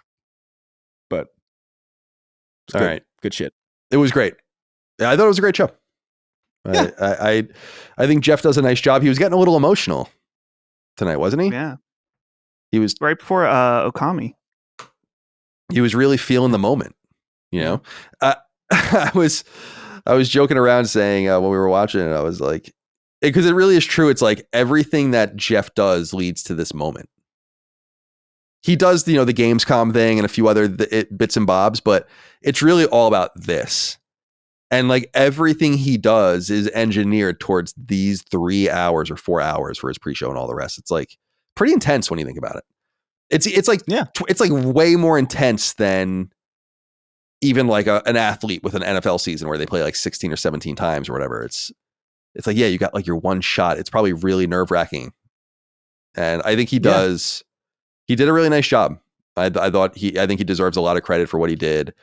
I don't believe in the Game Award kind of concept, but I'm clearly in a deep minority on that. And it's obviously meaningful to the people who win these games or win these awards to celebrate their games. And of course, when you go to any of these developers and you walk in, the first thing you see is a glass case of all the things that they've won. So they and all their magazine covers and all the things if they're an old studio. So I know it means something to them. And it's cool to see them celebrated and see the excitement. I thought Sam Lake's presentation was really cool for narrative of the year. I like to see Joseph Farah's his raw and I think authentic excitement to just be there and there's like a lot of good stuff there for sure. And so I think Jeff deserves a great congratulation. And I thought as far as just for Colin, it's like Ninja Gaiden, Witcher, maybe Outer Worlds, Borderlands 4, Turok, maybe Helldivers, Onimusha, Mafia, Okami, and this new Naughty Dog game. It's like, that's a lot of shit, man. You know? Yeah. Good stuff. It was a good year. It's the best one that we've had in a while, I think. For sure. Like I have the fewest complaints. And the only complaints I do have are like very, very nitpicky. You know, it's things like, oh, it's cool that we know about Okami. That's like really great news. Can't wait to play it in 2029. You know, things like that. Not you'll play it on your PlayStation 6. Yeah. In your Porsche spaceship. Yeah. I'm very curious to see. I just believe that Naughty Dog is going to deliver an amazing game. It's just for sure. Yeah. So like, I almost don't want to see anything else. I want to see gameplay and then I'll be good. But I can bail out after that, I think. And God, they're going to beat this thing into the ground probably. You know, so probably. But they're looking at something totally huge here. Again, the name. What's in a name, really? I mean, it doesn't really matter. It doesn't really matter. No. But I think you could have done something better than Intergalactic. Intergalactic Planetary. All right. Do you have any closing comments, guys, before we exit and get back into the rest of the show? We've already recorded it. It's done. No? I think I'm good. No? I just, it's late. It is late. We got to render. We got to get this render going. All right. Back to the regular show. Wow, that's crazy stuff that happened at the Video Game Awards. Yeah. 6, Nintendo Switch 2, Grand Theft Auto 7. Yeah.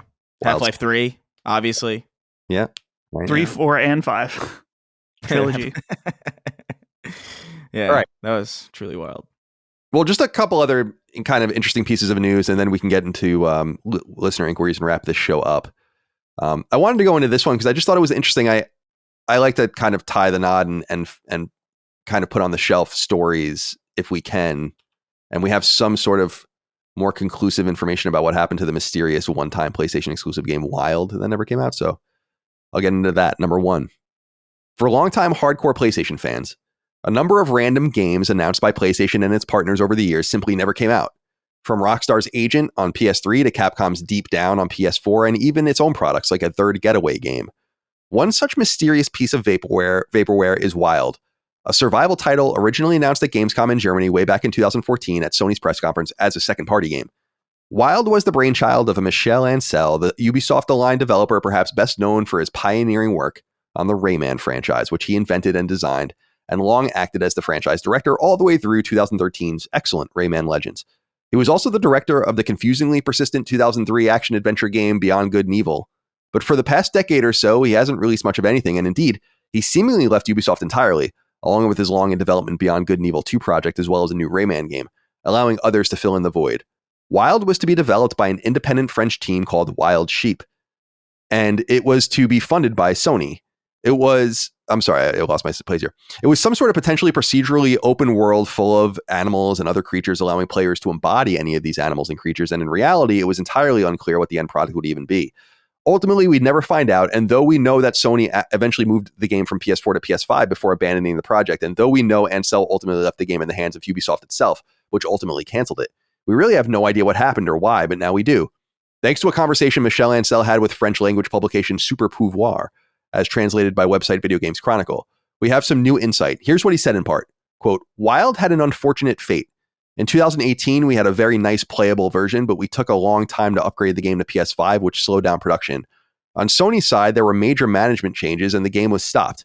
Ubisoft offered to take it over, and shortly afterwards, Sony decided to get it back and even offered to double our budgets. Unfortunately, contracts with Ubisoft were well advanced and we turned down Sony's offer. What a shame, end quote.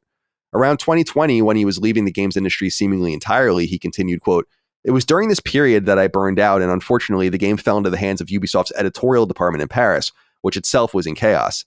I was no longer there to defend the game, which was literally crushed by people in the department who were asking for all sorts of changes without actually playing the game. A real scandal. After 2 years of wandering, the game was abandoned on the pretext that it no longer corresponded to the initial game. It's important to understand that at the time, the editorial department was in the midst of an explosion following the internal affairs surrounding Tommy Francois, who incidentally was in charge of Wild, end quote. We talked about Tommy Francois a lot when that all came out from Ubisoft. I don't know if you guys have much to say about this, but this has always been a mysterious project to me because I love vaporware Sony projects. I think it's interesting. They don't happen too much anymore. And this is really one of the most notable ones that's maybe ever happened. But now we have some sort of insight. So what seems to have happened is that Sony continued to fund it. It was moved to PS5 in 2018. And then Sony kind of walked away from it. Michel Ancel, because of his connection to Ubisoft, got Ubisoft to pick the game up. They signed it, got the IP away from Sony. Then Sony kind of wanted to come back in actually after the fact and tried to get it back and even offered them double the money that they had originally offered them for the budget. And at that point, it was too late. So Ubisoft was in charge of it. And then Ubisoft kind of oversaw its downfall and kind of shelving.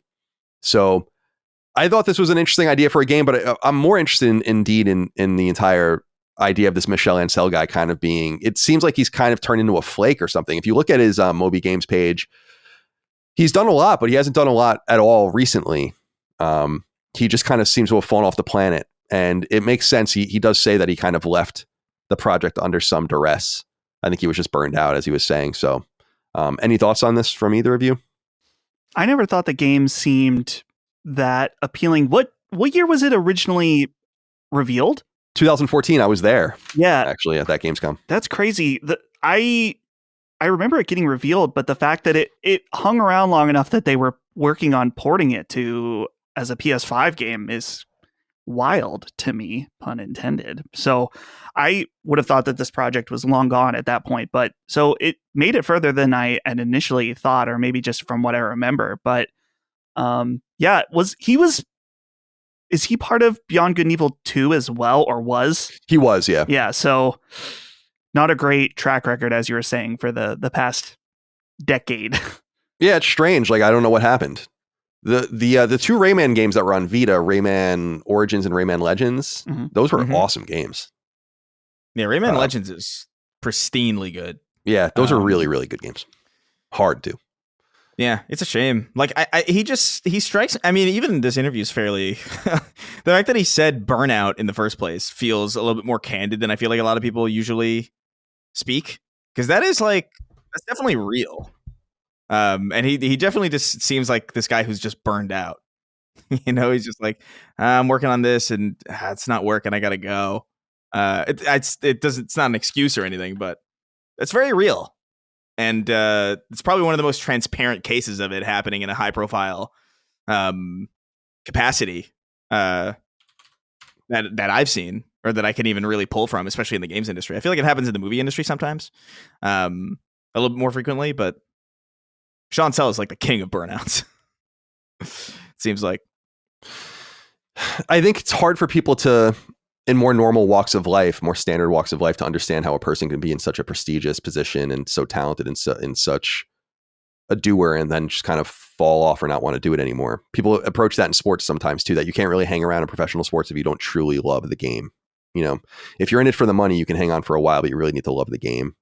And people didn't even understand that in a much quainter way about me when I walked away from games for a while, where it's like, how can you not want to do that anymore? It's like, sometimes blessings turn into curses, you know, but I think he seems done, in my opinion.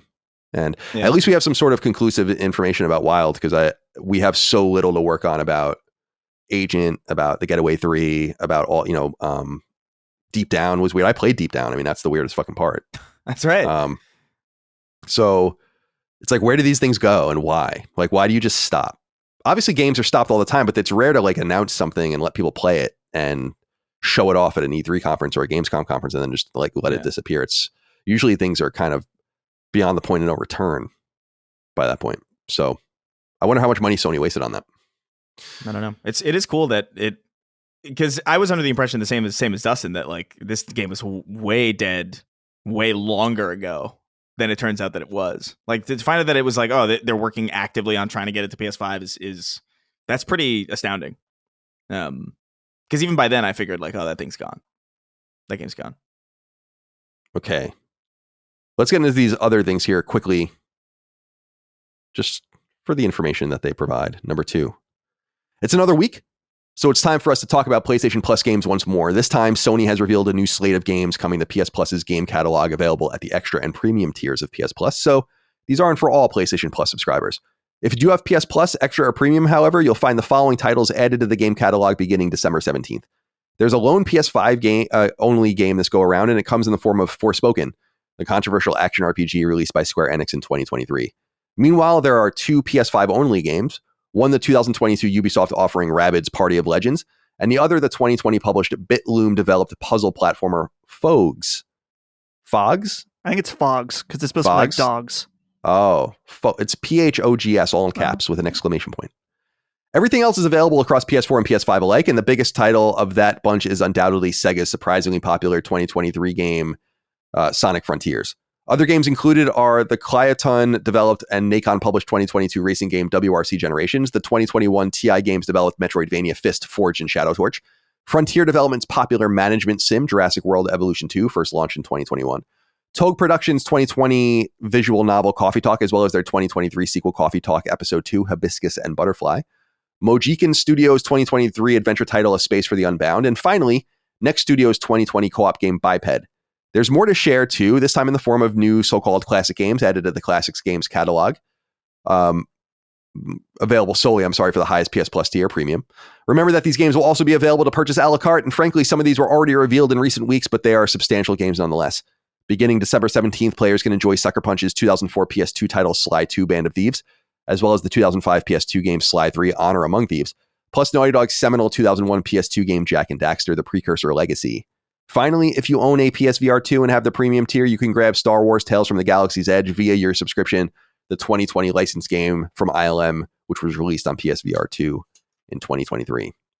Pretty subpar month. Nothing really. I mean, not that I use the service anyway, but Sonic, I guess, will be interesting. Sonic. Forspoken's better than you think, in my opinion. But pretty weak. Yeah. Pretty down. The only thing really for me is just that keep up putting the PSVR 2 games on the service. It's much appreciated. I played the demo of that Star Wars game and thought it was actually pretty cool. Just because it's fun. The VR experience of being in the Star Wars world, despite, modern Star Wars not being that great. Still a little fantasy wish fulfillment, holding up a blaster, shooting some dudes, stormtroopers. It was fun. So if I had premium, I would check this out, but I don't right now. So maybe at some point I'll get it again, and I'll be glad this is on there. All right. Finally, number 3. As they do each month, Sony has revealed download data for digital games purchases via the PlayStation Network, this time for the month of November 2024. On PlayStation 5, Call of Duty Black Ops 6 was unsurprisingly the biggest game of the month in digital sales and downloads on PSN, but the game in second place is a bit more mysterious. It's called Phasmophobia, a multiplayer optional survival horror game that actually first entered early access on PC way back in 2020, but which came to console at the very end of October. It's obviously proven a massive hit on PS5. NBA 2K25, EA Sports FC 25, and Madden NFL 25 round out the top 5. Other notable games on the PS5 list for the month include Dragon Age: The Veilguard at 7, Farming Simulator 2 at 9, first-party offerings Spider-Man 2, Astrobot, and God of War Ragnarok at 10, 16, and 20 respectively, and Pal World hanging around at 17. As usual, the PS4 list is unremarkable, but over on PSVR 2, there are some notable inclusions, including the all-new Metro Awakening slotting in at first, Arizona Sunshine Remake at 3, Arizona Sunshine 2 at 4. The month's 5 biggest free-to-play games across PS5 and PS4 were in order: Fortnite, Call of Duty Warzone, Roblox, Rocket League, and Asphalt Legends Unite. What's this Phasmophobia game? I'm not really familiar with it. Are you guys? Yeah, I think I talked about it on this show, but it was quite literally years ago on PC. It's a game where you play as a bunch of ghost investigators. So you get the different gear to do it, like the EMP readers and stuff, and you go in a house.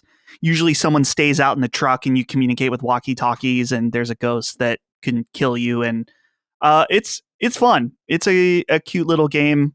I am kind of scared to play it because you can get, like, you'll go in a room by yourself and the ghost will close the door and kill you. And it's really funny. You have to use voice chat just because you'll hear someone screaming and then the voice will cut out. Kind of like Lethal Company in that way. Yeah. That was like one of the first games like that I remember being like a big hit, like in that space, where like it was like, oh, okay, it's like co-op kind of voice chat, highly recommended. There is a comedy that is hard to describe. It's hard to explain to people who don't experience it, but the comedy of somebody screaming and then having their mic cut out is awesome. Like, I love that. I love everything about it. It's so real and unusual in video games, where I feel like we're very used to like party chats or like Discord, but those games are cool. I never played Phasmophobia though. It's cool. It's fun. Yeah. I was just looking at it. It looks interesting. Not my style of game, but all right.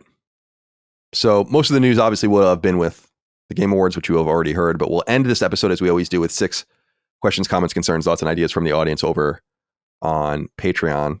Patreon.com/laststandmedia. Remember, you can submit your inquiries on the weekly thread for this show and all the other shows as they go live. Make sure to do it somewhat quickly when you see them, because we delete them when we no longer need them. You've heard the inquiries throughout the show. Here are 6 more. We'll begin with Neighborer. It's Nay, Burrrr. Sacred Gentleman, does the rumor about Steam making its OS available to third parties have any effect on PlayStation putting their games out on Steam? What's going on, Dustin, with this? There's this idea, there was a leak that that Valve's working on a home console of some sort, and this is a little bit different from their last approach with Steam machines, which was more of a third party, kind of like the in the 90s when Apple let other people make Apple computers for a little while. Yeah. So they're going to do something a little more proprietary, I guess, this time. Yeah. So Steam, there's a few different elements of this. The rumors right now is Steam is working on a home console along with a new controller and a standalone VR headset, more like the Quest than the current Index, which of course requires you to plug it into a PC. What's been interesting about the whole Steam OS being available to third parties, I was talking to a friend of the show, Jimmy Champagne, about this. He runs a channel about Steam Deck called Deck Ready. And he reminded me that I think that since Steam Deck came out, like early on, maybe even before it came out, they said that they were going to allow SteamOS to be open, and they have no problem with other handheld devices, or in some cases, even it sounds like standalone console-like devices running SteamOS. So, and it makes sense for Steam because, sure, they're making probably decent money on Steam Deck hardware, but the real place they make money is on Steam itself, being a marketplace to buy games from. So, I guess getting to the question itself is it a problem for Sony? I think the answer to that is no right now. I think if Valve does make a home console, it would be very different than when they did Steam, the Steam box of the past. Because back then, these were PCs that were running Linux, and basically any game that ran on it had to have a Linux version. So you didn't, it was a very limited scope in terms of its library, and it required a lot of back-end development for a developer to port their game to Linux. Whereas now, with the infrastructure they've set up on Steam Deck, is that it runs through a translation layer. So developers don't have to, I mean, in theory, a lot of them don't have to do anything to make their game run on Steam. Now, of course, there's different optimizations. You see Steam games get the verification that it runs on Deck, things like that. But that huge hurdle of games needing to be ported to Linux no longer exists.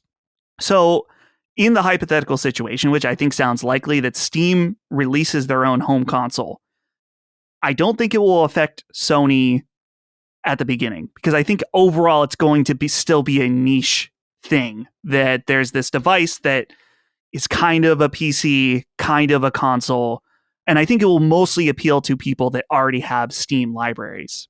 But depending on how things go with the success of the Steam Deck, along with a Steam home console, very interesting marketing idea that they can say, hey, you don't need to choose between Xbox and PlayStation.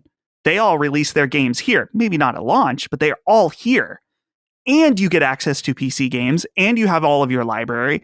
And in theory, at some point, I think Phil Spencer said they want to get Game Pass running on Steam to some degree.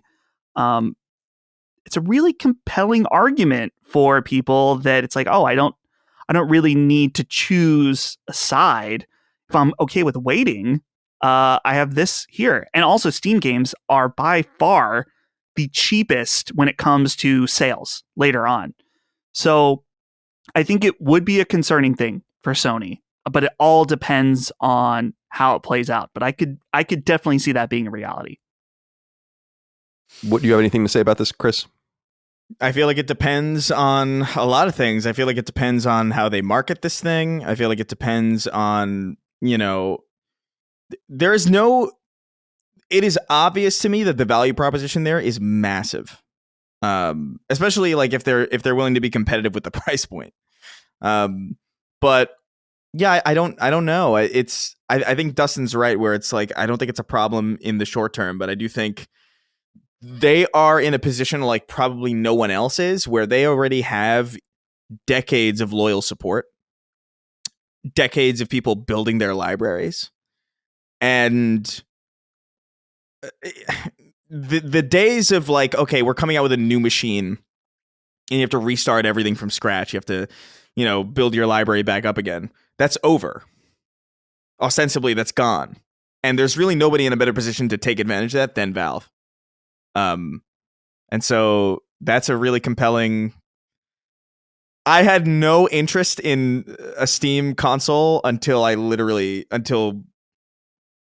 this moment where we're talking about it in the hypothetical context of like, oh, they're actually like talking about it. They're actually working on this thing. It's very compelling. It all depends on the price point and the marketing, because like realistically speaking, Valve's not the best at like marketing hardware. Like the Steam Deck is great, but I don't think that's because of marketing. I feel like it's because of word of mouth. And I think because like so many people have positive experiences, which I guess is in its own form of marketing in a way. But if they can make a home console that is like appealing to your average person, that looks nice, that is stylistic, that's a big problem, I think, for Sony. Just not in the short term. Where are we more to the question that he asked about affecting PlayStation putting their games on Steam? What, you think this will have any sort of effect? Could they preclude them from making the games work on this new hardware if they wanted to? They would have to make it not be on Steam, period, then. Which, even then, so they would have to stop releasing games on PC, whether that's from on Steam itself or even a third-party launcher. Because if this device, this console, was at its heart a PC, then there would be ways to run a PlayStation launcher on this device. And that's why it would have to come down to the overall market share of this thing. If this thing really picks up, people are really getting invested in it, and it's taking off in a way that's beyond just hardcore gamers. Because even Steam Deck, while Steam Deck has experienced a ton of success, much greater than I would have ever thought, I wouldn't say it's necessarily a mainstream device that your grandma knows about. Like your grandma knows what a Game Boy is, and she might know what a Switch is, but probably doesn't know what a Steam Deck is unless someone directly in her family has one. So, man, it would be so complicated it's like one of those things where Sony has already kind of started to do this PC thing. For them to stop would have to be really, really hurting them, this Steam device, whatever it would be. So I guess I don't. The answer, would they stop doing it? It would have to be bad. Like really, like this thing would really have to take off. So maybe it's not as big as a worry as it might seem. Yeah. I'm. We've talked about this in the past, but I'm just of the mind that Sony's actually not getting that much from PC, and that it's not. It's been kind of interesting to watch them outside of Helldivers. I think that it's been somewhat irrelevant, especially in the last few years, what they've released on PC comparable to what they do on console. And so it is free money, obviously, but I'm glad that it's kind of similar to why I want them to be on Switch, just so they know, like, we have a lot of information about how PlayStation games perform on PC now because they've done so much of it. And you see that a game like Lego Horizon or Until Dawn Remake, while not big games in their own right, are just like complete irrelevances on PC. And so they might not give a shit because they're like, well, this doesn't seem to be much of a threat to us anyway. Although it's crossing streams. I am interested to see how much a console like this might cost and if people are interested in it, because it kind of removes the purpose of PC gaming in some way, doesn't it? I mean, isn't the modularity and the customizability and the power differentials and all these different things. If you want a console, just go get a fucking PlayStation or an Xbox. Yeah. That, like you said, it's to draw people in with their libraries. And I get that. And a lot of games, especially older games, don't need maximum hardware, requirements in order to play. So you can get, but it just seems weird to me. Because it seems to reduce a lot of what makes PC gaming interesting to a lot of people from my perspective. Somewhat of an irrelevance. And maybe that's why Steam machines didn't really work the first time. Although I think that was a twofold a situation where they didn't make it themselves and Steam was in a very different position at that point than they are now. I feel like the messaging for the Steam box or the Steam machine, whatever it was called, was just like very mixed. Like I remember being kind of like interested in it and not really even understanding where to go for information about it. Like it was very obtuse because there were so many people in the fray. It was like too many cooks in the kitchen type deal where like, I know if I want a PlayStation, so I'll go to PlayStation, and they'll have at most maybe two selections, okay. PS5, PS5 Pro, PS4, PS4 Pro, maybe a Slim, but that's not going to really affect a lot of things. So I think the messaging is mixed. I do think the library is like compelling. And I think there is a way that you can dock the Steam Deck to the TV. And have like you can have that experience. It's not exactly great because you're streaming ultimately like streaming a small screen onto a giant screen. It doesn't look the best unless you stream to it, in which case it looks great. But I could see a scenario where like, okay, here's a console and it just works and it's more tailored for the on-screen experience than it is for handheld. But it's simple. It goes in your living room. It gives you your entire access to your library in the living room if you want to just relax. And also gives you access to every mod that you have on the Steam Workshop in your living room. There's a lot of compelling reasons why, but I do think it is ultimately right now tailored more for hardcore people. Like I feel like you're not going to get this thing unless you have a PC already. I agree. Yeah, that's exactly right. I don't think it spreads the field necessarily. Because in the console space, it will experience the same problem that they're trying to ameliorate with releasing a Steam console with libraries that are already existent on the OS. Well, that's a problem you'll just experience in console gaming in the other direction with people that have their games and don't want to go in the PC direction. So exactly, people feel like this is going to be a real big game changer. And I'm like, I don't know about that. But, it's like a game changer as much as Steam Deck was a game changer. Like Steam Deck's awesome and a lot of people have it, but it's not a mass market device by any stretch of the imagination, like not even remotely. Yeah, it's you can not go to your the entire degree life that, without running into a Steam machine. Or not even a handheld, rather. A Steam Deck, yeah. Yeah. It's not even to the degree of like the Quest, which is considerably, at least anecdotally, more popular. Like I don't know the exact numbers, but I wouldn't be surprised to learn that like there's a lot of people aged 40 and up who have like some form of Quest in their house or it's like some form of VR in their house, then have a Steam Deck. Because I see it all the time. Like when I go to like families, family houses or parties or get-togethers, there's always like some VR in the corner. Like you have a VR? Why does my great aunt have a fucking MetaQuest? Insane. But it's like the Wii. It really is. It's not like to that. It's not obviously to that degree, but comparable to the VR market, that thing is like the Wii. Well, that's what happened. I remember it was years ago now, maybe like 3 years ago. I was talking to you guys about how my uncle was going to buy one, like a Quest, whatever. And I was like, don't, like, because he doesn't like video games, doesn't care about them. I'm like, don't. And then like he ended up selling it to my nephew, who's obsessed with it still to this day and plays a ton of games on it. Like that's his like preferred platform. And that's just like so anathema to the way I play games, where I'm like, that's crazy to me. That's like his shit. And I'm like, damn, dude, that's interesting, but not for me. Yeah. I will say this, because it could be a little contradictory, but it's the way I feel about the situation. Is on one hand, I fully understand that really the biggest threat to Sony in some sense is a Valve or a Steam in terms of the game space, because I think they've kind of already vanquished Xbox, and Nintendo is already working in a different space, and they might come into conflict with each other with future products. But right now it's kind of separate. So on one hand, you know, Valve is a very formidable company with a low head count, an enormous amount of money. It makes billions and billions and billions and billions of dollars in profit. It obviously doesn't give a fuck what it doesn't really need to do anything because of Steam. So it operates in silence and quietly makes a game, or quietly makes a piece of hardware, quietly makes this or that.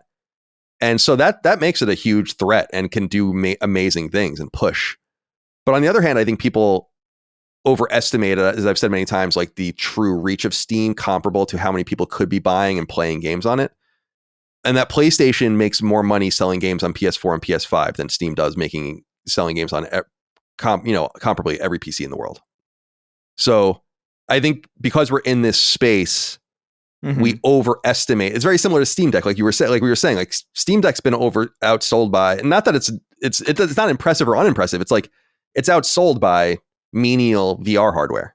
You know, we think it's really important because of our space, but what the cultural resonance of a thing will be is something different. And I think we've played that. I think that's been played out simply with the diminishing returns that PlayStation releases full stop have had on PC, whilst at one point it was a novelty. And now people are like, eh. And Helldivers is really the only example counter that. And it's an important example, which I think reiterates the importance of PC for multiplayer gaming, especially in the PlayStation space. But anyway, I digress. Brucey Thomas wrote in and said, "Hey CDC, I recently tried a game called Parcel Core because it seemed like a blend of Paperboy and Tony Hawk's Pro Skater. When I booted it up and started playing, I was 30 minutes and realized this game would not let me play it. It started with a tutorial, moved on to selecting which team I wanted to be a part of, and then when I finally thought I was free, I was inundated with lengthy dialogue from characters every time I tried to get a mission. I feel like this isn't the first time this has happened to me recently. What the hell is going on with games today? I just wanted to do bicycle deliveries and have a good time, but apparently this game needed copious amounts of dialogue in the first 30 minutes that now I won't ever see the rest. Have a great Christmas, gentlemen." That Parcel Core game looks kind of cool. I actually had my eye on that when I saw it on Gamatsu some time ago, but I kind of forgot about it. And I liked Paperboy when I was a kid. Very quaint and weird game, but of its time, but fun. Well, I loved the NES port especially. I didn't love it. I mean, it's very repetitive after a while, but it was very true to form. So it's funny you brought this up, Brucey, because I tried to be very cognizant of this with Tribreaker, where we have an option. Let me back up. If a game's story is optional or just kind of additive, think NES or SNES style, think kind of an arcade game like Parcel Core, whatever. It's there if you want it. Cool. But give a player a simple toggle that allows them to shut it all off. And we did that in Tribreaker. So if in Tribreaker you don't want to read my writing and hear the story and all that kind of stuff, then you just can hit start and just select the box that says to remove all the cutscenes. And then it just presents itself like a true gameplay driven arcade game with no context and nothing. And it's just there for the taking. And I feel like the only reason you wouldn't give players that option in games where story might be a little less important, or just kind of this tertiary thing or secondary thing, is your own pride and ego. And honestly, I wanted to protect my own pride and ego from more criticism of why my writing was getting in the way. So I just was like, listen, you know, if you want to just play it straight up like it's Arkanoid, no excuses. It's very similar to the idea I came up with subtle design ideas I came up with Hybraxia, where it's like, instead of doing a difficulty system, the difficulty system is simply built into the currency system. So just spend currency and make your ship ridiculously powerful if you want. The game becomes a joke if you want it to be that way. So giving like that sort of customization, which is not very common for 8 and 16-bit games, certainly of the time, I think is a good way around it. I am frustrated by the lack of pacing and in some games, and I can't speak for Parcel Core. Maybe it's like, maybe Parcel Core is like a very disruptive, subversive game where it requires all this text and you're missing the forest for the trees, but I don't know, but yeah, I've noticed this in Metaphor, just even in a game like Metaphor that is so story driven, it's like, shut up, I can't take it anymore. None of you are saying anything at some point, just let's move on and play the game. We got to remember it's a video game. So anything to say about this, boys? Dustin? Yeah. Well, I think specifically when I was a kid playing Kingdom Hearts 2 for the first time, there is a notorious long opening section with a character that is not Sora. That at the time I was like, dude, what are we doing here? I want to go check out Azkaban. Azkaban. Why not? I want to go check out some of these different worlds. So in hindsight now, it's very important to the story, and I like that part. But I think of other games too, where it's a weird feeling. I think of the beginning of Red Dead Redemption 2, that when I think about replaying that game and I think about doing that beginning part again, it's not that it's bad, but I just kind of want to get into it and start playing the game. It is particularly weird to hear about this Parcel Core game where this isn't a game that needs all this kind of lengthy dialogue. Maybe that's a problem with certain indie games, but I'm trying to think of an example where you start up an indie game that's supposed to be gameplay driven and there's just all this dialogue. Neon White, great example of that, where the entire story I could do without, and I was very annoyed skipping through all of it. But it's cool that it's there. I know that some people like it, but not needed. Where are you on this, Chris? Yeah, I'm a big proponent of games shutting up. I think certain games, look, like a game like Red Dead, I get it. They're story-driven games, I do wish there was like an option, even if it's not story, that there was just like, hey, free roam or something. Because I think GTA 4 had that. Like, you could jump into, like, you had the story and then you had multiplayer, but even in the multiplayer, you could just choose to play by yourself and just free roam and just fuck around in the city and do all sorts of dumb shit.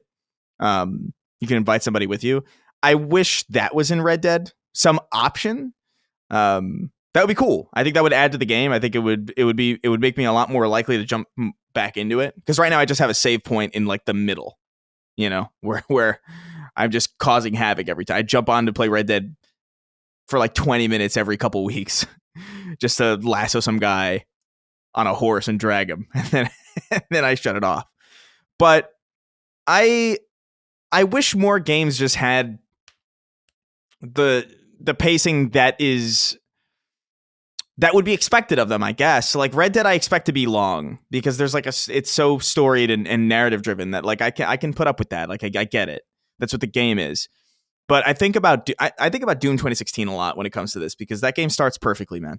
Like that might be one of my favorite starts to any video game ever, because it is a modern game in the sense that, it's beautiful looking, it plays really well, it's like sophisticated and it's advanced. But there's like maybe 2 sentences and then you're immediately in it. That game starts within the first 30 seconds and then you're in it and it's great. And I wish more games, especially games that are gameplay driven like that, just had the courage to let their gameplay and their play experience speak for itself and let the game hook you before the story. Let me know that I like playing the game before you try to tell me a story, I guess is my feeling. All right. Let's see. End of Heartache wrote in. Said, howdy, CDC. I'm someone who listens to podcasts constantly when alone in the house or driving alone because the conversation makes me feel less alone. Say alone again. No doubt deep-seated trauma that is unrelated to the question. Due to spending so much time listening to y'all, sometimes I feel like I've grown to know y'all, even though I wouldn't be able to identify any of you if I ran into you in public, and in reality, know very little about you besides what is said on podcasts. How do you feel about these parasocial bonds you've made with people as a content creator? Dustin, any thoughts? We talk about this every so often. I like getting everyone's updated takes on these trying internet times. Yeah. Well, this was I guess I'm the freshest of the three of us to this lifestyle of having people having, I guess, parasocial relationships with me. I find overall it to be a positive experience. I think that you hear a lot about the negative interactions that happen through meeting people that think they know you. And certainly that happens. We talked a few weeks ago about something someone said on our exit survey that was extremely fucked up. So, and those things do happen. But at the same time, there are a lot of really kind and generous and just nice people that I feel very thankful to have met. When that parasocial relationship becomes, even if it's just a one interaction at an event or something like that, can be really positive. So I feel like overall it has blessed my life immensely, and I'm very thankful for that. And of course, as I said earlier, there have been negative interactions, and it sucks when someone says some shit about you that you're like, dude, you don't know me at all. It happens practically daily, actually, if you go and read comments where people misconstrue something that you say or think that you're this or that or whatever, and you're like, you don't get it at all. So there is part of that, but you have to take the good with the bad. And I find overall that for me, the good has vastly outweighed the bad aspects. Chris, where are you on this? You're you're definitely the most famous of us. So, yeah, I always, that's what I said on a Constellation that we recorded. I was like, Chris is the actual famous one. I always cringe when I hear it. I don't know why, but I'm largely with Dustin. I think there can be like, the way that I think about it is like the bad ones can have a tendency to be really bad. It's never like, oh, that was kind of bad. Like it was always just like, okay, this person followed me to a hotel. That's very, very weird. But that's really like 1% of like the interactions that I have, if that. And so like, I think ultimately what makes this okay is just the self-awareness that is happening. The awareness that it is a parasocial relationship and you don't actually know these people, even if you think you do. I think that alone kind of speaks to a more cognizant or like a more present existence, or like just there's something about that makes it okay to me. Like where it gets a little bit weird and a little bit confusing is people who like have that parasocial relationship with you but are not aware that it's happening. And that's really where you see it manifest in the negative space. But I think because this topic is a lot more talked about than I think it used to be, because we've had entire generation grow up with the internet now and grow out of it. I think people are just generally more aware of this concept in the first place. Like when I was in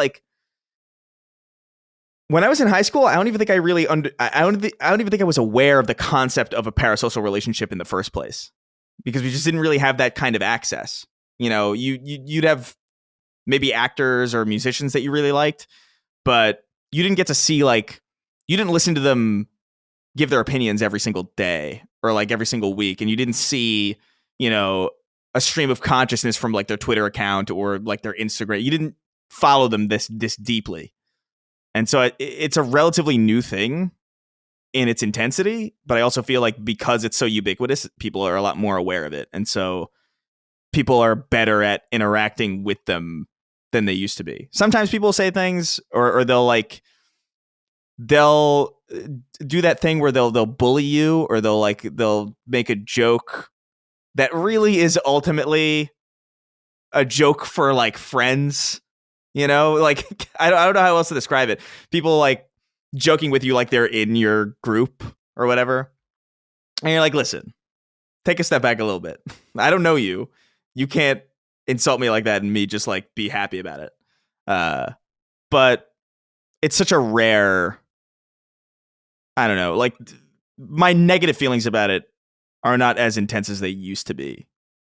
Because I think there's just a higher amount of emotional intelligence in the audience than there used to be. That's interesting. Yeah,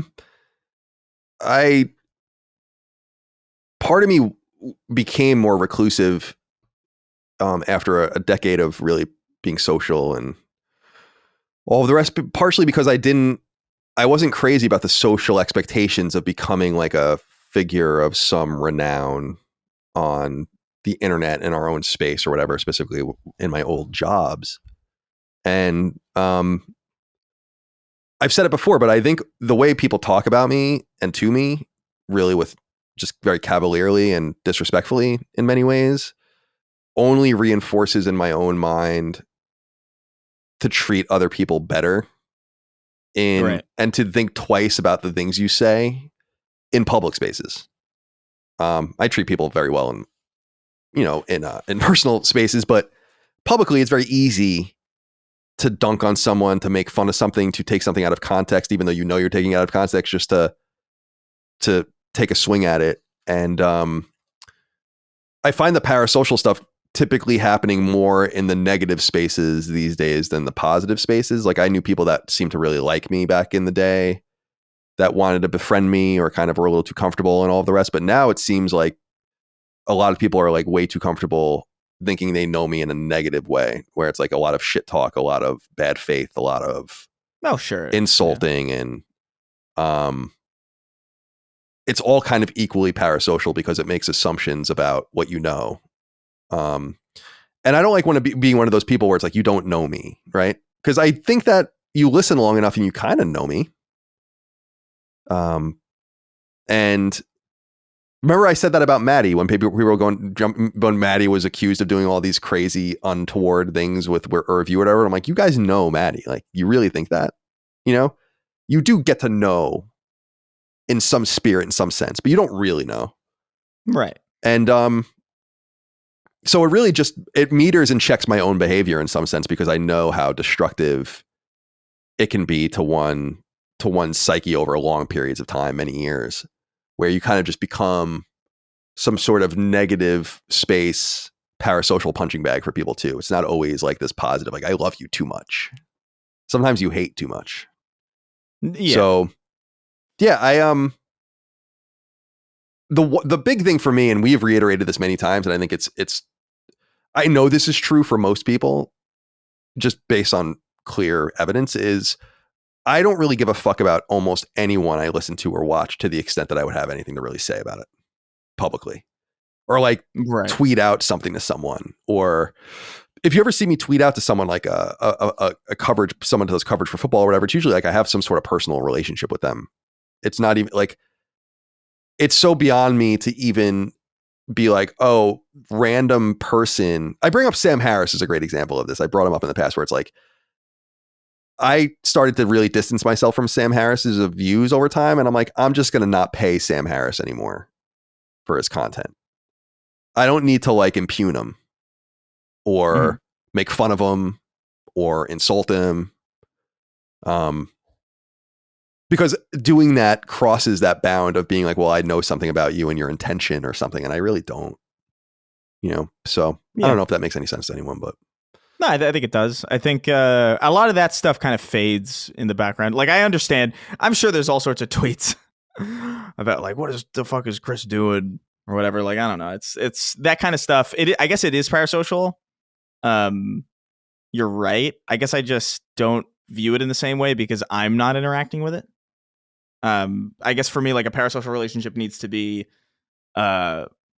two-sided, even if it is very, very, even if there is a distance in that two-sided. Like, I have to be aware of it, or like I have to also be seeing it, or I have to also be engaging with it in some form. Well, that's interesting, because I interpret it as, that is a way to interpret it. I interpret it more as like, you think there's something that I can necessarily not even be aware of with your understanding or your relationship to me, or the nexus in which we share a space. Sure. And you read something in it and I read something in it, or maybe I don't read anything into it at all. And that's kind of what you're saying. And I think that there's a point to that, but yeah, I don't know. I wonder, I always thought that people were innate, and I think this still generally, that people are innately good. That 9 out of 10 people, maybe even 19 out of 20 people or something, if you really got the brass tacks with them, are good. But the internet continues to shake my core about that. That like maybe there are fewer truly good people. Maybe there's less decency. But I don't know. Because it's also a distortion field. Who even knows what's real anymore? I don't know. Yeah. It's tough to say. Mm. All right. What's next? Holter19 wrote in and said, "Howdy, SS officers. Have you ever come to the realization of how much you've changed as a person through the re-experiencing of a piece of media? I'm currently going through this while watching a TV show that I haven't watched since I was 20. I'm 25 now. I am identifying and relating with completely different characters and starting to hate ones that I used to root for. This has really highlighted for me for the first time just how different my mindset and values have changed over the past 20 years of my life. Is this a familiar experience to any of you? If so, what piece of media was it and what realizations did you come to? All the best and Merry Christmas from the frigid plains of Saskatchewan." Thank you for writing in, Holzer19. I don't know that I have any specific examples of this, although I'm sure they exist. What I will say is that the older I get, the more depth I get out of everything. There's something it's funny when I look back at the things I loved, and I'm like, did you even really understand it? Star Wars is actually a great example of this. I loved Star Wars. My brother was a huge nerd in the 80s. He got me into Star Wars in the late 80s, early 90s. I loved it. I was there during the resurgence and was completely obsessed with it. But I don't know that I ever really got it. And people are said like, well, what's there to get about Star Wars? And I'm like, there's a lot of themes of Star Wars about love and family and bravery and courage and all these things. I just liked the characters and the story and the fucking Death Star and Boba Fett. And, Right, and then as you get older, you look at it and you're like, oh, there's like a sophisticated allegory underneath some of this shit and I'm not saying Star Wars in particular, but just many things, such that when I get excited to revisit things because I just think through getting older and having wisdom and maybe thicker gray matter, as it were, that I'm getting so much more out of these things than I did in the past. And I think that about a lot of things, just books, movies, where I'm like, damn, I really love this book, but do I really get it? Or I really love this TV show, but is it just a cursory thing? And I don't know. So I don't have any specific examples because I feel like that's true about almost everything. Even when I replay games that I've played more recently, like when I replayed Spider-Man 1 or whatever, I'm like, oh, I'm not even really sure I remember that from the original one. So maybe there's some subconscious thing about just processing things better when you've already witnessed them and know them, which is also something that's worth stating. But anyway, that's where I stand on that. Do you guys have any feedback on this? Yeah. That's kind of the same angle that I was thinking, is that I don't know if I've watched something and thought, wow, I really have changed, but certainly your life experience that you've had between the first viewing or playing or whatever is going to affect how you view things on a rewatch. Like, for example, I rewatched the 3 Lord of the Rings films a few months ago, and I can, without making things too heavy, going through an extreme personal tragedy will change the way you look at things and what you take out of things and how you feel about different characters. And while specifically for Lord of the Rings, while I don't think that what happened to me specifically with this character changed things, but I remember seeing Lord of the Rings and looking at Boromir as a character and hating him as a kid in 3rd grade because I was just like, oh, he does some bad things and betrays people. So, which in the end, he redeems himself. But as an adult now, when I see Boromir, I'm like, holy shit, Boromir might be one of the best characters of Lord of the Rings, and I love him, and I feel like I understand now, just from simply being able to understand the complexities of the story of being in 4th grade versus 30 years old, has a big deal. Also, another movie I just rewatched that I hadn't seen in years, and this movie's so good. If you've never seen it, The Truman Show. Oh, yeah. Amazing movie. And there were so many elements of it that I didn't remember when I rewatched it, but I was like, man, I've gotten infinitely more out of this movie watching this now at 31 years old than I think I've seen it 3 or 4 times, but most of those times where I think the last time was in high school, maybe. And I'm like, man, hopefully being at least a little bit smarter now than I was then, I was just able to pull out and think about so many more things about that film and the different intricacies. And I just got to say, if you haven't seen Truman Show, this is an excellent, excellent movie. You absolutely must watch it. Saw it in the theater. Nice. That's great. That's one of my all-time favorite movies, I think. I love The Truman Show. I think Jim Carrey, the few serious roles, not few, but the serious roles he's done might be better than his comedic roles because they're that good. Yeah. That's a really deeply scary movie in a major way. Yes. Yeah. The ending for me, and I won't get into it here because I want people to experience it, I viewed in a completely different way this recent time that I watched it. So that is fun to go and rewatch these things. And like I said, your life experience is going to have a major impact on how you view things, for better or for worse. Yeah, absolutely. I didn't talk about Soul Reaver in the games we're playing section because I don't want to start it until I'm done with Indiana Jones. I've been bouncing around too much. I just want to finish it. But I'm really excited about that specifically because I remember playing that game when I was a child and thinking the story was just cool. And I remember thinking like, oh man, Raziel is so cool looking. Man, what an awesome, I get to throw beasts in like sunlight and they explode. I'm so, and I remember like loving that, but now like I feel like that story is so dense and it absolutely went over my head as a kid. So I'm really looking forward to experiencing that again.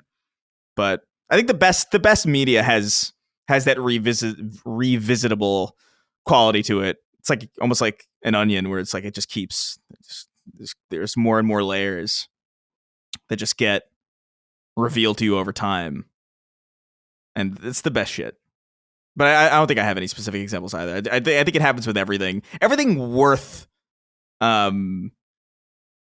everything that's artistically like potent and sound, I think has it. There are some movies that I feel like I probably read too much into when I was younger, and I watched them again. I'm like, this is literally just Digimon.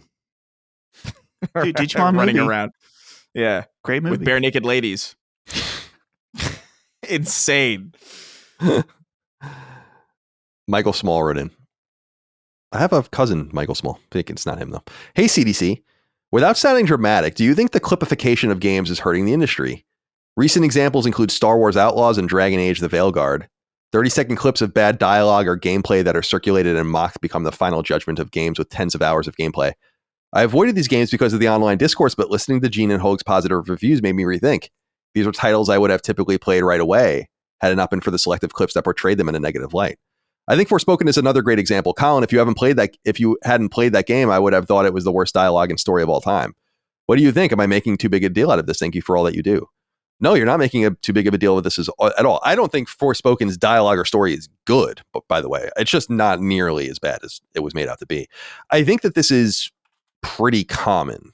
I mean, I think about, and I'm not into Marvel stuff at all, but like my whole view of She-Hulk is that picture, that video of her twerking or whatever, because that's all anyone ever circulates. But I'm like, isn't there like 10 episodes of this? And there's got to be some context. It's the same thing with the Star Wars Witches show where they were like chanting and everyone was making fun of that. And it's like, yeah, these are funny and these might be encapsulations of how bad the product is. And sometimes that's true, but I think everything kind of gets sucked into that vortex and it's unfortunate.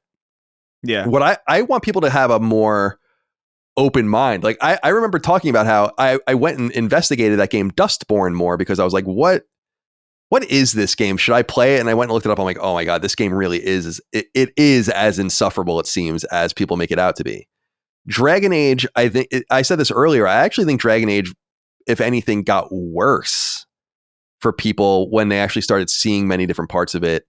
But nonetheless, you can't judge anything through a small clip out of context. Think about what's the Halo, the weird Halo. Craig. Yeah. It's like, geez, dude, it is funny because it's a meme and it's meme worthy, but it's unfair. There's no doubt about that in my opinion. So yeah, I think it is hurting the industry, but you got to play, in my opinion, developers and publishers have to play offense. Don't give your game out early. Like I was saying this about The Last of Us Part 3, if that game ever comes to fruition, where it's like, if I were them, I'd be like, no one gets this game. No one. We don't need reviews and to sell millions of copies, and you'll all play it at the same time. And then if it gets ruined because someone takes something out of context or whatever, or shows this thing, at least like we stemmed it a little bit. I feel like by not playing offense, you let things get into the wrong hands, and then the context gets written before you're even able to show a full product to the normal audience, at which point they get turned off. So the timing's really bad. But what can you do about it? You know? Yeah. I think on some level too, like you have to also be aware. Like I feel like you almost have to write your games and media in general with the expectation that this will happen, because there is an industry built to profit off of this kind of thing. You know, like there's infinite profit in negativity, no matter what. Like even if something's great, people will find somewhere. There's so many videos of like, I was wrong about this game that I didn't play. And it's like, yeah, no shit. It's probably in all likelihood the most common thing to happen. But you almost have to write defensively too, in a sense of like, well, how will this look out of context? Not necessarily that you have to build your entire experience around that, but I think it helps to take that into account, because there's certainly parts of Dragon Age where I'm like, bro, you had to know. You had to know how this would come across. And they just didn't care, I guess, which is like, more power to you. I guess it's art. You know, you do what you want to do, but and maybe that's a little unfair because it's putting the onus on them to react, but I don't know, man. I feel like good shit stands the test of time anyway. So I guess ultimately, if you make something great, it'll supersede it. But I do think certain games get shat on more than they deserve, like or for the wrong reasons too, in my opinion. Like Suicide Squad, there's a lot wrong with that game, but none of what was wrong with that game were the big things that people were talking about. It was always like, the pride flag on the fucking museum, or like or I don't even know what else. Meanwhile, I'm thinking this game is fucking ugly in motion. It's the UI design is terrible. There's like 15 colors clashing with each other. I can't make heads or tails out of anything. Nobody moves like you would want them to move. Everything this feels like a completely different game was like superimposed over something else that probably would have been a lot more fun. Meanwhile, everybody's just talking about like, I don't even know, like, can you believe they killed the Justice League and in Suicide Squad killed the Justice League? Yeah, I can. What the fuck? That I will never forget that. That was a really weird time. Very weird game. It was. It's why I think everything about it. It's expensive to do this. I mean, well, it's not expensive. It's about how much money you want to spend on it. But every once in a while, I think it's just worth it to suspend disbelief and just buy something. Yeah. I mean, that's what I did with Forspoken, where I'm like, I just need to see it. It's often my expectations, good or bad, are never met by games. Like sometimes games very rarely are what I think they're going to be. And it sometimes takes time to even of your own playing to even kind of acclimate to what the game is and what you're trying to do with it and all of that. I felt that way about Iron Meat, the Contra game where I was playing, where in the beginning I'm like, I don't really even know if I want to play this. And then I just like got so into it because it's like, oh, it's fucking Contra. You got to just give yourself a little bit of time, a little bit of space. But I really do encourage people every once in a while, just get out of your comfort zone and just go buy or play something. Yeah. That's not only out of your genre comfort zone or whatever. I'm not even saying that. Like play something that people are really claiming is bad or not good or mediocre or whatever. And I'm not saying going to like the 2s and 3s. This happened with to some extent with that RoboCop game last year, which was really good. And People are like, oh, it fucking sucks. I'm like, no, it doesn't. Like, I felt that way. Morals of Avium, obviously, everyone knows I feel that way about, and a bunch of other shit. So, anyway, Dustin, you want to chime in here? Yeah, well, I think in a broader sense, of course, this happens with games, but this comes back to the Joker 2 conversation that we had last week. What's so confusing to me is that everyone knows about the hate of this movie, and everyone is saying it's horrible, but at the same time, it's a box office bomb.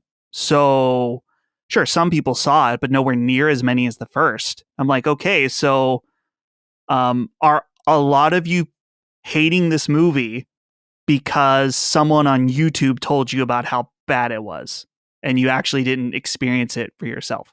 And to be clear, I'm sure there are people that saw this movie and hated it before someone told them. That's fine. And I respect that. But there is, I think, in this like social media clip, get as many views as possible, expose something and get rewarded for it. There's certainly a snowball effect that happens with some of these, whether it's a game or a movie or whatever, that once you are labeled as bad, then it becomes a competition who can find or say the thing that continues the cycle, right? Yeah. And snowballs big and bigger. So yeah, it's unfortunate. And you're right. There are definitely situations with Dragon Age where and I don't know. I guess maybe I'm part of the problem with Dragon Age. I just continue to see more clips that and it's not even necessarily about, it's wokeness, but clips of the writing that just are dumb. So certainly the snowball effect can be true, but as you were saying, Colin, with certain games, like whether it's RoboCop or whatever, there's definitely situations where it's like, yeah, maybe it's not a 10 out of 10, a certified classic, but it's like, it's not the worst game ever. But that's just unfortunately how hyperbolic our online social culture has become. I encourage people to form their own opinions ultimately about anything. And if you haven't played something or if you haven't seen something, I engage with it in that capacity. Like in that honest capacity where like there are games where I look at it, I'm like, and I'm not really into it, and I'll talk about it in that capacity where it's just like, look, I'm not going to say this is bad or whatever, but like I'm not really, this is not my style or whatever. I feel like it's just a lot of people with no time to engage. Like they either don't have the time or perceive themselves to not have the time to engage with a lot of the things that they want to engage with, and so they kind of shortcut to like, oh, well, what's the popular opinion on this thing? Because they ultimately want to be a part of the conversation too. I want to be a part of the conversation, and I want to have a relevant take, or I want to contribute, but I don't want to do the work that justifies your contribution. You know what I mean? I feel like that's a lot of people. I don't know how to fix that. I don't know if that's ever really, I feel like that's just a genie kind of out of the bottle type situation where it's like, this is just kind of where we're at now. But the profit motive or not even the profit motive, but the attention profit motive of speaking on something you don't know about, as long as it's got enough, pull behind it, enough people around you to rally around it. I think it's unfortunate. I saw a review of Dragon Age recently. I couldn't believe I was watching. I was so baffled by it because just some guy and he's talking about like, yeah, this is my review of Dragon Age: The Veilguard, and like 3 minutes in, he's like, I don't know if I'll play it. And I'm just like, yo, shut the fuck up, with all due respect. Totally. I think it's how do I put this? It's like, it's okay not to have an opinion at all. And I think this is what you're saying. Yeah. Like just familiar. I don't like being asked about things I'm not super familiar with and then kind of coming down and having really deep conversations. This is what I was saying on a recent episode I was doing of Sacred Plus, where I was like, what I love about our long form content is it simply forces you to get the context. And if you don't, then you're actively avoiding it. There's no score. There's no reduction. There's no plus and minus lists. There's like nothing like that. You have to just get it all or not at all. And there are people, like you said, the exact opposite way, where they have less than no context and they're not afraid at all of putting their worthless fucking opinions out there. And by the way, these are the people that hide their trophies. These are the people that you will not see share their PlayStation wrap-ups. These are the people, it's like, it's as predictable as the day is long, really. So that's that. Let's go into the last inquiry. Tyler Vandelbrini wrote in. Oh, Valdenbrini. Hello, CDC. Recent game discussions across the internet got me thinking. Imagine an open world game that takes 30 hours to mainline the story, but about 50 hours to complete both the story and all the side quests. 2 people play the same open world game for only 30 hours. Person A has mainlined the story, never deviating to see any side quests. Meanwhile, person B has not beaten the story, but has explored the open world and played as many side quests as possible up till the 30-hour mark. Which player better understands the game, and who is more capable of reviewing this game? Thank you for another amazing podcast. It's a deep question, in my opinion. The answer, unfortunately, is not that exciting, which is that neither person should be reviewing the game. You didn't give that option. The person who most naturalistically plays the game completely, and that doesn't mean 100%, but playing it necessarily, but playing it holistically as opposed to mainlining it. That's the worst way to play. That's a useless way to play. But if you're playing it with peppering things in and playing like a normal person, I want to do this, but I don't want to do that. I do this. People under embargo usually find themselves under those strenuous circumstances, which is why I think a lot of people under embargo don't play games properly. And I know that because I was one of those people for a long time.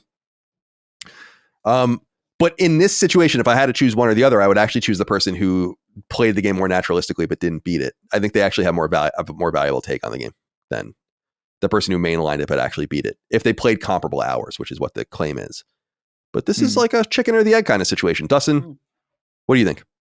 Well, I'm with you, first of all, that neither one should be reviewing the game. But if you make me choose, I think I disagree with you, Colin, that if I had to choose, I think I'd go with the person that finishes the main story over the side quests, because I would say in most, maybe not most, but many cases with side quests, they are fluff in a game. There are many games where the side quests, you have a few diamonds in the rough, but a lot of them are like, go collect this, come back, with very little either main or side character development. So if I had to choose a review from one of these two people, I'd rather someone who can tell me what they think about the story in a complete way, because if they're both playing 30 hours, I would assume they would both have a solid opinion on the gameplay and its systems overall. So yeah, I'm going to say main quest over the other, but I don't want to choose either one. Yeah. What do you think, Chris?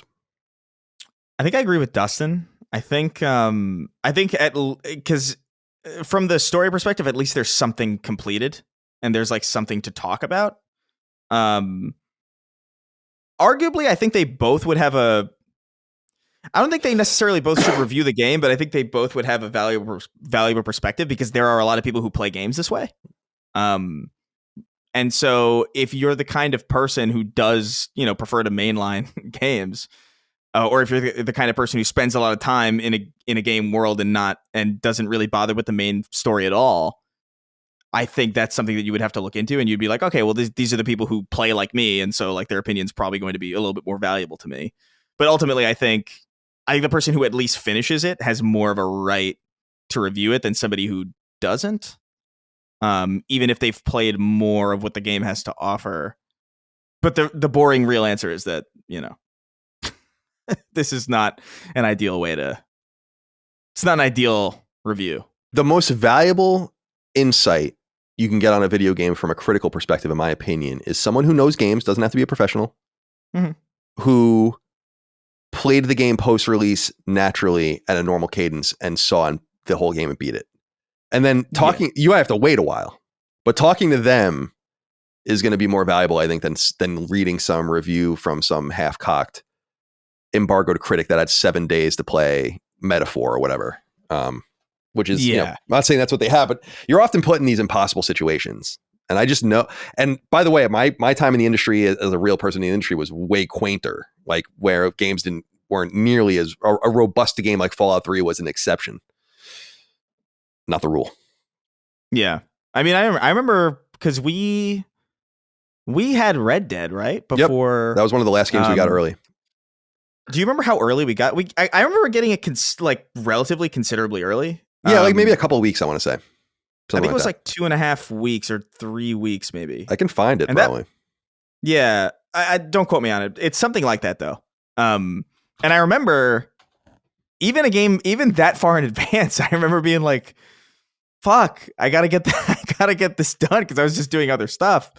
And so I just remember like that was probably, I still loved Red Dead 2 regardless, but that was definitely like a more negative experience going through it than the second time I went through most of it, because I was just like, I was actually like playing it the way I think developers intend you to play, which is, you know, getting lost and doing side stuff and, you know, looking at points of interest that may not be super necessary, which is, you know, the holistic way I think to play Red Dead 2.